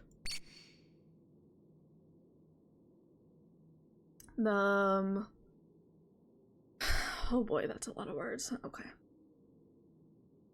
Alright, come on, brain. Think of things. Come on, brain. Every day there are words.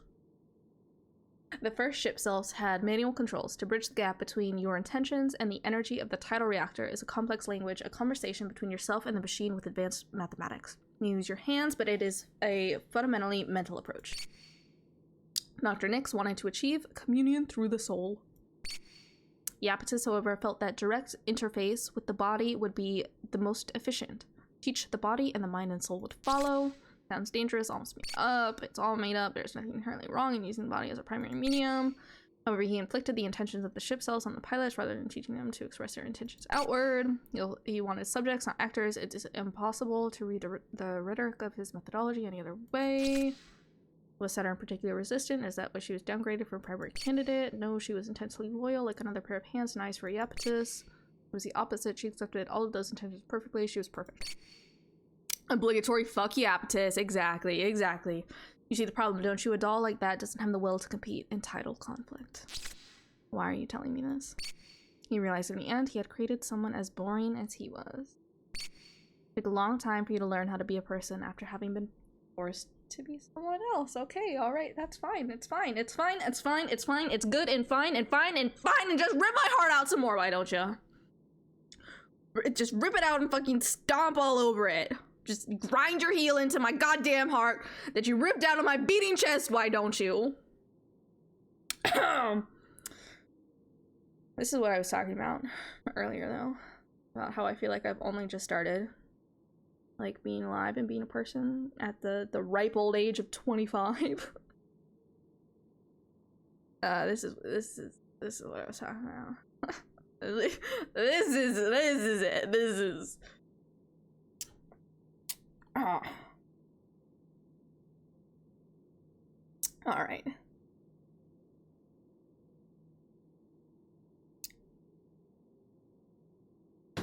I mean, given what you and John say about Europa, I feel like having her step on Bartine maybe isn't undesirable. Yeah, you know what? You got me there. You know what? You're not wrong. You're not wrong. I cannot say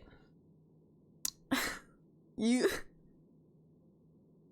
are technically correct. You're not wrong. Oh.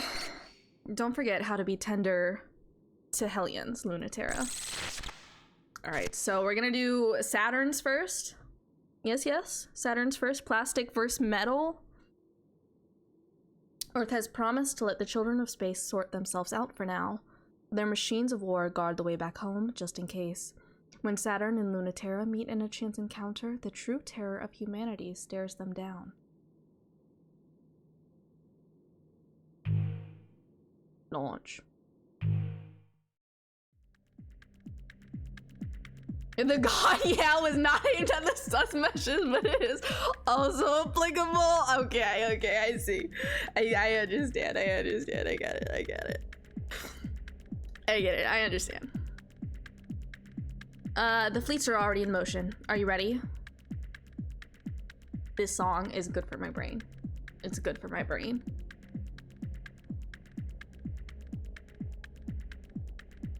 I gotta take a moment to vibe. Yeah. Yes, I love the ticky clicky. Like, it's so.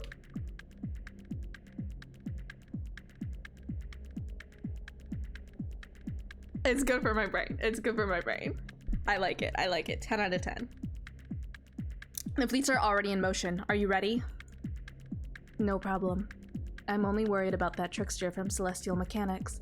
No end of trouble. You don't sound too unhappy about that. Electrotoxin, no mercy, my beloved. I suppose that trouble will end soon, one way or another. It's simply recon this time, but it's on the near side of the moon. An Earth military is there, with autonomous devices. They are in very high orbit, but they will descend rapidly if they notice gravitational variability. The ship itself is a shape intended for humans to exist in space outside of Earth's pole. It isn't intended for war. The military is here with that most direct of intentions, so don't let them achieve it. Funny that the planetary sphere doesn't seem to think we're on the same side. There is nothing funny about it. We are not on the same side. We are complicating the problem. We can't let it go as much as CRADLE'S, GRACES, or celestial mechanics can't. Earth has graciously allowed us considerable leeway in dealing with the closing of the space program on our terms. Broken and naive as they find us, Memorial Foundation International begged them to let us try to bring the wayward children back home bloodlessly. Love how both Saturn and Luna Terra's advisor roles are like, please don't get yourself killed against these things. Oh, Europa. Oh, Europa.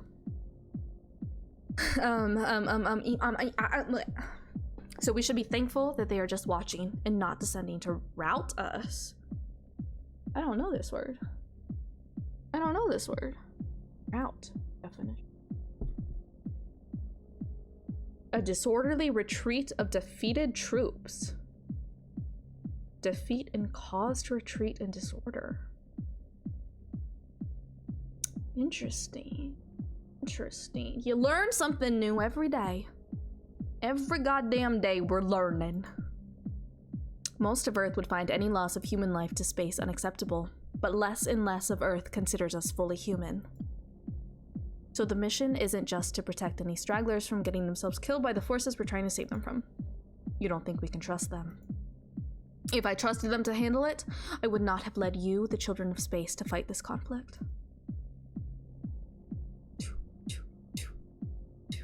Do you think we can do it? Bring everyone back to Earth? There's a reason I'm not having you interfere with the opening of the gravity well. Everyone will be in one place at least. What celestial mechanics and CRADLE'S, GRACES hope will be their salvation could be ours too. We're on a tight deadline for something that might be impossible. Win what's in front of you and worry about that later. All right.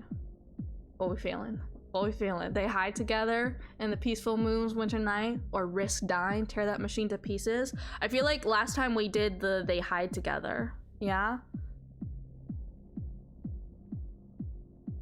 Time to give in to Saturn's impulses. You did Memorial Foundation last time, so you should check out Risk Dying. Yeah? Okay, let's go. Let's go. Okay, Risk Dying, tearing that machine to pieces. Let's fucking do it. Let's fucking go.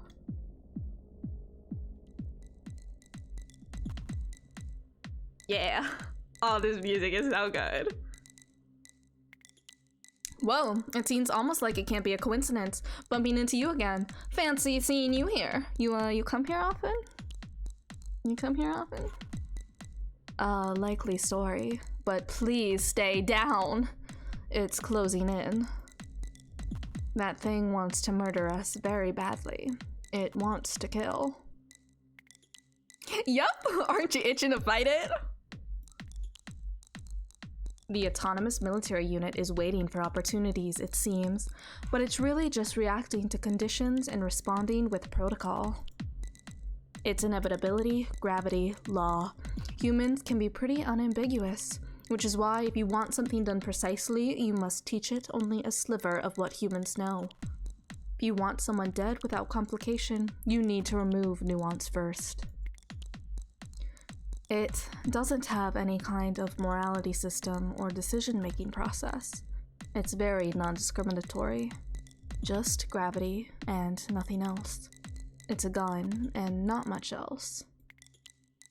So maybe you should stop harassing it so much. It's annoying though. I want to bully it. I promised that I wouldn't tangle with something if it was really life or death. But now that I'm here, I'm too tempted. I just absolutely want to tear it to pieces. Huge mood and relatable Saturn. Yeah. Bully the dot. Bully it. Completely destroy, like it wants to destroy me. You ever feel like that? Even when you're terrified? Especially then. But it's not worth fighting. Not at all, even a little. It's like fighting gravity, or a whole planet. What can you call winning against something like that? There are a million more. You can't have a real argument with something like that. They sent autonomous troops because they didn't want to have one in the first place. It just goes to show they really don't care what happens to space or anyone in it. Or they do, and they want this badly to believe they don't. You're going to hate this, but that makes me wish I could crush them even more. Sorry. There has to be a way, right? Unlike a ship self, the autonomous military unit doesn't have a shape that remotely resembles a person. There's no need for that, obviously. You would give something a human shape only if you wanted it to be able to express the fullness of being a human. Saturn says, pull the Gandharma's guts out. Yeah, rip it out. War has never been fought like that. Military technology is designed to narrow available resources in order to efficiently execute a single specific function. Giant robots have never been practical for war. What is necessary is a single vector pointed in a certain and flexible fixed direction.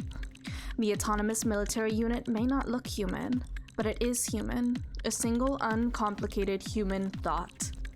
Die.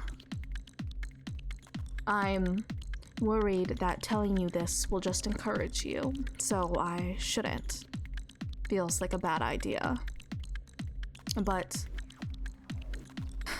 they're not invincible or almighty against us, even if they're incredibly, overwhelmingly powerful.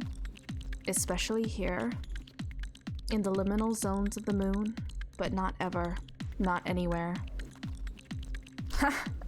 It's nice to hear even you get mad about it. I understand the math. We're risking our lives and our personhood, and they're not. It's very one-sided. Humans are cowards. And that makes me want to fight even more. Yeah.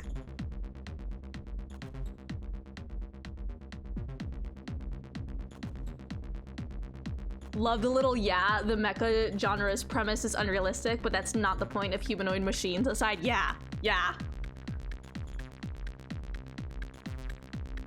Alright, let's fight. Let's fucking go. Let's fucking fight.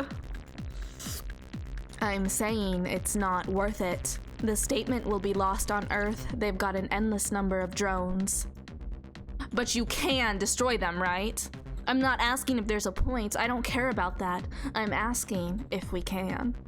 Let me know how you did it, right? Because you have. You really don't know, Saturn. You just don't. And you never will. You can wish and fight, but Earth will never let us go. 9.8 meters per second squared is what we are bound to do. Your weight and mine are nothing compared to that speed. This whole scene ramps up into a wild frenetic pace real fast / soon. Oh, I can't wait. We can't even scratch the surface. But you are right. It was stupid, but when I was with CRADLE'S GRACES, I destroyed one. We gonna fall? We gonna fucking fight. We gonna fight. Pluto made me promise to never risk my life over something like that again. That's a huge brag, but given all that, kind of a crazy thing to do. Why? Not that I think it doesn't rule. I was feeling the same way you were feeling. Pure spite. I'm not quite as bad anymore. At least, I'm trying not to be. I know that feeling. It's easy to bet your life when you don't care whether you lose it or not. If we fight together, we'll be betting on each other. It doubles the risk, and there's still no point. Is there really no point to it, though?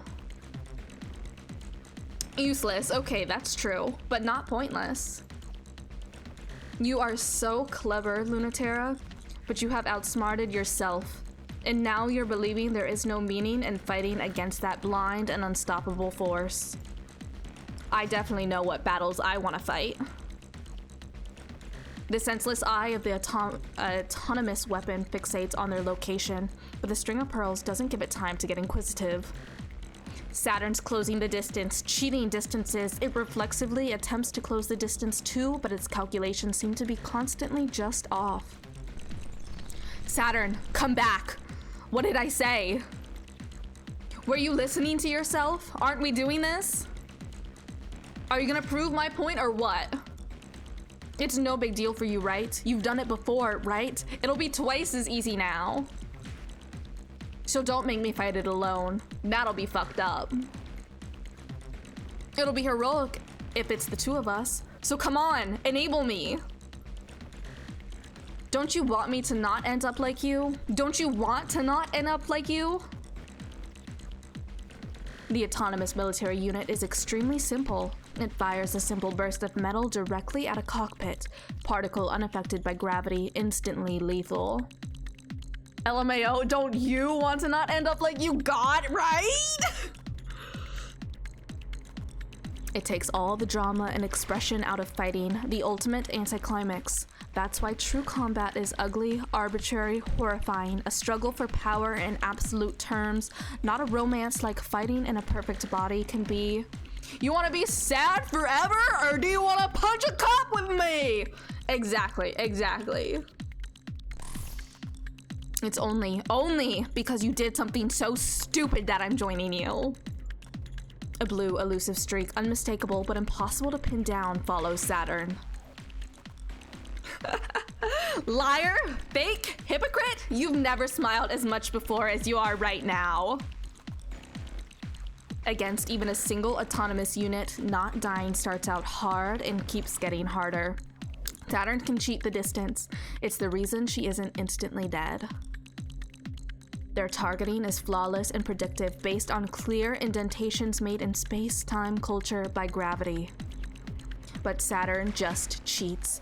Every time she changes the math, and every time it adjusts to correct and keeps getting smarter and harder. Still, Saturn does the math better than it can. TERRA will die if she thinks to herself about what's happening for even a single second. So, she doesn't. She verbs instead, do this, do that, make it real, make it happen, don't think or blink. Simply and possibly always be doing, always be being, and don't get hit and never die. Nothing like life or death to remind you that being alive is great, and in that state you can become infinitely capable of fighting tooth and nail no matter what. When Mercuricium's hard light slugs hit the unit's chassis, it miscalculates, dips in motion, but it's undeterred. It can endure much more than that. TERRA respects that and fires 12 dozen more as point blank as possible. No time for mercy, so increase the output more than should be possible. Defensive insulation keeps it protected from the string of pearls electrotoxins. All the string of pearls can leave is a series of bleeding, oozing, hot pink pinpricks. Nothing but scratches, until there are so many of them they aren't just scratches anymore. There's no limit to how mean she can get. It's something else, fighting like this. I wasn't ready. You're doing amazing. You're unreal. You have to be. Otherwise you're dead. So don't let up. Don't stop. Keep going. It's the only way. Every approach and hit counts. You've got to be perfect. The autonomous military unit is fast. Faster than either of them, but isn't faster than coincidence. It's not fast enough to predict someone who's not even thinking. And it's not faster than cheating. Saturn works her whole hand into its guts and comes out with a fistful.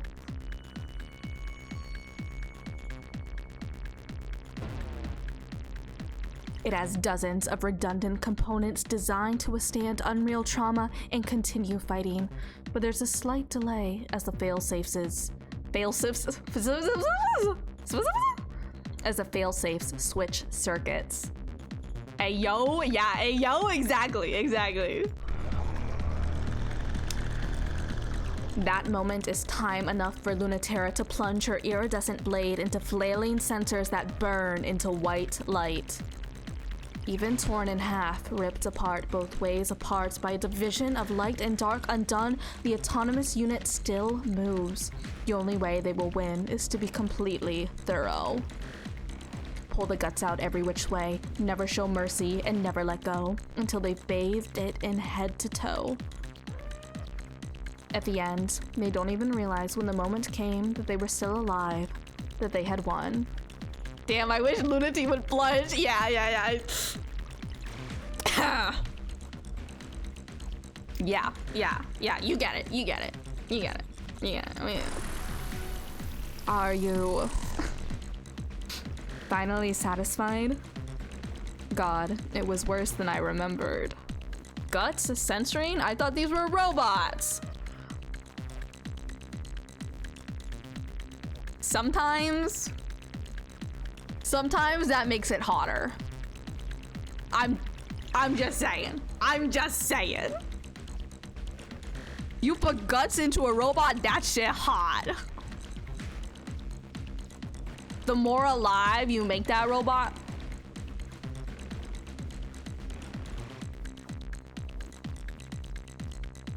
I'm just saying, real. Yeah, exactly. I'm just saying. Have you heard of Extreme Meat Punks Forever and or played it? I probably mentioned it to BH. I have not. No, I don't think I've ever heard of this. Let me open up another browser tab. Extreme Meat Punks Forever. Oh. Tabletop role-playing game where you'll play as a gang of queer anti-fascists in a strange place called Meat World. Oh. Spinning through space on the screaming corpse of a dead god under the glow of an absent sun, the people of Meat World harvest its flesh to make their... Oh, this seems right up my alley. Yeah. Let me look into that. Let me see about that. That looks, first glance, that seems right up my alley.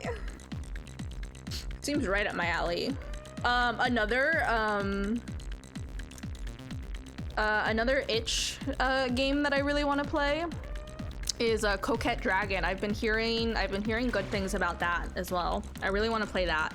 That's still in early access though at the moment though. So I might wait a little bit. The mechs are made of meat. It is very queer and good. Combination VN plus simplistic mech brawler. The TTRPG came later and is also good, but I mean the video. Okay. Yeah, maybe let me look and see about the video game, and you know, it seems right up my alley. I love to play games. Coquette is so good. Yeah, I've been seeing stuff about it and I'm like, oh, this looks, I wanna play this. So at some point I will definitely be playing Coquette Dragon. I just have to figure out at what point. No idea how I did it alone. The chat timer is obstructing me, but I am absolutely certain Joan is about to comment on Coquette Dragon. Yep, there we go. Yeah. I feel like it might have been something that I heard about the first time through you, Joan, actually. Through a Tumblr reblog. I feel incredible, beyond satisfied. If I didn't feel almost dead, I'd be begging you to do that all over again. I knew it just encouraged you. Shows the good it did. You know, Lunaterra, I'm fighting, no matter what, no matter who wins. I know the best I can hope for is half of what I want. The first volume of Coquette will probably be done in the next 6 months or so. Oh, okay, good to know. I'll keep that in mind. I will definitely 100% be playing it at some point. Just don't know when yet. But yeah, maybe after the first volume is done, maybe that would be a good point to play it. To play it on stream. Because streaming games seems to be the only way that I can actually get myself to sit down and play stuff. It is. I don't know why, but I find it very difficult to get myself to play games.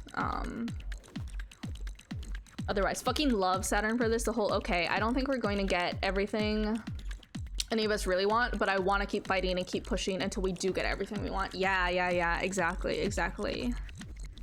But I'm not here for a realistic outcome, even if that's all we get. I'm just going to fight forever with perfect greed until I get everything. I don't know if I can be that cool, but when it comes down to it, I won't stop either. All right, day 8, one more day. We got one more fucking day. Let's check our mail. The existential threat pilot program training documentation leaked. Okay. It was composed of solid light and arrived in multitudes. They never arrived in the same shape, pattern, or texture twice. They were memorable but indistinct, like and unlike things that we have seen on Earth. Could not be touched except through gravity. Could not determine where they came from, but they always headed towards Earth. We feared what would happen. They passed into Earth too much to learn what their intentions for coming here were, and our pilots defeated them without fail, without any hesitation, without any resistance, flawlessly, beautifully, obviously. It has always been that the existential threat is much weaker than humans, no matter what we call it. There was refusal to name precisely at all times. Common names for the failures of the scout program on Earth. And we'll separate the pilots as much as possible from earthly preconceptions. The threats are always bigger than us, but they have ways we do not, and they are always waiting according to so it is surprising that filling the void came the pilots who took the role of the existential threat, as is known to occur on rare occasions on Earth. I'm going to head out for now. Enjoy the game and Happy New Year's. I appreciate you. Thank you so much for stopping by. I appreciate it. I appreciate you, and I hope you have a fantastic New Year's. Goodbye. After the emails, could you pop to alignment again for a second? Yeah. The scouts they keep mentioned are a direct reference to We Know the Devil, by the way. You'll learn what they are when you experience We Know the Devil. Oh, okay.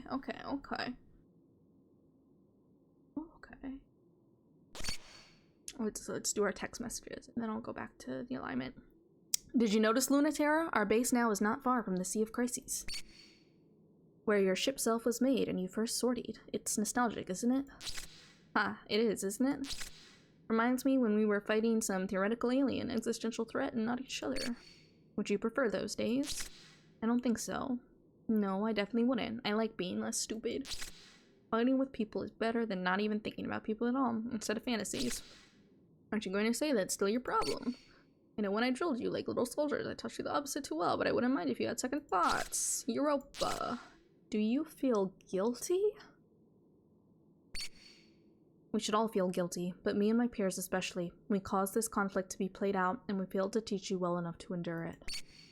The future we had hoped you would live in was much too childish for you. I know, I'm not upset about that. I would never have come back here by your side again. I don't want your guilt. Or my guilt. What do you need, Luna Terra? I would like you to give me your order. Right on. Without guilt or regret or expectation. Of course. Though I've raised you terribly, Luna Terra. I've also always been quite proud of you. Tell me what to do. Luna Terra being very Luna Terra. God, I love Europa so much. Yeah. She's always been so good. It's scary. I can't deal with good kids. That was Nyx's job. True. But I don't hear a reason to trust me, or are you going to ground me? You're my student, Luna Terra. I have to trust you. You is not my concern. I can't keep you out of trouble anymore, or even tell you what to do. I can only advise my last remaining student. Whether you listen to me or not, or to that girl or not, whether you fulfill your duty to Memorial Foundation or betray us once more. ... You're getting too permissive in your old age. I've always been permissive, and I've always been old. I thought you said I was in charge. I will advise you no matter what decision you make, Luna Terra. And not quietly. Then what's your advice, since I'm just going to do it? Don't get out of dealing with your ex by indulging your death wish. That... he's not my ex. Were you not together? Or is it not over?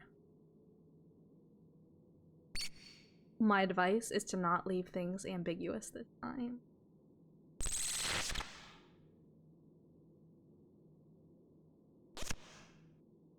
This is our alignment.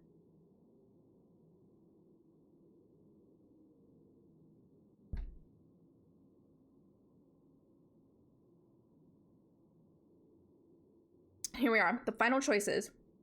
Do we want to hand it to CRADLE'S GRACES, or do we want to get 50-50-50 and see what happens?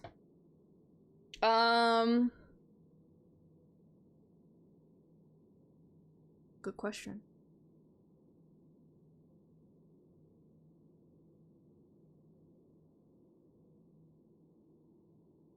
I feel like in the even split makes more sense after the 3 faction endings, TBH.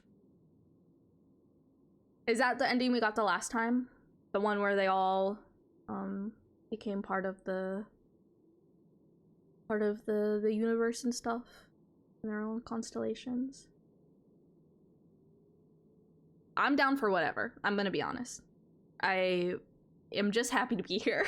I'm happy to be here. I'm happy to be playing this game and to be experiencing this wonderful, wonderful story. So I'm good. Yeah.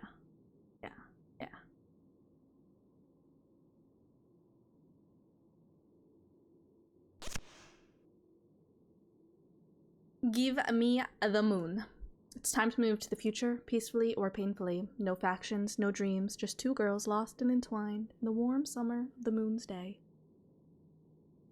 The ending you got last time was celestial mechanics. This time, if you betray in this final mission, you'll get to see a new CRADLE'S GRACE ending. Oh, okay. Okay, I see. So we could either do the CRADLE GRACE ending or the 50-50-50 ending, but either one would be new. Am I getting it correct? Would be a new ending regardless. Okay. Let's do the 50-50-50 then. 50-50-50. Launch. New orders, TERRA. Get out for a while. What? Oh, really? You don't need me on standby? Yes, but you're making everyone anxious. The pacing and sighing is becoming melodramatic. Even worse, some of the girls are beginning to find it very attractive. If you do loyal, you'll see a different scene, which would still give you a new ending, but maybe feel less fitting than if you did it after you already saw all 3 individual faction endings.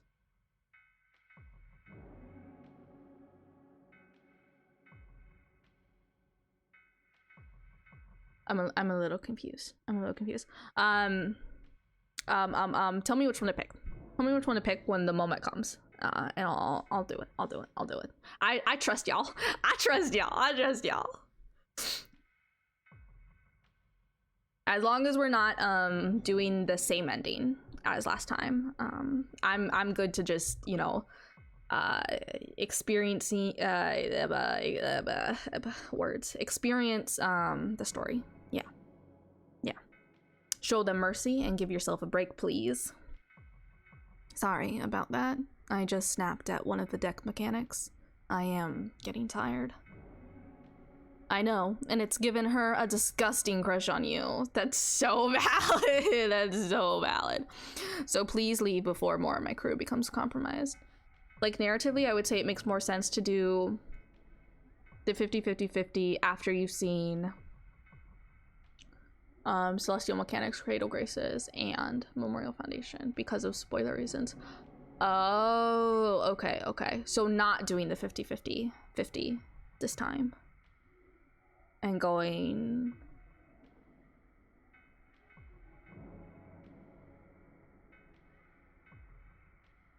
Oh, my brain stopped working. I don't... How do math? Haha, I still don't get why that happens. That you don't is less of a saving grace than you might think. I feel like, this should be one we leave up to your fields on the options, TBH. Oh no, oh no. Please. Don't make me make decisions. Don't make me make decisions. God, yeah, Europa, like, please get the fuck off my ship before your 6'1" hot, moody trans girl axe seduces aboard my damned crew. I'm aware. It's not a mystery to me why someone would like to earn the approval of someone who treats them as if they don't deserve it. It's an intoxicating feeling. So why do they think I wouldn't want that too? I am just as greedy and childish. It annoys me. I'm not an invincible monster. I need the same things. Oh, grow up. You're no different than any of my other girls. You're the only one who thinks you actually have to be this made-up person. What, you think you're going to teach Pluto to not take on the burdens of those she cares about when you can't even throw off your own entirely self-inflicted ones? ... Europa calling her on it here too, and the fact that she's been doing this for over a decade and Europa still calls her on it when Pluto doesn't even acknowledge it anymore. God. Luna, Terra, like, they all want me to top all the time and I'm averse, yeah. You know my girls aren't stupid enough to not see what a fool you are alongside your strength. They wouldn't find you so charming otherwise. Didn't you learn anything from your terrible relationship with my tragically pathetic niece? I learned to not pretend I could give someone what she wanted. Wrong. You should have learned that just because someone likes you doesn't mean they don't also know you're an idiot. No one needs you to be stronger. You need to let yourself be weaker. Do that quickly so I don't have to hear any more complaints from you or those girls. Aren't you tired of hearing them yourself?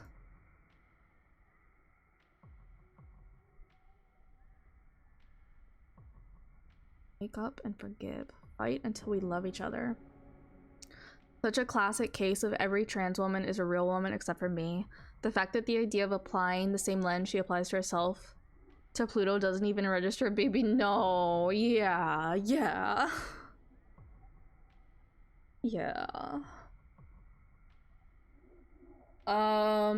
Okay.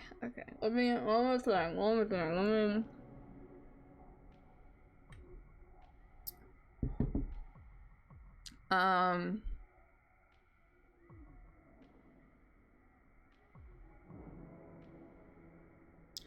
So if we do Loyal and we do Memorial Foundation, that'll be 50-50-50. Right? But if we do the CRADLE'S, GRACES, then that will tip us over to CRADLE GRACES.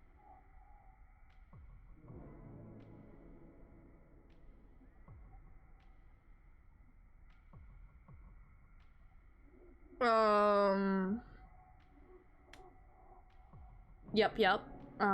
Okay.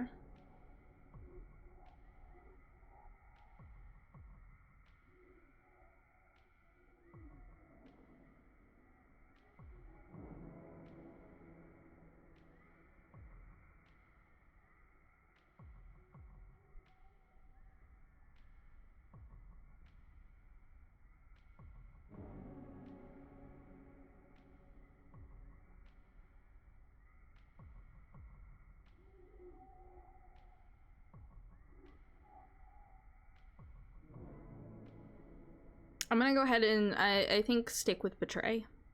Fight until we love each other. Outcome favors CRADLE'S, GRACES. I feel like,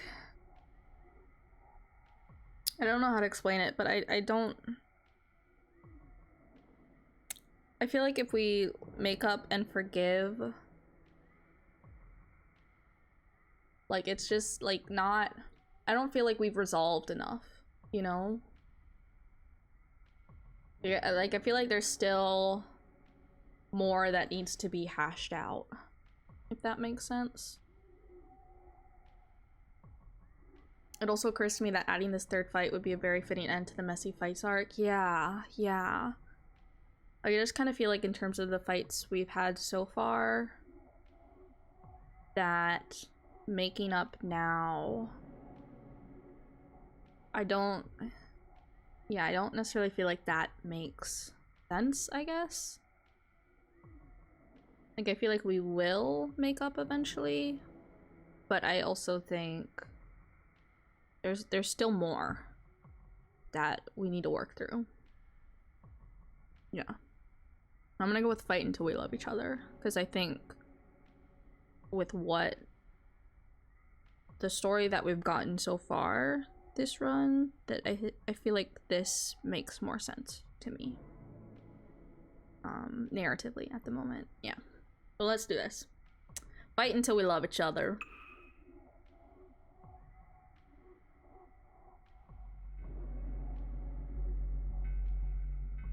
On the far side of the moon, there's still some part of the dead, empty, cratered Luna left. As the terraforming engines sweep in, they turn Earth's satellite to another part of Earth. Until that time comes, this place is free of Earth's pull, a place still perfect for a quiet moment to happen. In an empty clearing surrounded by weight and life. It's the perfect place for them to fight like ships do. The fighting that ships do, not the fighting that people do. In the naked sunlight and nothing else, Pluto looks so beautiful, spinning tiny galaxies with grand macula, the way she was always meant to. Of all the prototypes she piloted over the years, none suited her like this, from the awkward and embarrassing creature she used to be, to the woman who promised Earth there could be a new type of human. No longer the priceless tool of selfish adults, the pawn of space's dreamers, the princess who can remake her body out of tidal forces and stardust. She's just Pluto. In the naked sunlight and nothing else, even in this worn and wounded ship, Luna TERRA shines like she always has, even with the hurt she has. One way or another, someday or another, every girl bleeds. And her mare Chrysium suffers alongside her. The drip of her wound spins like a red constellation in 0G. She's rusted, but some parts of her will never rust. One way or another, someday or another, every girl bleeds. God, Avi really does just have this way of delivering hammer drop lines. Exact, right? Like, it just bowls me over every time. The two of them have fought so much. So this shouldn't be a fight. With nothing and no one else to think about, there's no reason to fight. In the naked sunlight, for once, don't fight. Instead of fighting like people do, fight like ships do. Fight like plastic toys do. Fight like you don't have a body, like you don't hate your body. Fight your way into a new body. Fight like we used to without trying to win. Fight like we did a long time ago when they were training us to fight and all we wanted to do was play. Fight like we did when we didn't have any other way of touching each other. When all we had were lasers and light, tides and time to say what we wanted to say to each other. I'm not going to go easy. This whole scene is so very trans for trans. Also, that whole awkward and embarrassing creature to woman and new type of human. Yeah. You better not. Since we're not fighting, I really don't want you to hold back. Luna TERRA knows a thing or two about fighting in space. Luna TERRA wrote the book. It's a kind of predictable story. So Luna TERRA makes sure her enemies get sunk. You know this trick, don't you? You've seen Luna TERRA pull it so many times. Fire off something to test the waters.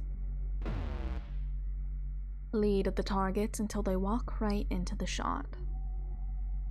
You can play that game forever until they make the first move.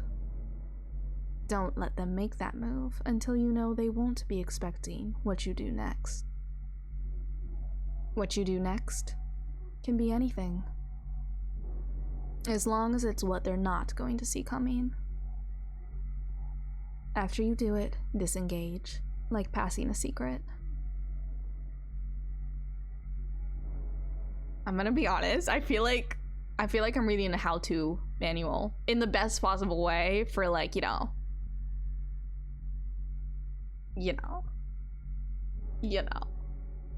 like, you know this one really well. The message in a bottle slipped between the bullets of hard light. She was the person who taught you how to blow a kiss. But Pluto is the one who learned how to make out. Her ship's so big it makes Lunaterra look like a toy. But Pluto is even bigger than that. Cadet's like, wait, so are we shooting people or flirting with people? And LT's just, yeah.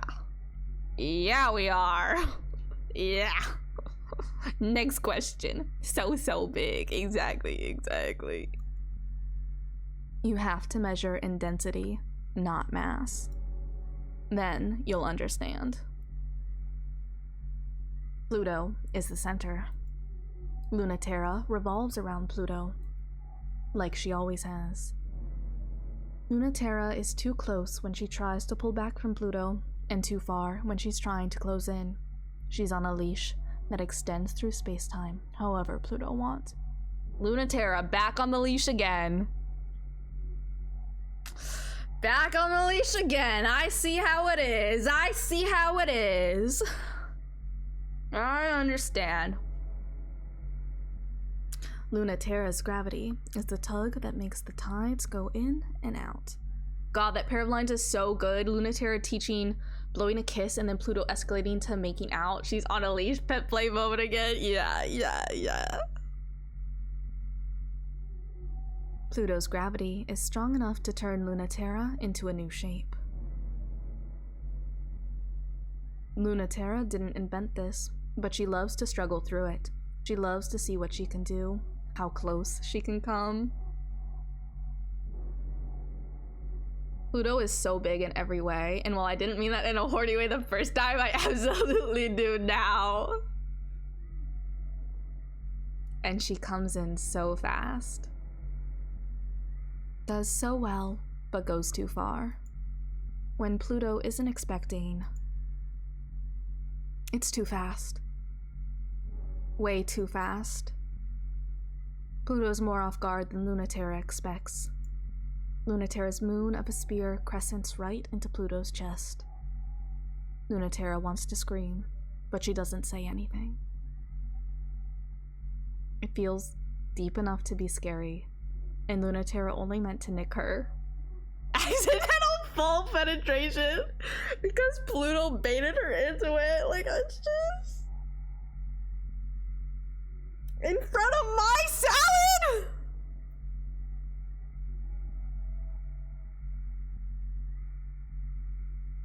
Oh.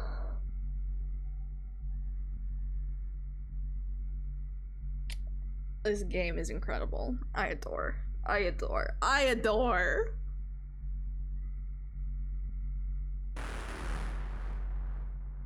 What's wrong? We were having so much fun, and you look so scared. Be scared of... It's so unfair that I can't take Lunatee's spear in either sense. Yeah. Tragedy. Tragedy, truly.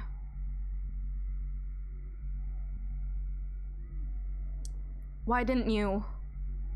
Lunaterra just meant to tease, taunt playfully, and Pluto was just pulls her in hard, right?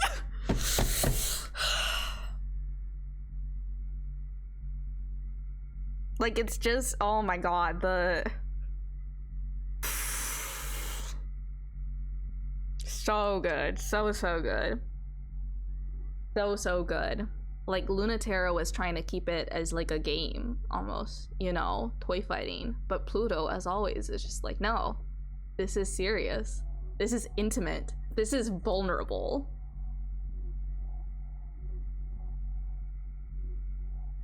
It's very good. Very, very good.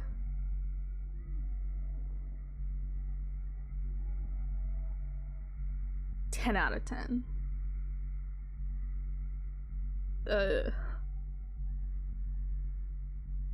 Why didn't you block it? Oh, sure, Nightbot, squish, squish, squish, indeed. Yeah. Luna, I'm fine, see? You can't hurt me that easy. You're not that strong. I'll always be alright. Pluto plucks Lunaterra off by the forearm. What art? Oh my, oh golly gee, Gently, with 2 fingers. What did I fucking say? 2-finger touch only! 2-finger touch only! 2-finger touch! I'm not gonna tell you what those 2 fingers are doing, but 2-finger touch! Oh, to be held by Crone Macula. Oh, to be held. Like detaching a kitten. Or a bug. Sorry to scare you like that. But you lied. You said you weren't going to hold back. Pluto can seize Lunaterra by both wrists. And she does that. And Lunaterra is quite awestruck by how safe and helpless she feels. Oh, the vulnerability. He is so dumb, so big, so powerful. Lunaterra suddenly a kitten and a mere insect, which she's into. Yeah. By how safe and helpless she feels. Yeah.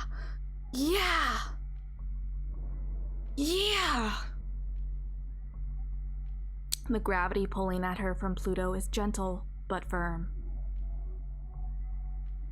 Fighting ship to ship is the only time Lunaterra doesn't feel naked, but now she finally feels naked there too.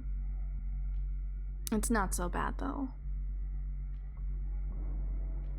Sometimes you have to let an animal bite you before it can feel safe. So real, so true. So real, so true. So real, so true. When will this be me? God damn it. When will this be me?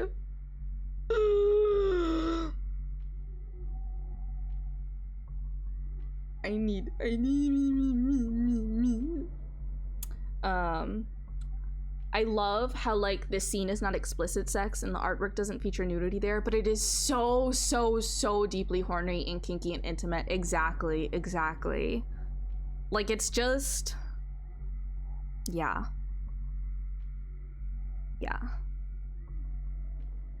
I honestly, I even feel like I was gonna say it's a metaphor, but also I don't even know, like, no. Is it a metaphor? Like, it might just, like, it's not explicit sex, but it's also not, like, explicitly sex, if that makes sense. Like, it's right on the line between this is what we're talking about, and also we've not gone over that line, if that makes sense. Like, it's a metaphor, but also no the fuck it isn't. Like always in heaven will be mine, we're here for the literal and metaphorical. Exactly, and they're all at the same time. All at the same time. That's a thing you said once. See, I'm learning. I've learned so much.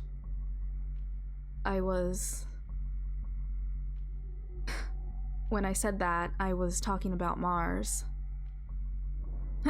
And you're just like her. Are you really okay? I really didn't mean to scare you like that. But Luna T, you're always overestimating how capable you are of hurting me. It's fine. I was the one who was dumb. And you'll get to meet Mars whenever you recover from this run and play Pluto's route. I'm so excited. I'm so excited. Being bitten by Mars? I'm so excited. Oh my goodness. Oh my goodness. I thought I could scare you, and you were way too smart for it. You did that on purpose, though? You really are amazing. Scary, right? Just like you said. You could be like that too, though. There's still stuff that you could learn from me. Want to be the one to teach me then? I'd love to. Here, I'm holding you. Can you feel this? I'm trying. You don't have to try. It shouldn't feel like you're trying. It's either easy or it's nothing. You know it's harder for me to take it easy than try hard. That's why you're so amazing. I'm so lazy. I never want to work ever.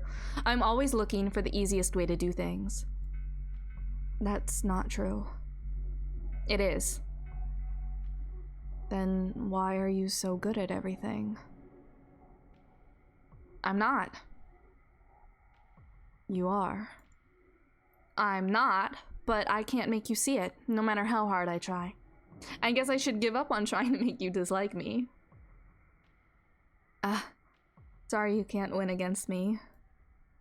You really are such a sore winner. Now I know how Mars feels. She's right. I'm totally insufferable. I'm glad at least someone knows. Oh, please be sure. I noticed too. Excuse me, of course. But you don't care.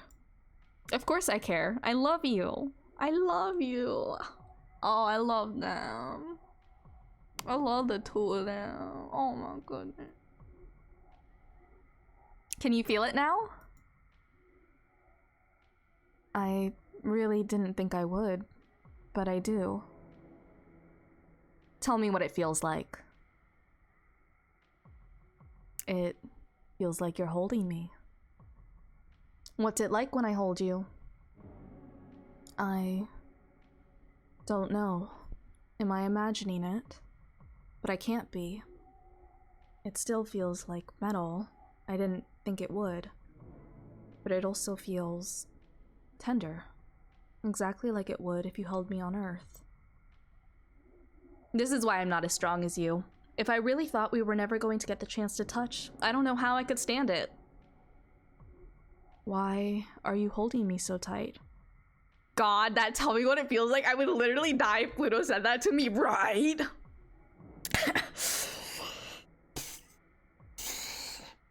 Yeah. Yeah. Yeah. Yeah. Yeah. I'm feeling smug. Now look who's the one who caught who now. Oh, now look who's the one caught now. I know how to read. I guess I lose. You totally lose. Don't tell anyone. Are you kidding? I'm going to brag about this for the rest of my life. Incredible. Incredible. Halamede, you want things long distance? You want to break up? You want to fight? A messy fight and get back together? You can't have it both ways. How selfish can you be? Humanity breaks up or humanity gets back together. I love the contrast between Saturn being like just for me and Pluto being like, oh hell no, I'm telling everyone. Hallie time, our weird chaser princess. Oh goodness. Oh lord, oh lord. Oh goodness, Halamede. Specialist princess. Oh my goodness. Which is this? You want to still be friends? It's never going to happen. You want us to be different and together? No, there are some lines you can't cross. Change too much and you won't be human. Change too much and we won't understand or recognize each other. We don't have hearts strong enough. Luna, you know I wish we did. But I know they don't. If you come crawling back, they'll accept you. If you leave, they will let you. But they'll kill you if you try to change them. Thanks, babe, but I'm still an idiot.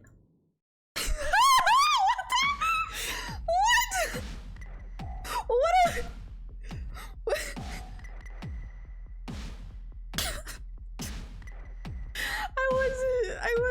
expecting that. I wasn't expecting Luna Terra to be like, thanks, babe, but I'm still an idiot.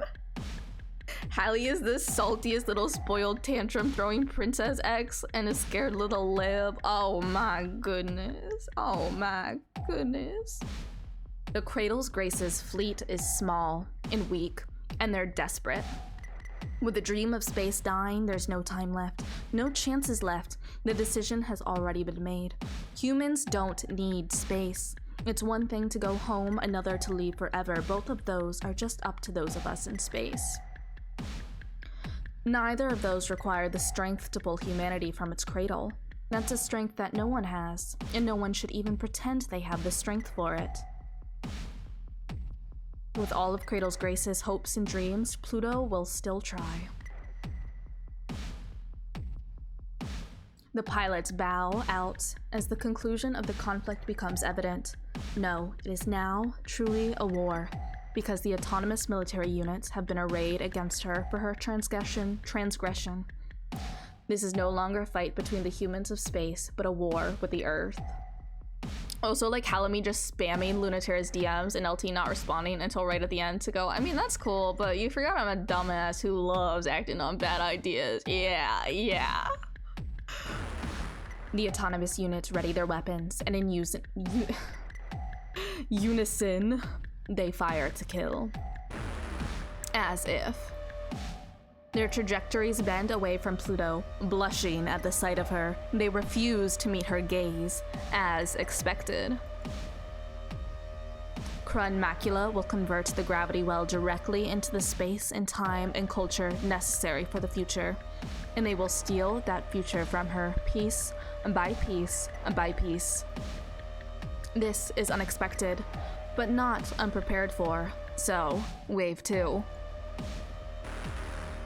Wave 3, Wave 4, Wave 10, Wave 36, Wave 150, Wave 460, Wave 1000, Wave 4569. Nice. God, but if you assimilate, they'll take you. If you separate yourself out fully, they'll let you, but they will never take us as we are, and they'll kill you if you try to change that. Yeah.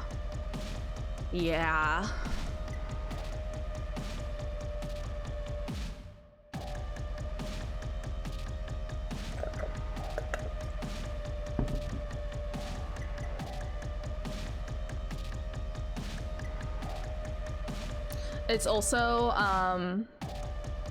a fun little reiteration of the whole believing in the dream of space is foolish, where LT saying she's still an idiot is saying that despite everything, despite the fear, despite the threat, she still has hope, right? I love that. I love that. Despite everything.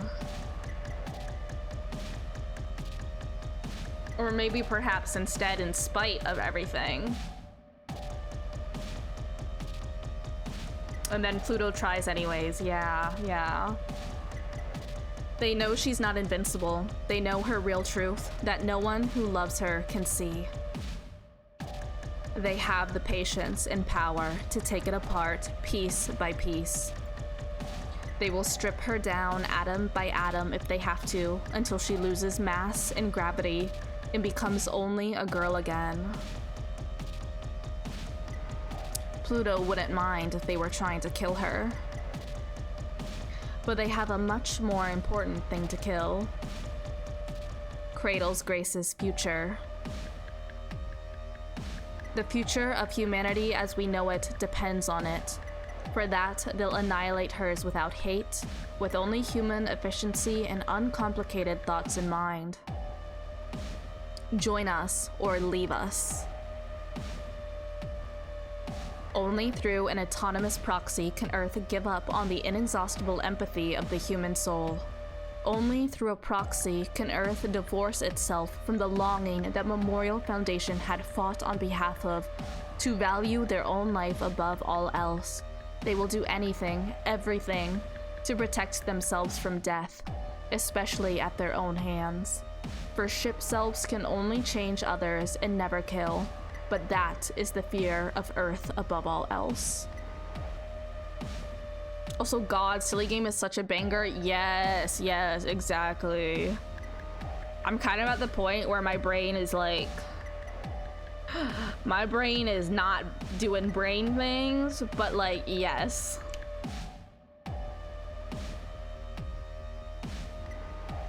All I can say is yes. This game is so good. The flawed, pathetic conscience of humanity, playing catch-up to its own mistakes, doing more harm than good. So heavy, even Pluto can't bear it. How can she not respond to their pathetic, self-deceptive, self-destructive feelings? How can she say no when they need her so much?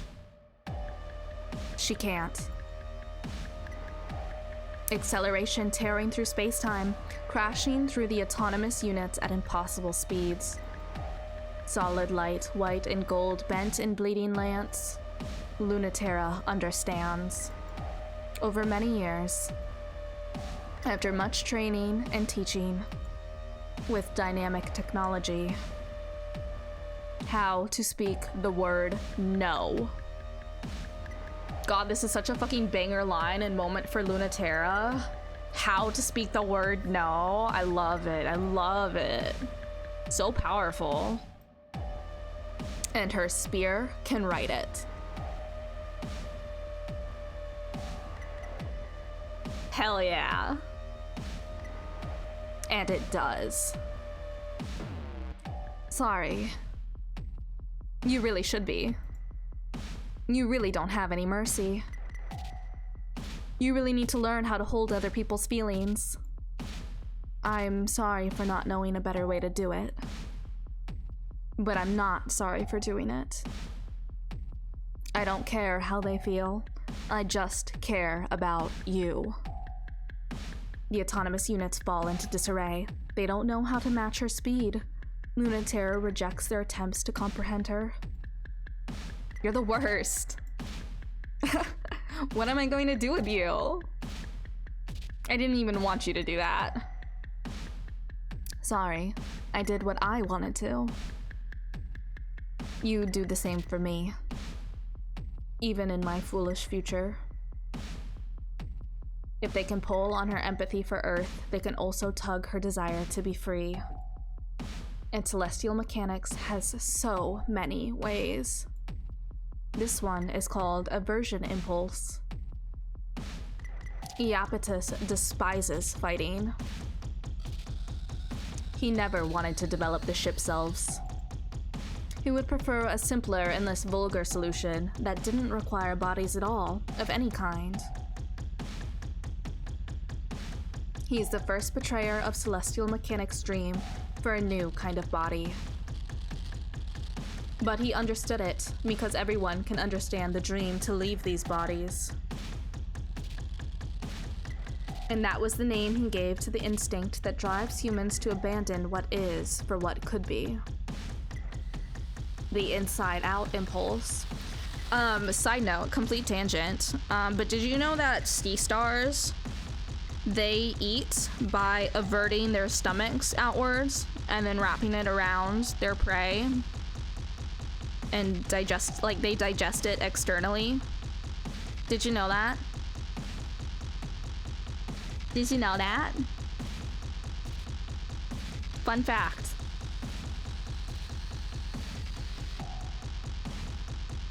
There is still time for his masterwork. Pluto can be that linchpin if she's pushed far enough, and the gravity well's Schwarzschild radius expands to the point at which she cannot escape. Saturn core. Past the limit at which point humans can no longer exchange information. Past the limit by which it becomes impossible to regard each other as human.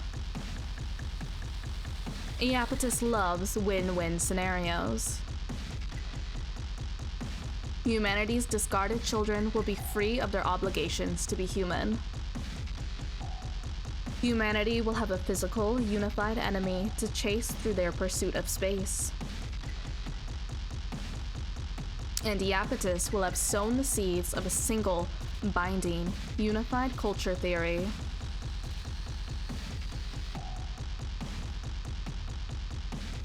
A white void that will bend the universe to a single set of physical laws. A simple process of automatous drones injecting degenerate mass into the gravity well is all that is necessary as long as Iapetus holds Pluto off personally and is Roncevaux Terra. He even has a plan for Saturn, should she choose just this moment to betray him. A perfect plan. Like deactivating my access permissions remotely through a back door? Overwhelming me with the mass production String of Pearls series? Averting my gravity reactor through the Roncevaux Terra's albedo separation system? Oh, and even more plans than that? You're really so predictable. Alert, attempting backdoor access to ship self String of Pearls. Of course, you'd have a solution for every contingency. Error, unable to find String of Pearls Series 00. Backdoor switch activated on mass production String of Pearls Series 01-13. You're so stupid. I don't have to outsmart every single one of your genius ideas. Sortie orders are fielded for String of Pearls Series 01-13. Roncevaux Terra is designated as their primary target. Just one of them should be more than enough, but I really thought you deserved their full attention. Evangelion moment, a mass production series being built and intended to murder the original and its pilot. Fucking love Saturn for being like, sorry, I replaced the whole OS. I also hacked your dipshit drones. Have fun fighting them. Exactly. Hey Pluto, unlike LT, I'm not even the slightest bit sorry. It is extremely dumb to fight for a stupid future all by yourself. So thank me from the bottom of your heart for coming to believe in it with you. Get electrotoxin, nerd, exactly. Praise me for obeying what you never asked me to do. Love me for believing in you. Praise me, love me. Of course. I really, really do. All my love and thanks and praises for you. I won't even pretend to be mad at you. Not like Lunaterra then. I am still connected. We know. Back to the topic at hand. It's the final battle, Lunaterra. There's no room to retreat. Oh no, so bad for her. We really should. You think the end of the world is enough of an excuse to change the subject? I love them trash-talking / bullying her affectionate mid-final battle, right? It's so good. It's so good. It should be. It won't be the end of the world. The gravity well is open, but it's not sustainable for long. Whatever you're planning, you need to do it soon. You are both so precious to me. And you should know that even together, you cannot stop me.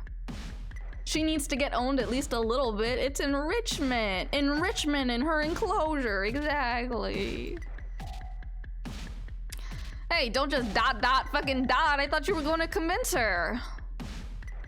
I have to do this because I believe in it too. But Dr. Nyx was willing to sacrifice the Earth, and I'm not. No matter what it costs. CRADLE'S GRACES never wanted independence for space. They wanted all humans to embrace it. The solution is to destabilize the Earth's gravitational field until human life is no longer possible there and force adaptation to space. Saving humanity against their own will and maybe destroying yourself in the process. No way. Nyx doesn't know what she's talking about. You're throwing yourself away on a dream that won't come true. Automat has been so mad at me this stream. It really has been. Like it's pulling stuff that is like not even Like, it literally held for the trash-talking bullying, and it's like, what? What? Automod? What the fuck? What the hell? Anyways, we're teaching Automod lots of new things tonight, which hopefully it will frickin' remember.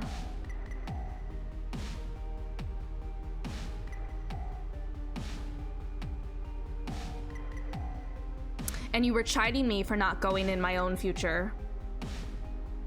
The possibility lines have closed. There was no chance of a good future since before we started. My voice is almost dead. Like, my throat, pain, agony, suffering. It's too sad. That's why I have to stand with Dr. Nyx's dream. Humans deserve some kind of real hope. And this is as close to it as I can offer her. Well, how mad will you be at us if we stop you? I'd never be mad at you, even if you could. But for humans to be caught halfway between space and the Earth is the worst of all bad futures. It will split us in half, and that will mean war. It's the future of eternal war. Of true war, not this, where zero-G keeps our bodies immortal and unrestricted. I mean, if we really did declare independence from Earth, wouldn't they see how cool we are and come up anyway? It's their choice, you know.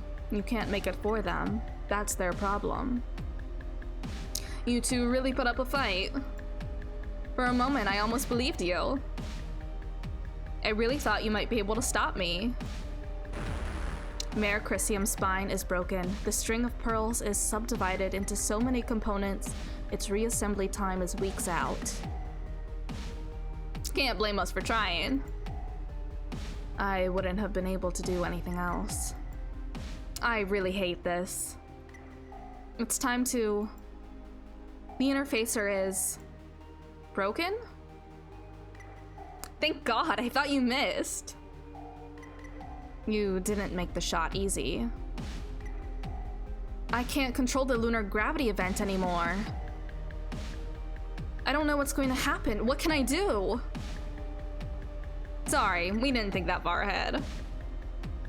We just wanted you to decide. Not Dr. Nyx. If you can't have everything, what is the thing you really want? I don't know what kind of future we're gonna get. I really, really love this ending. Oh, I'm so glad. I'm not working with much. Anything you do is fine, if it's you. Don't listen to her. Just figure out something that doesn't suck. The three compress, redivide, expand. The simplest, childish thought grasps Pluto, bubbles up within her, and she says it before she can stop herself. I want us to be together forever. Oh, my heart. Oh, my heart. I want us to be together forever. In our beautiful shapes in space, free. With everyone. I'm gonna cry.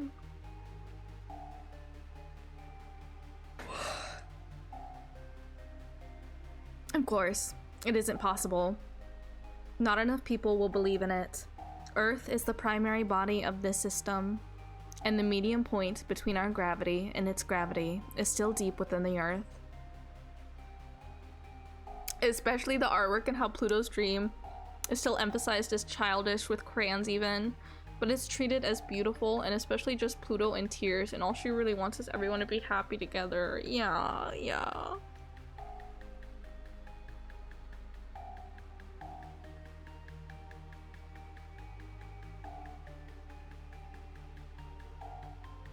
Yet they cannot pull us down anymore. That will never happen.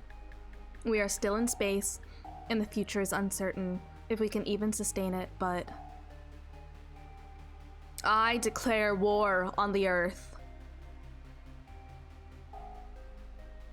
Come get us again. Come find us again. I dare you, I challenge you to prove it once again. What foolishness. Humanity will happily oblige. Yet they find that their autonomous troops are crushed before they can reach us.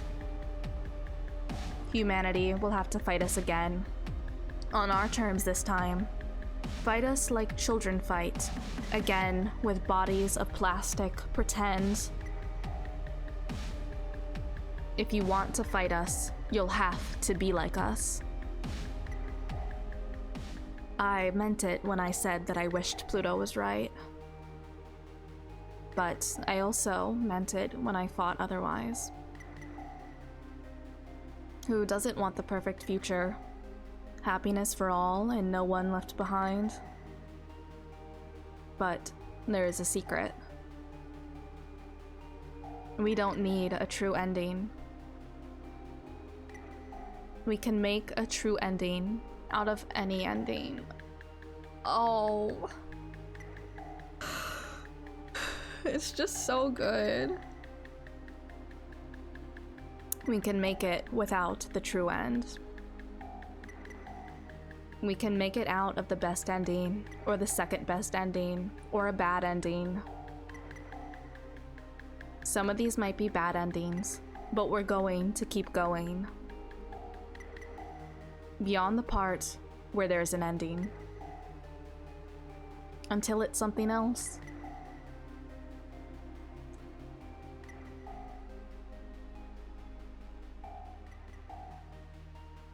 There might still be more today.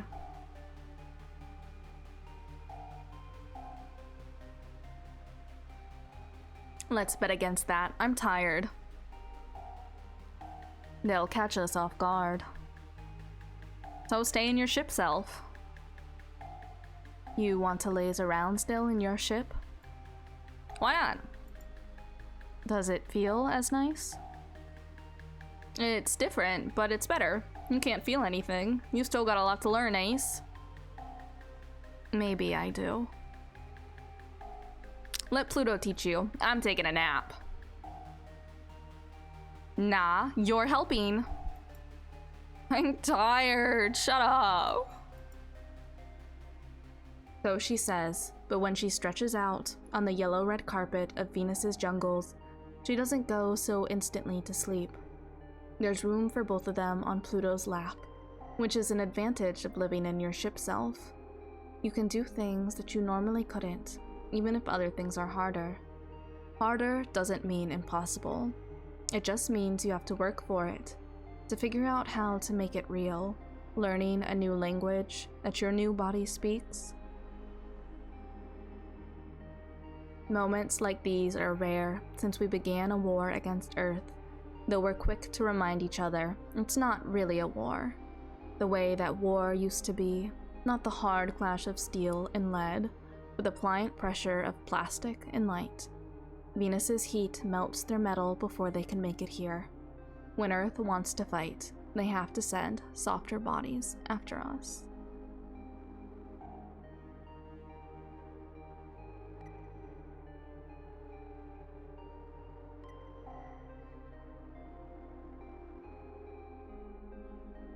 So good. So good. It's such a line. Such a line. I wrote an essay about kinship with soft-bodied organisms and soft-bodiedness as, I don't know if metaphor is the right word, but a way of relating, particularly as a disabled person, but also just kind of in general. That could be extended outwards as a queer person as well, as a trans person, you know. So haha, I wrote that. Let me plug my work real quick. Let me plug my own work real quick. Hold on a moment. I've streamed for so long. Let me plug my work real quick. Is an essay. Let me find it. It's called Becoming Goo.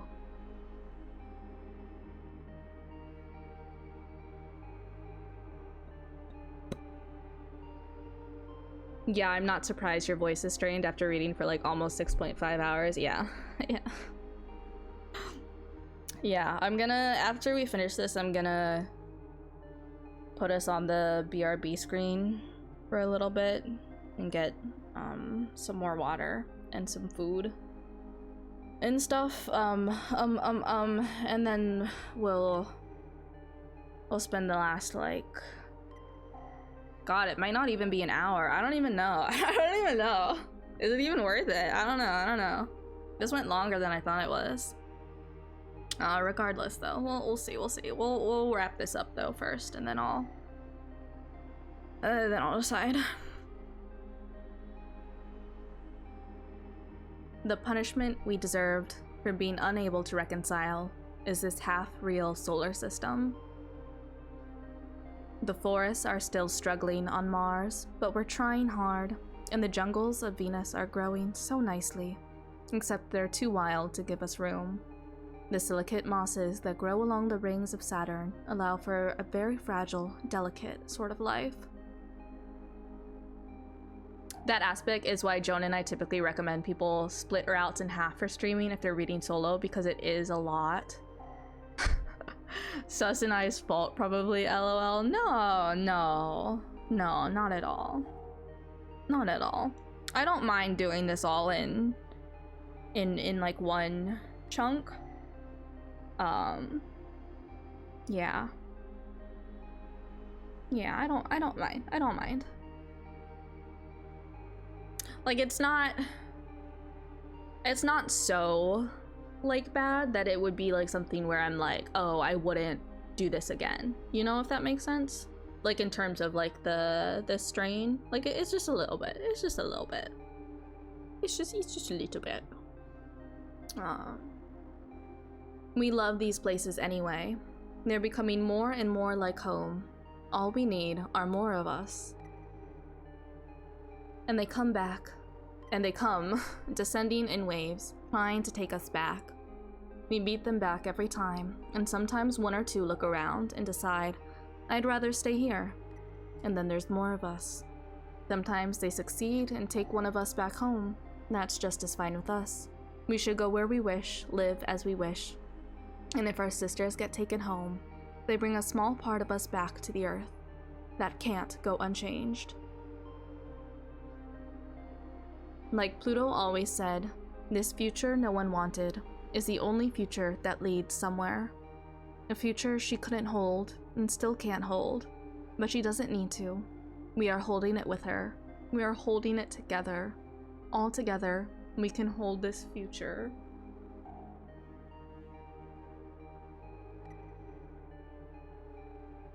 Oh, it's so good. It's so good.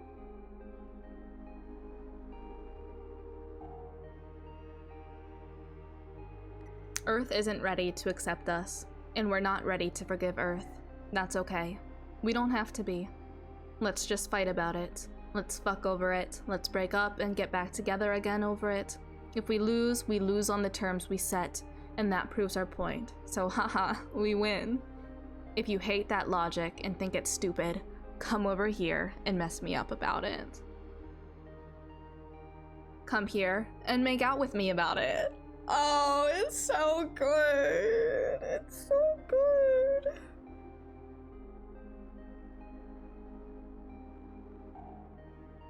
I gotta, no. Go back. Oh, I missed it. I was gonna take a screenshot, but it went too fast. Fucking hell. That was so good. That closing section feels so very Saturn. Yeah.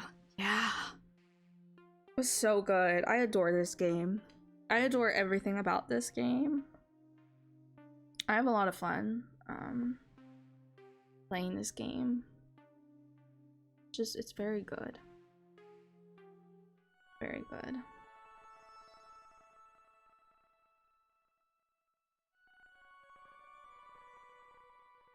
I'm like, I feel like I don't know how to explain it. Like, I have thoughts, but I also don't. Like, my brain is just there's nothing in my brain right now.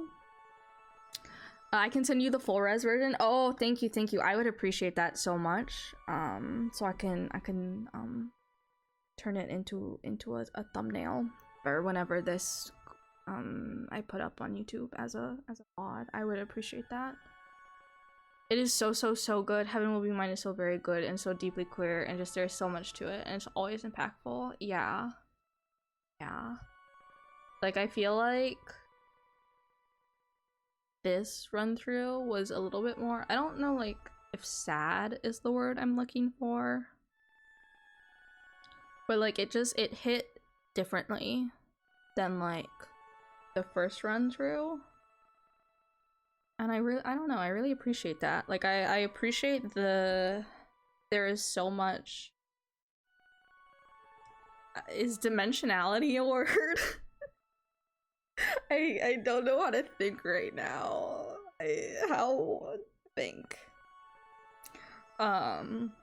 But it's got so many dimensions to it.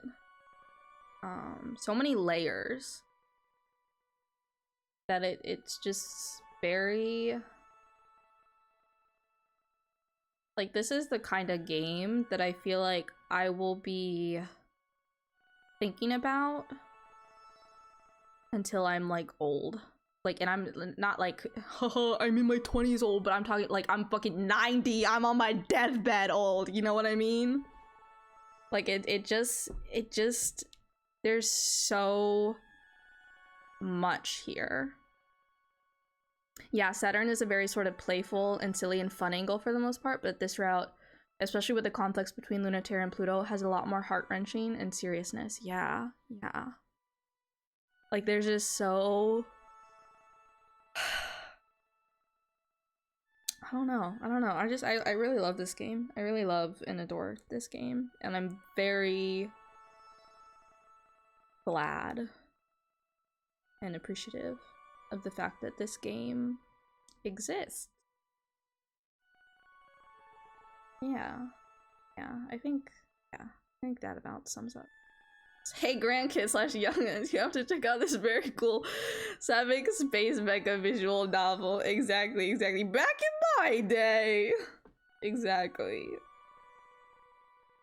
And they're just like, all right, grandpa, back to bed, grandpa. And I'm like, but have you played it yet?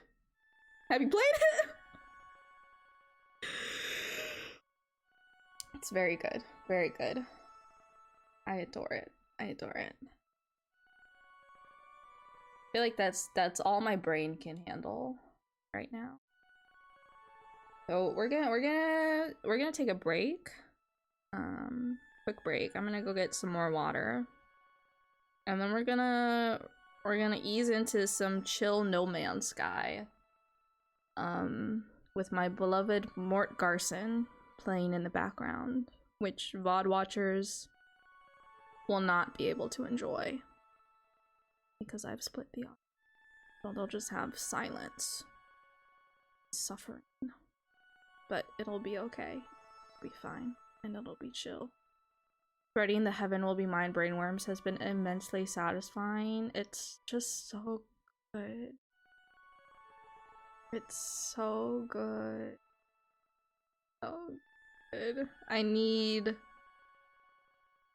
I understand why y'all were like, you came into chat and you were like, oh yeah, we do this basically anybody, anytime, like, is like, yeah, I'm gonna play Heaven Will Be Mine. Like, I get it now. I'm like, I need more people to play this game. I need more people to know about this game. I must spread the good word. Just so good.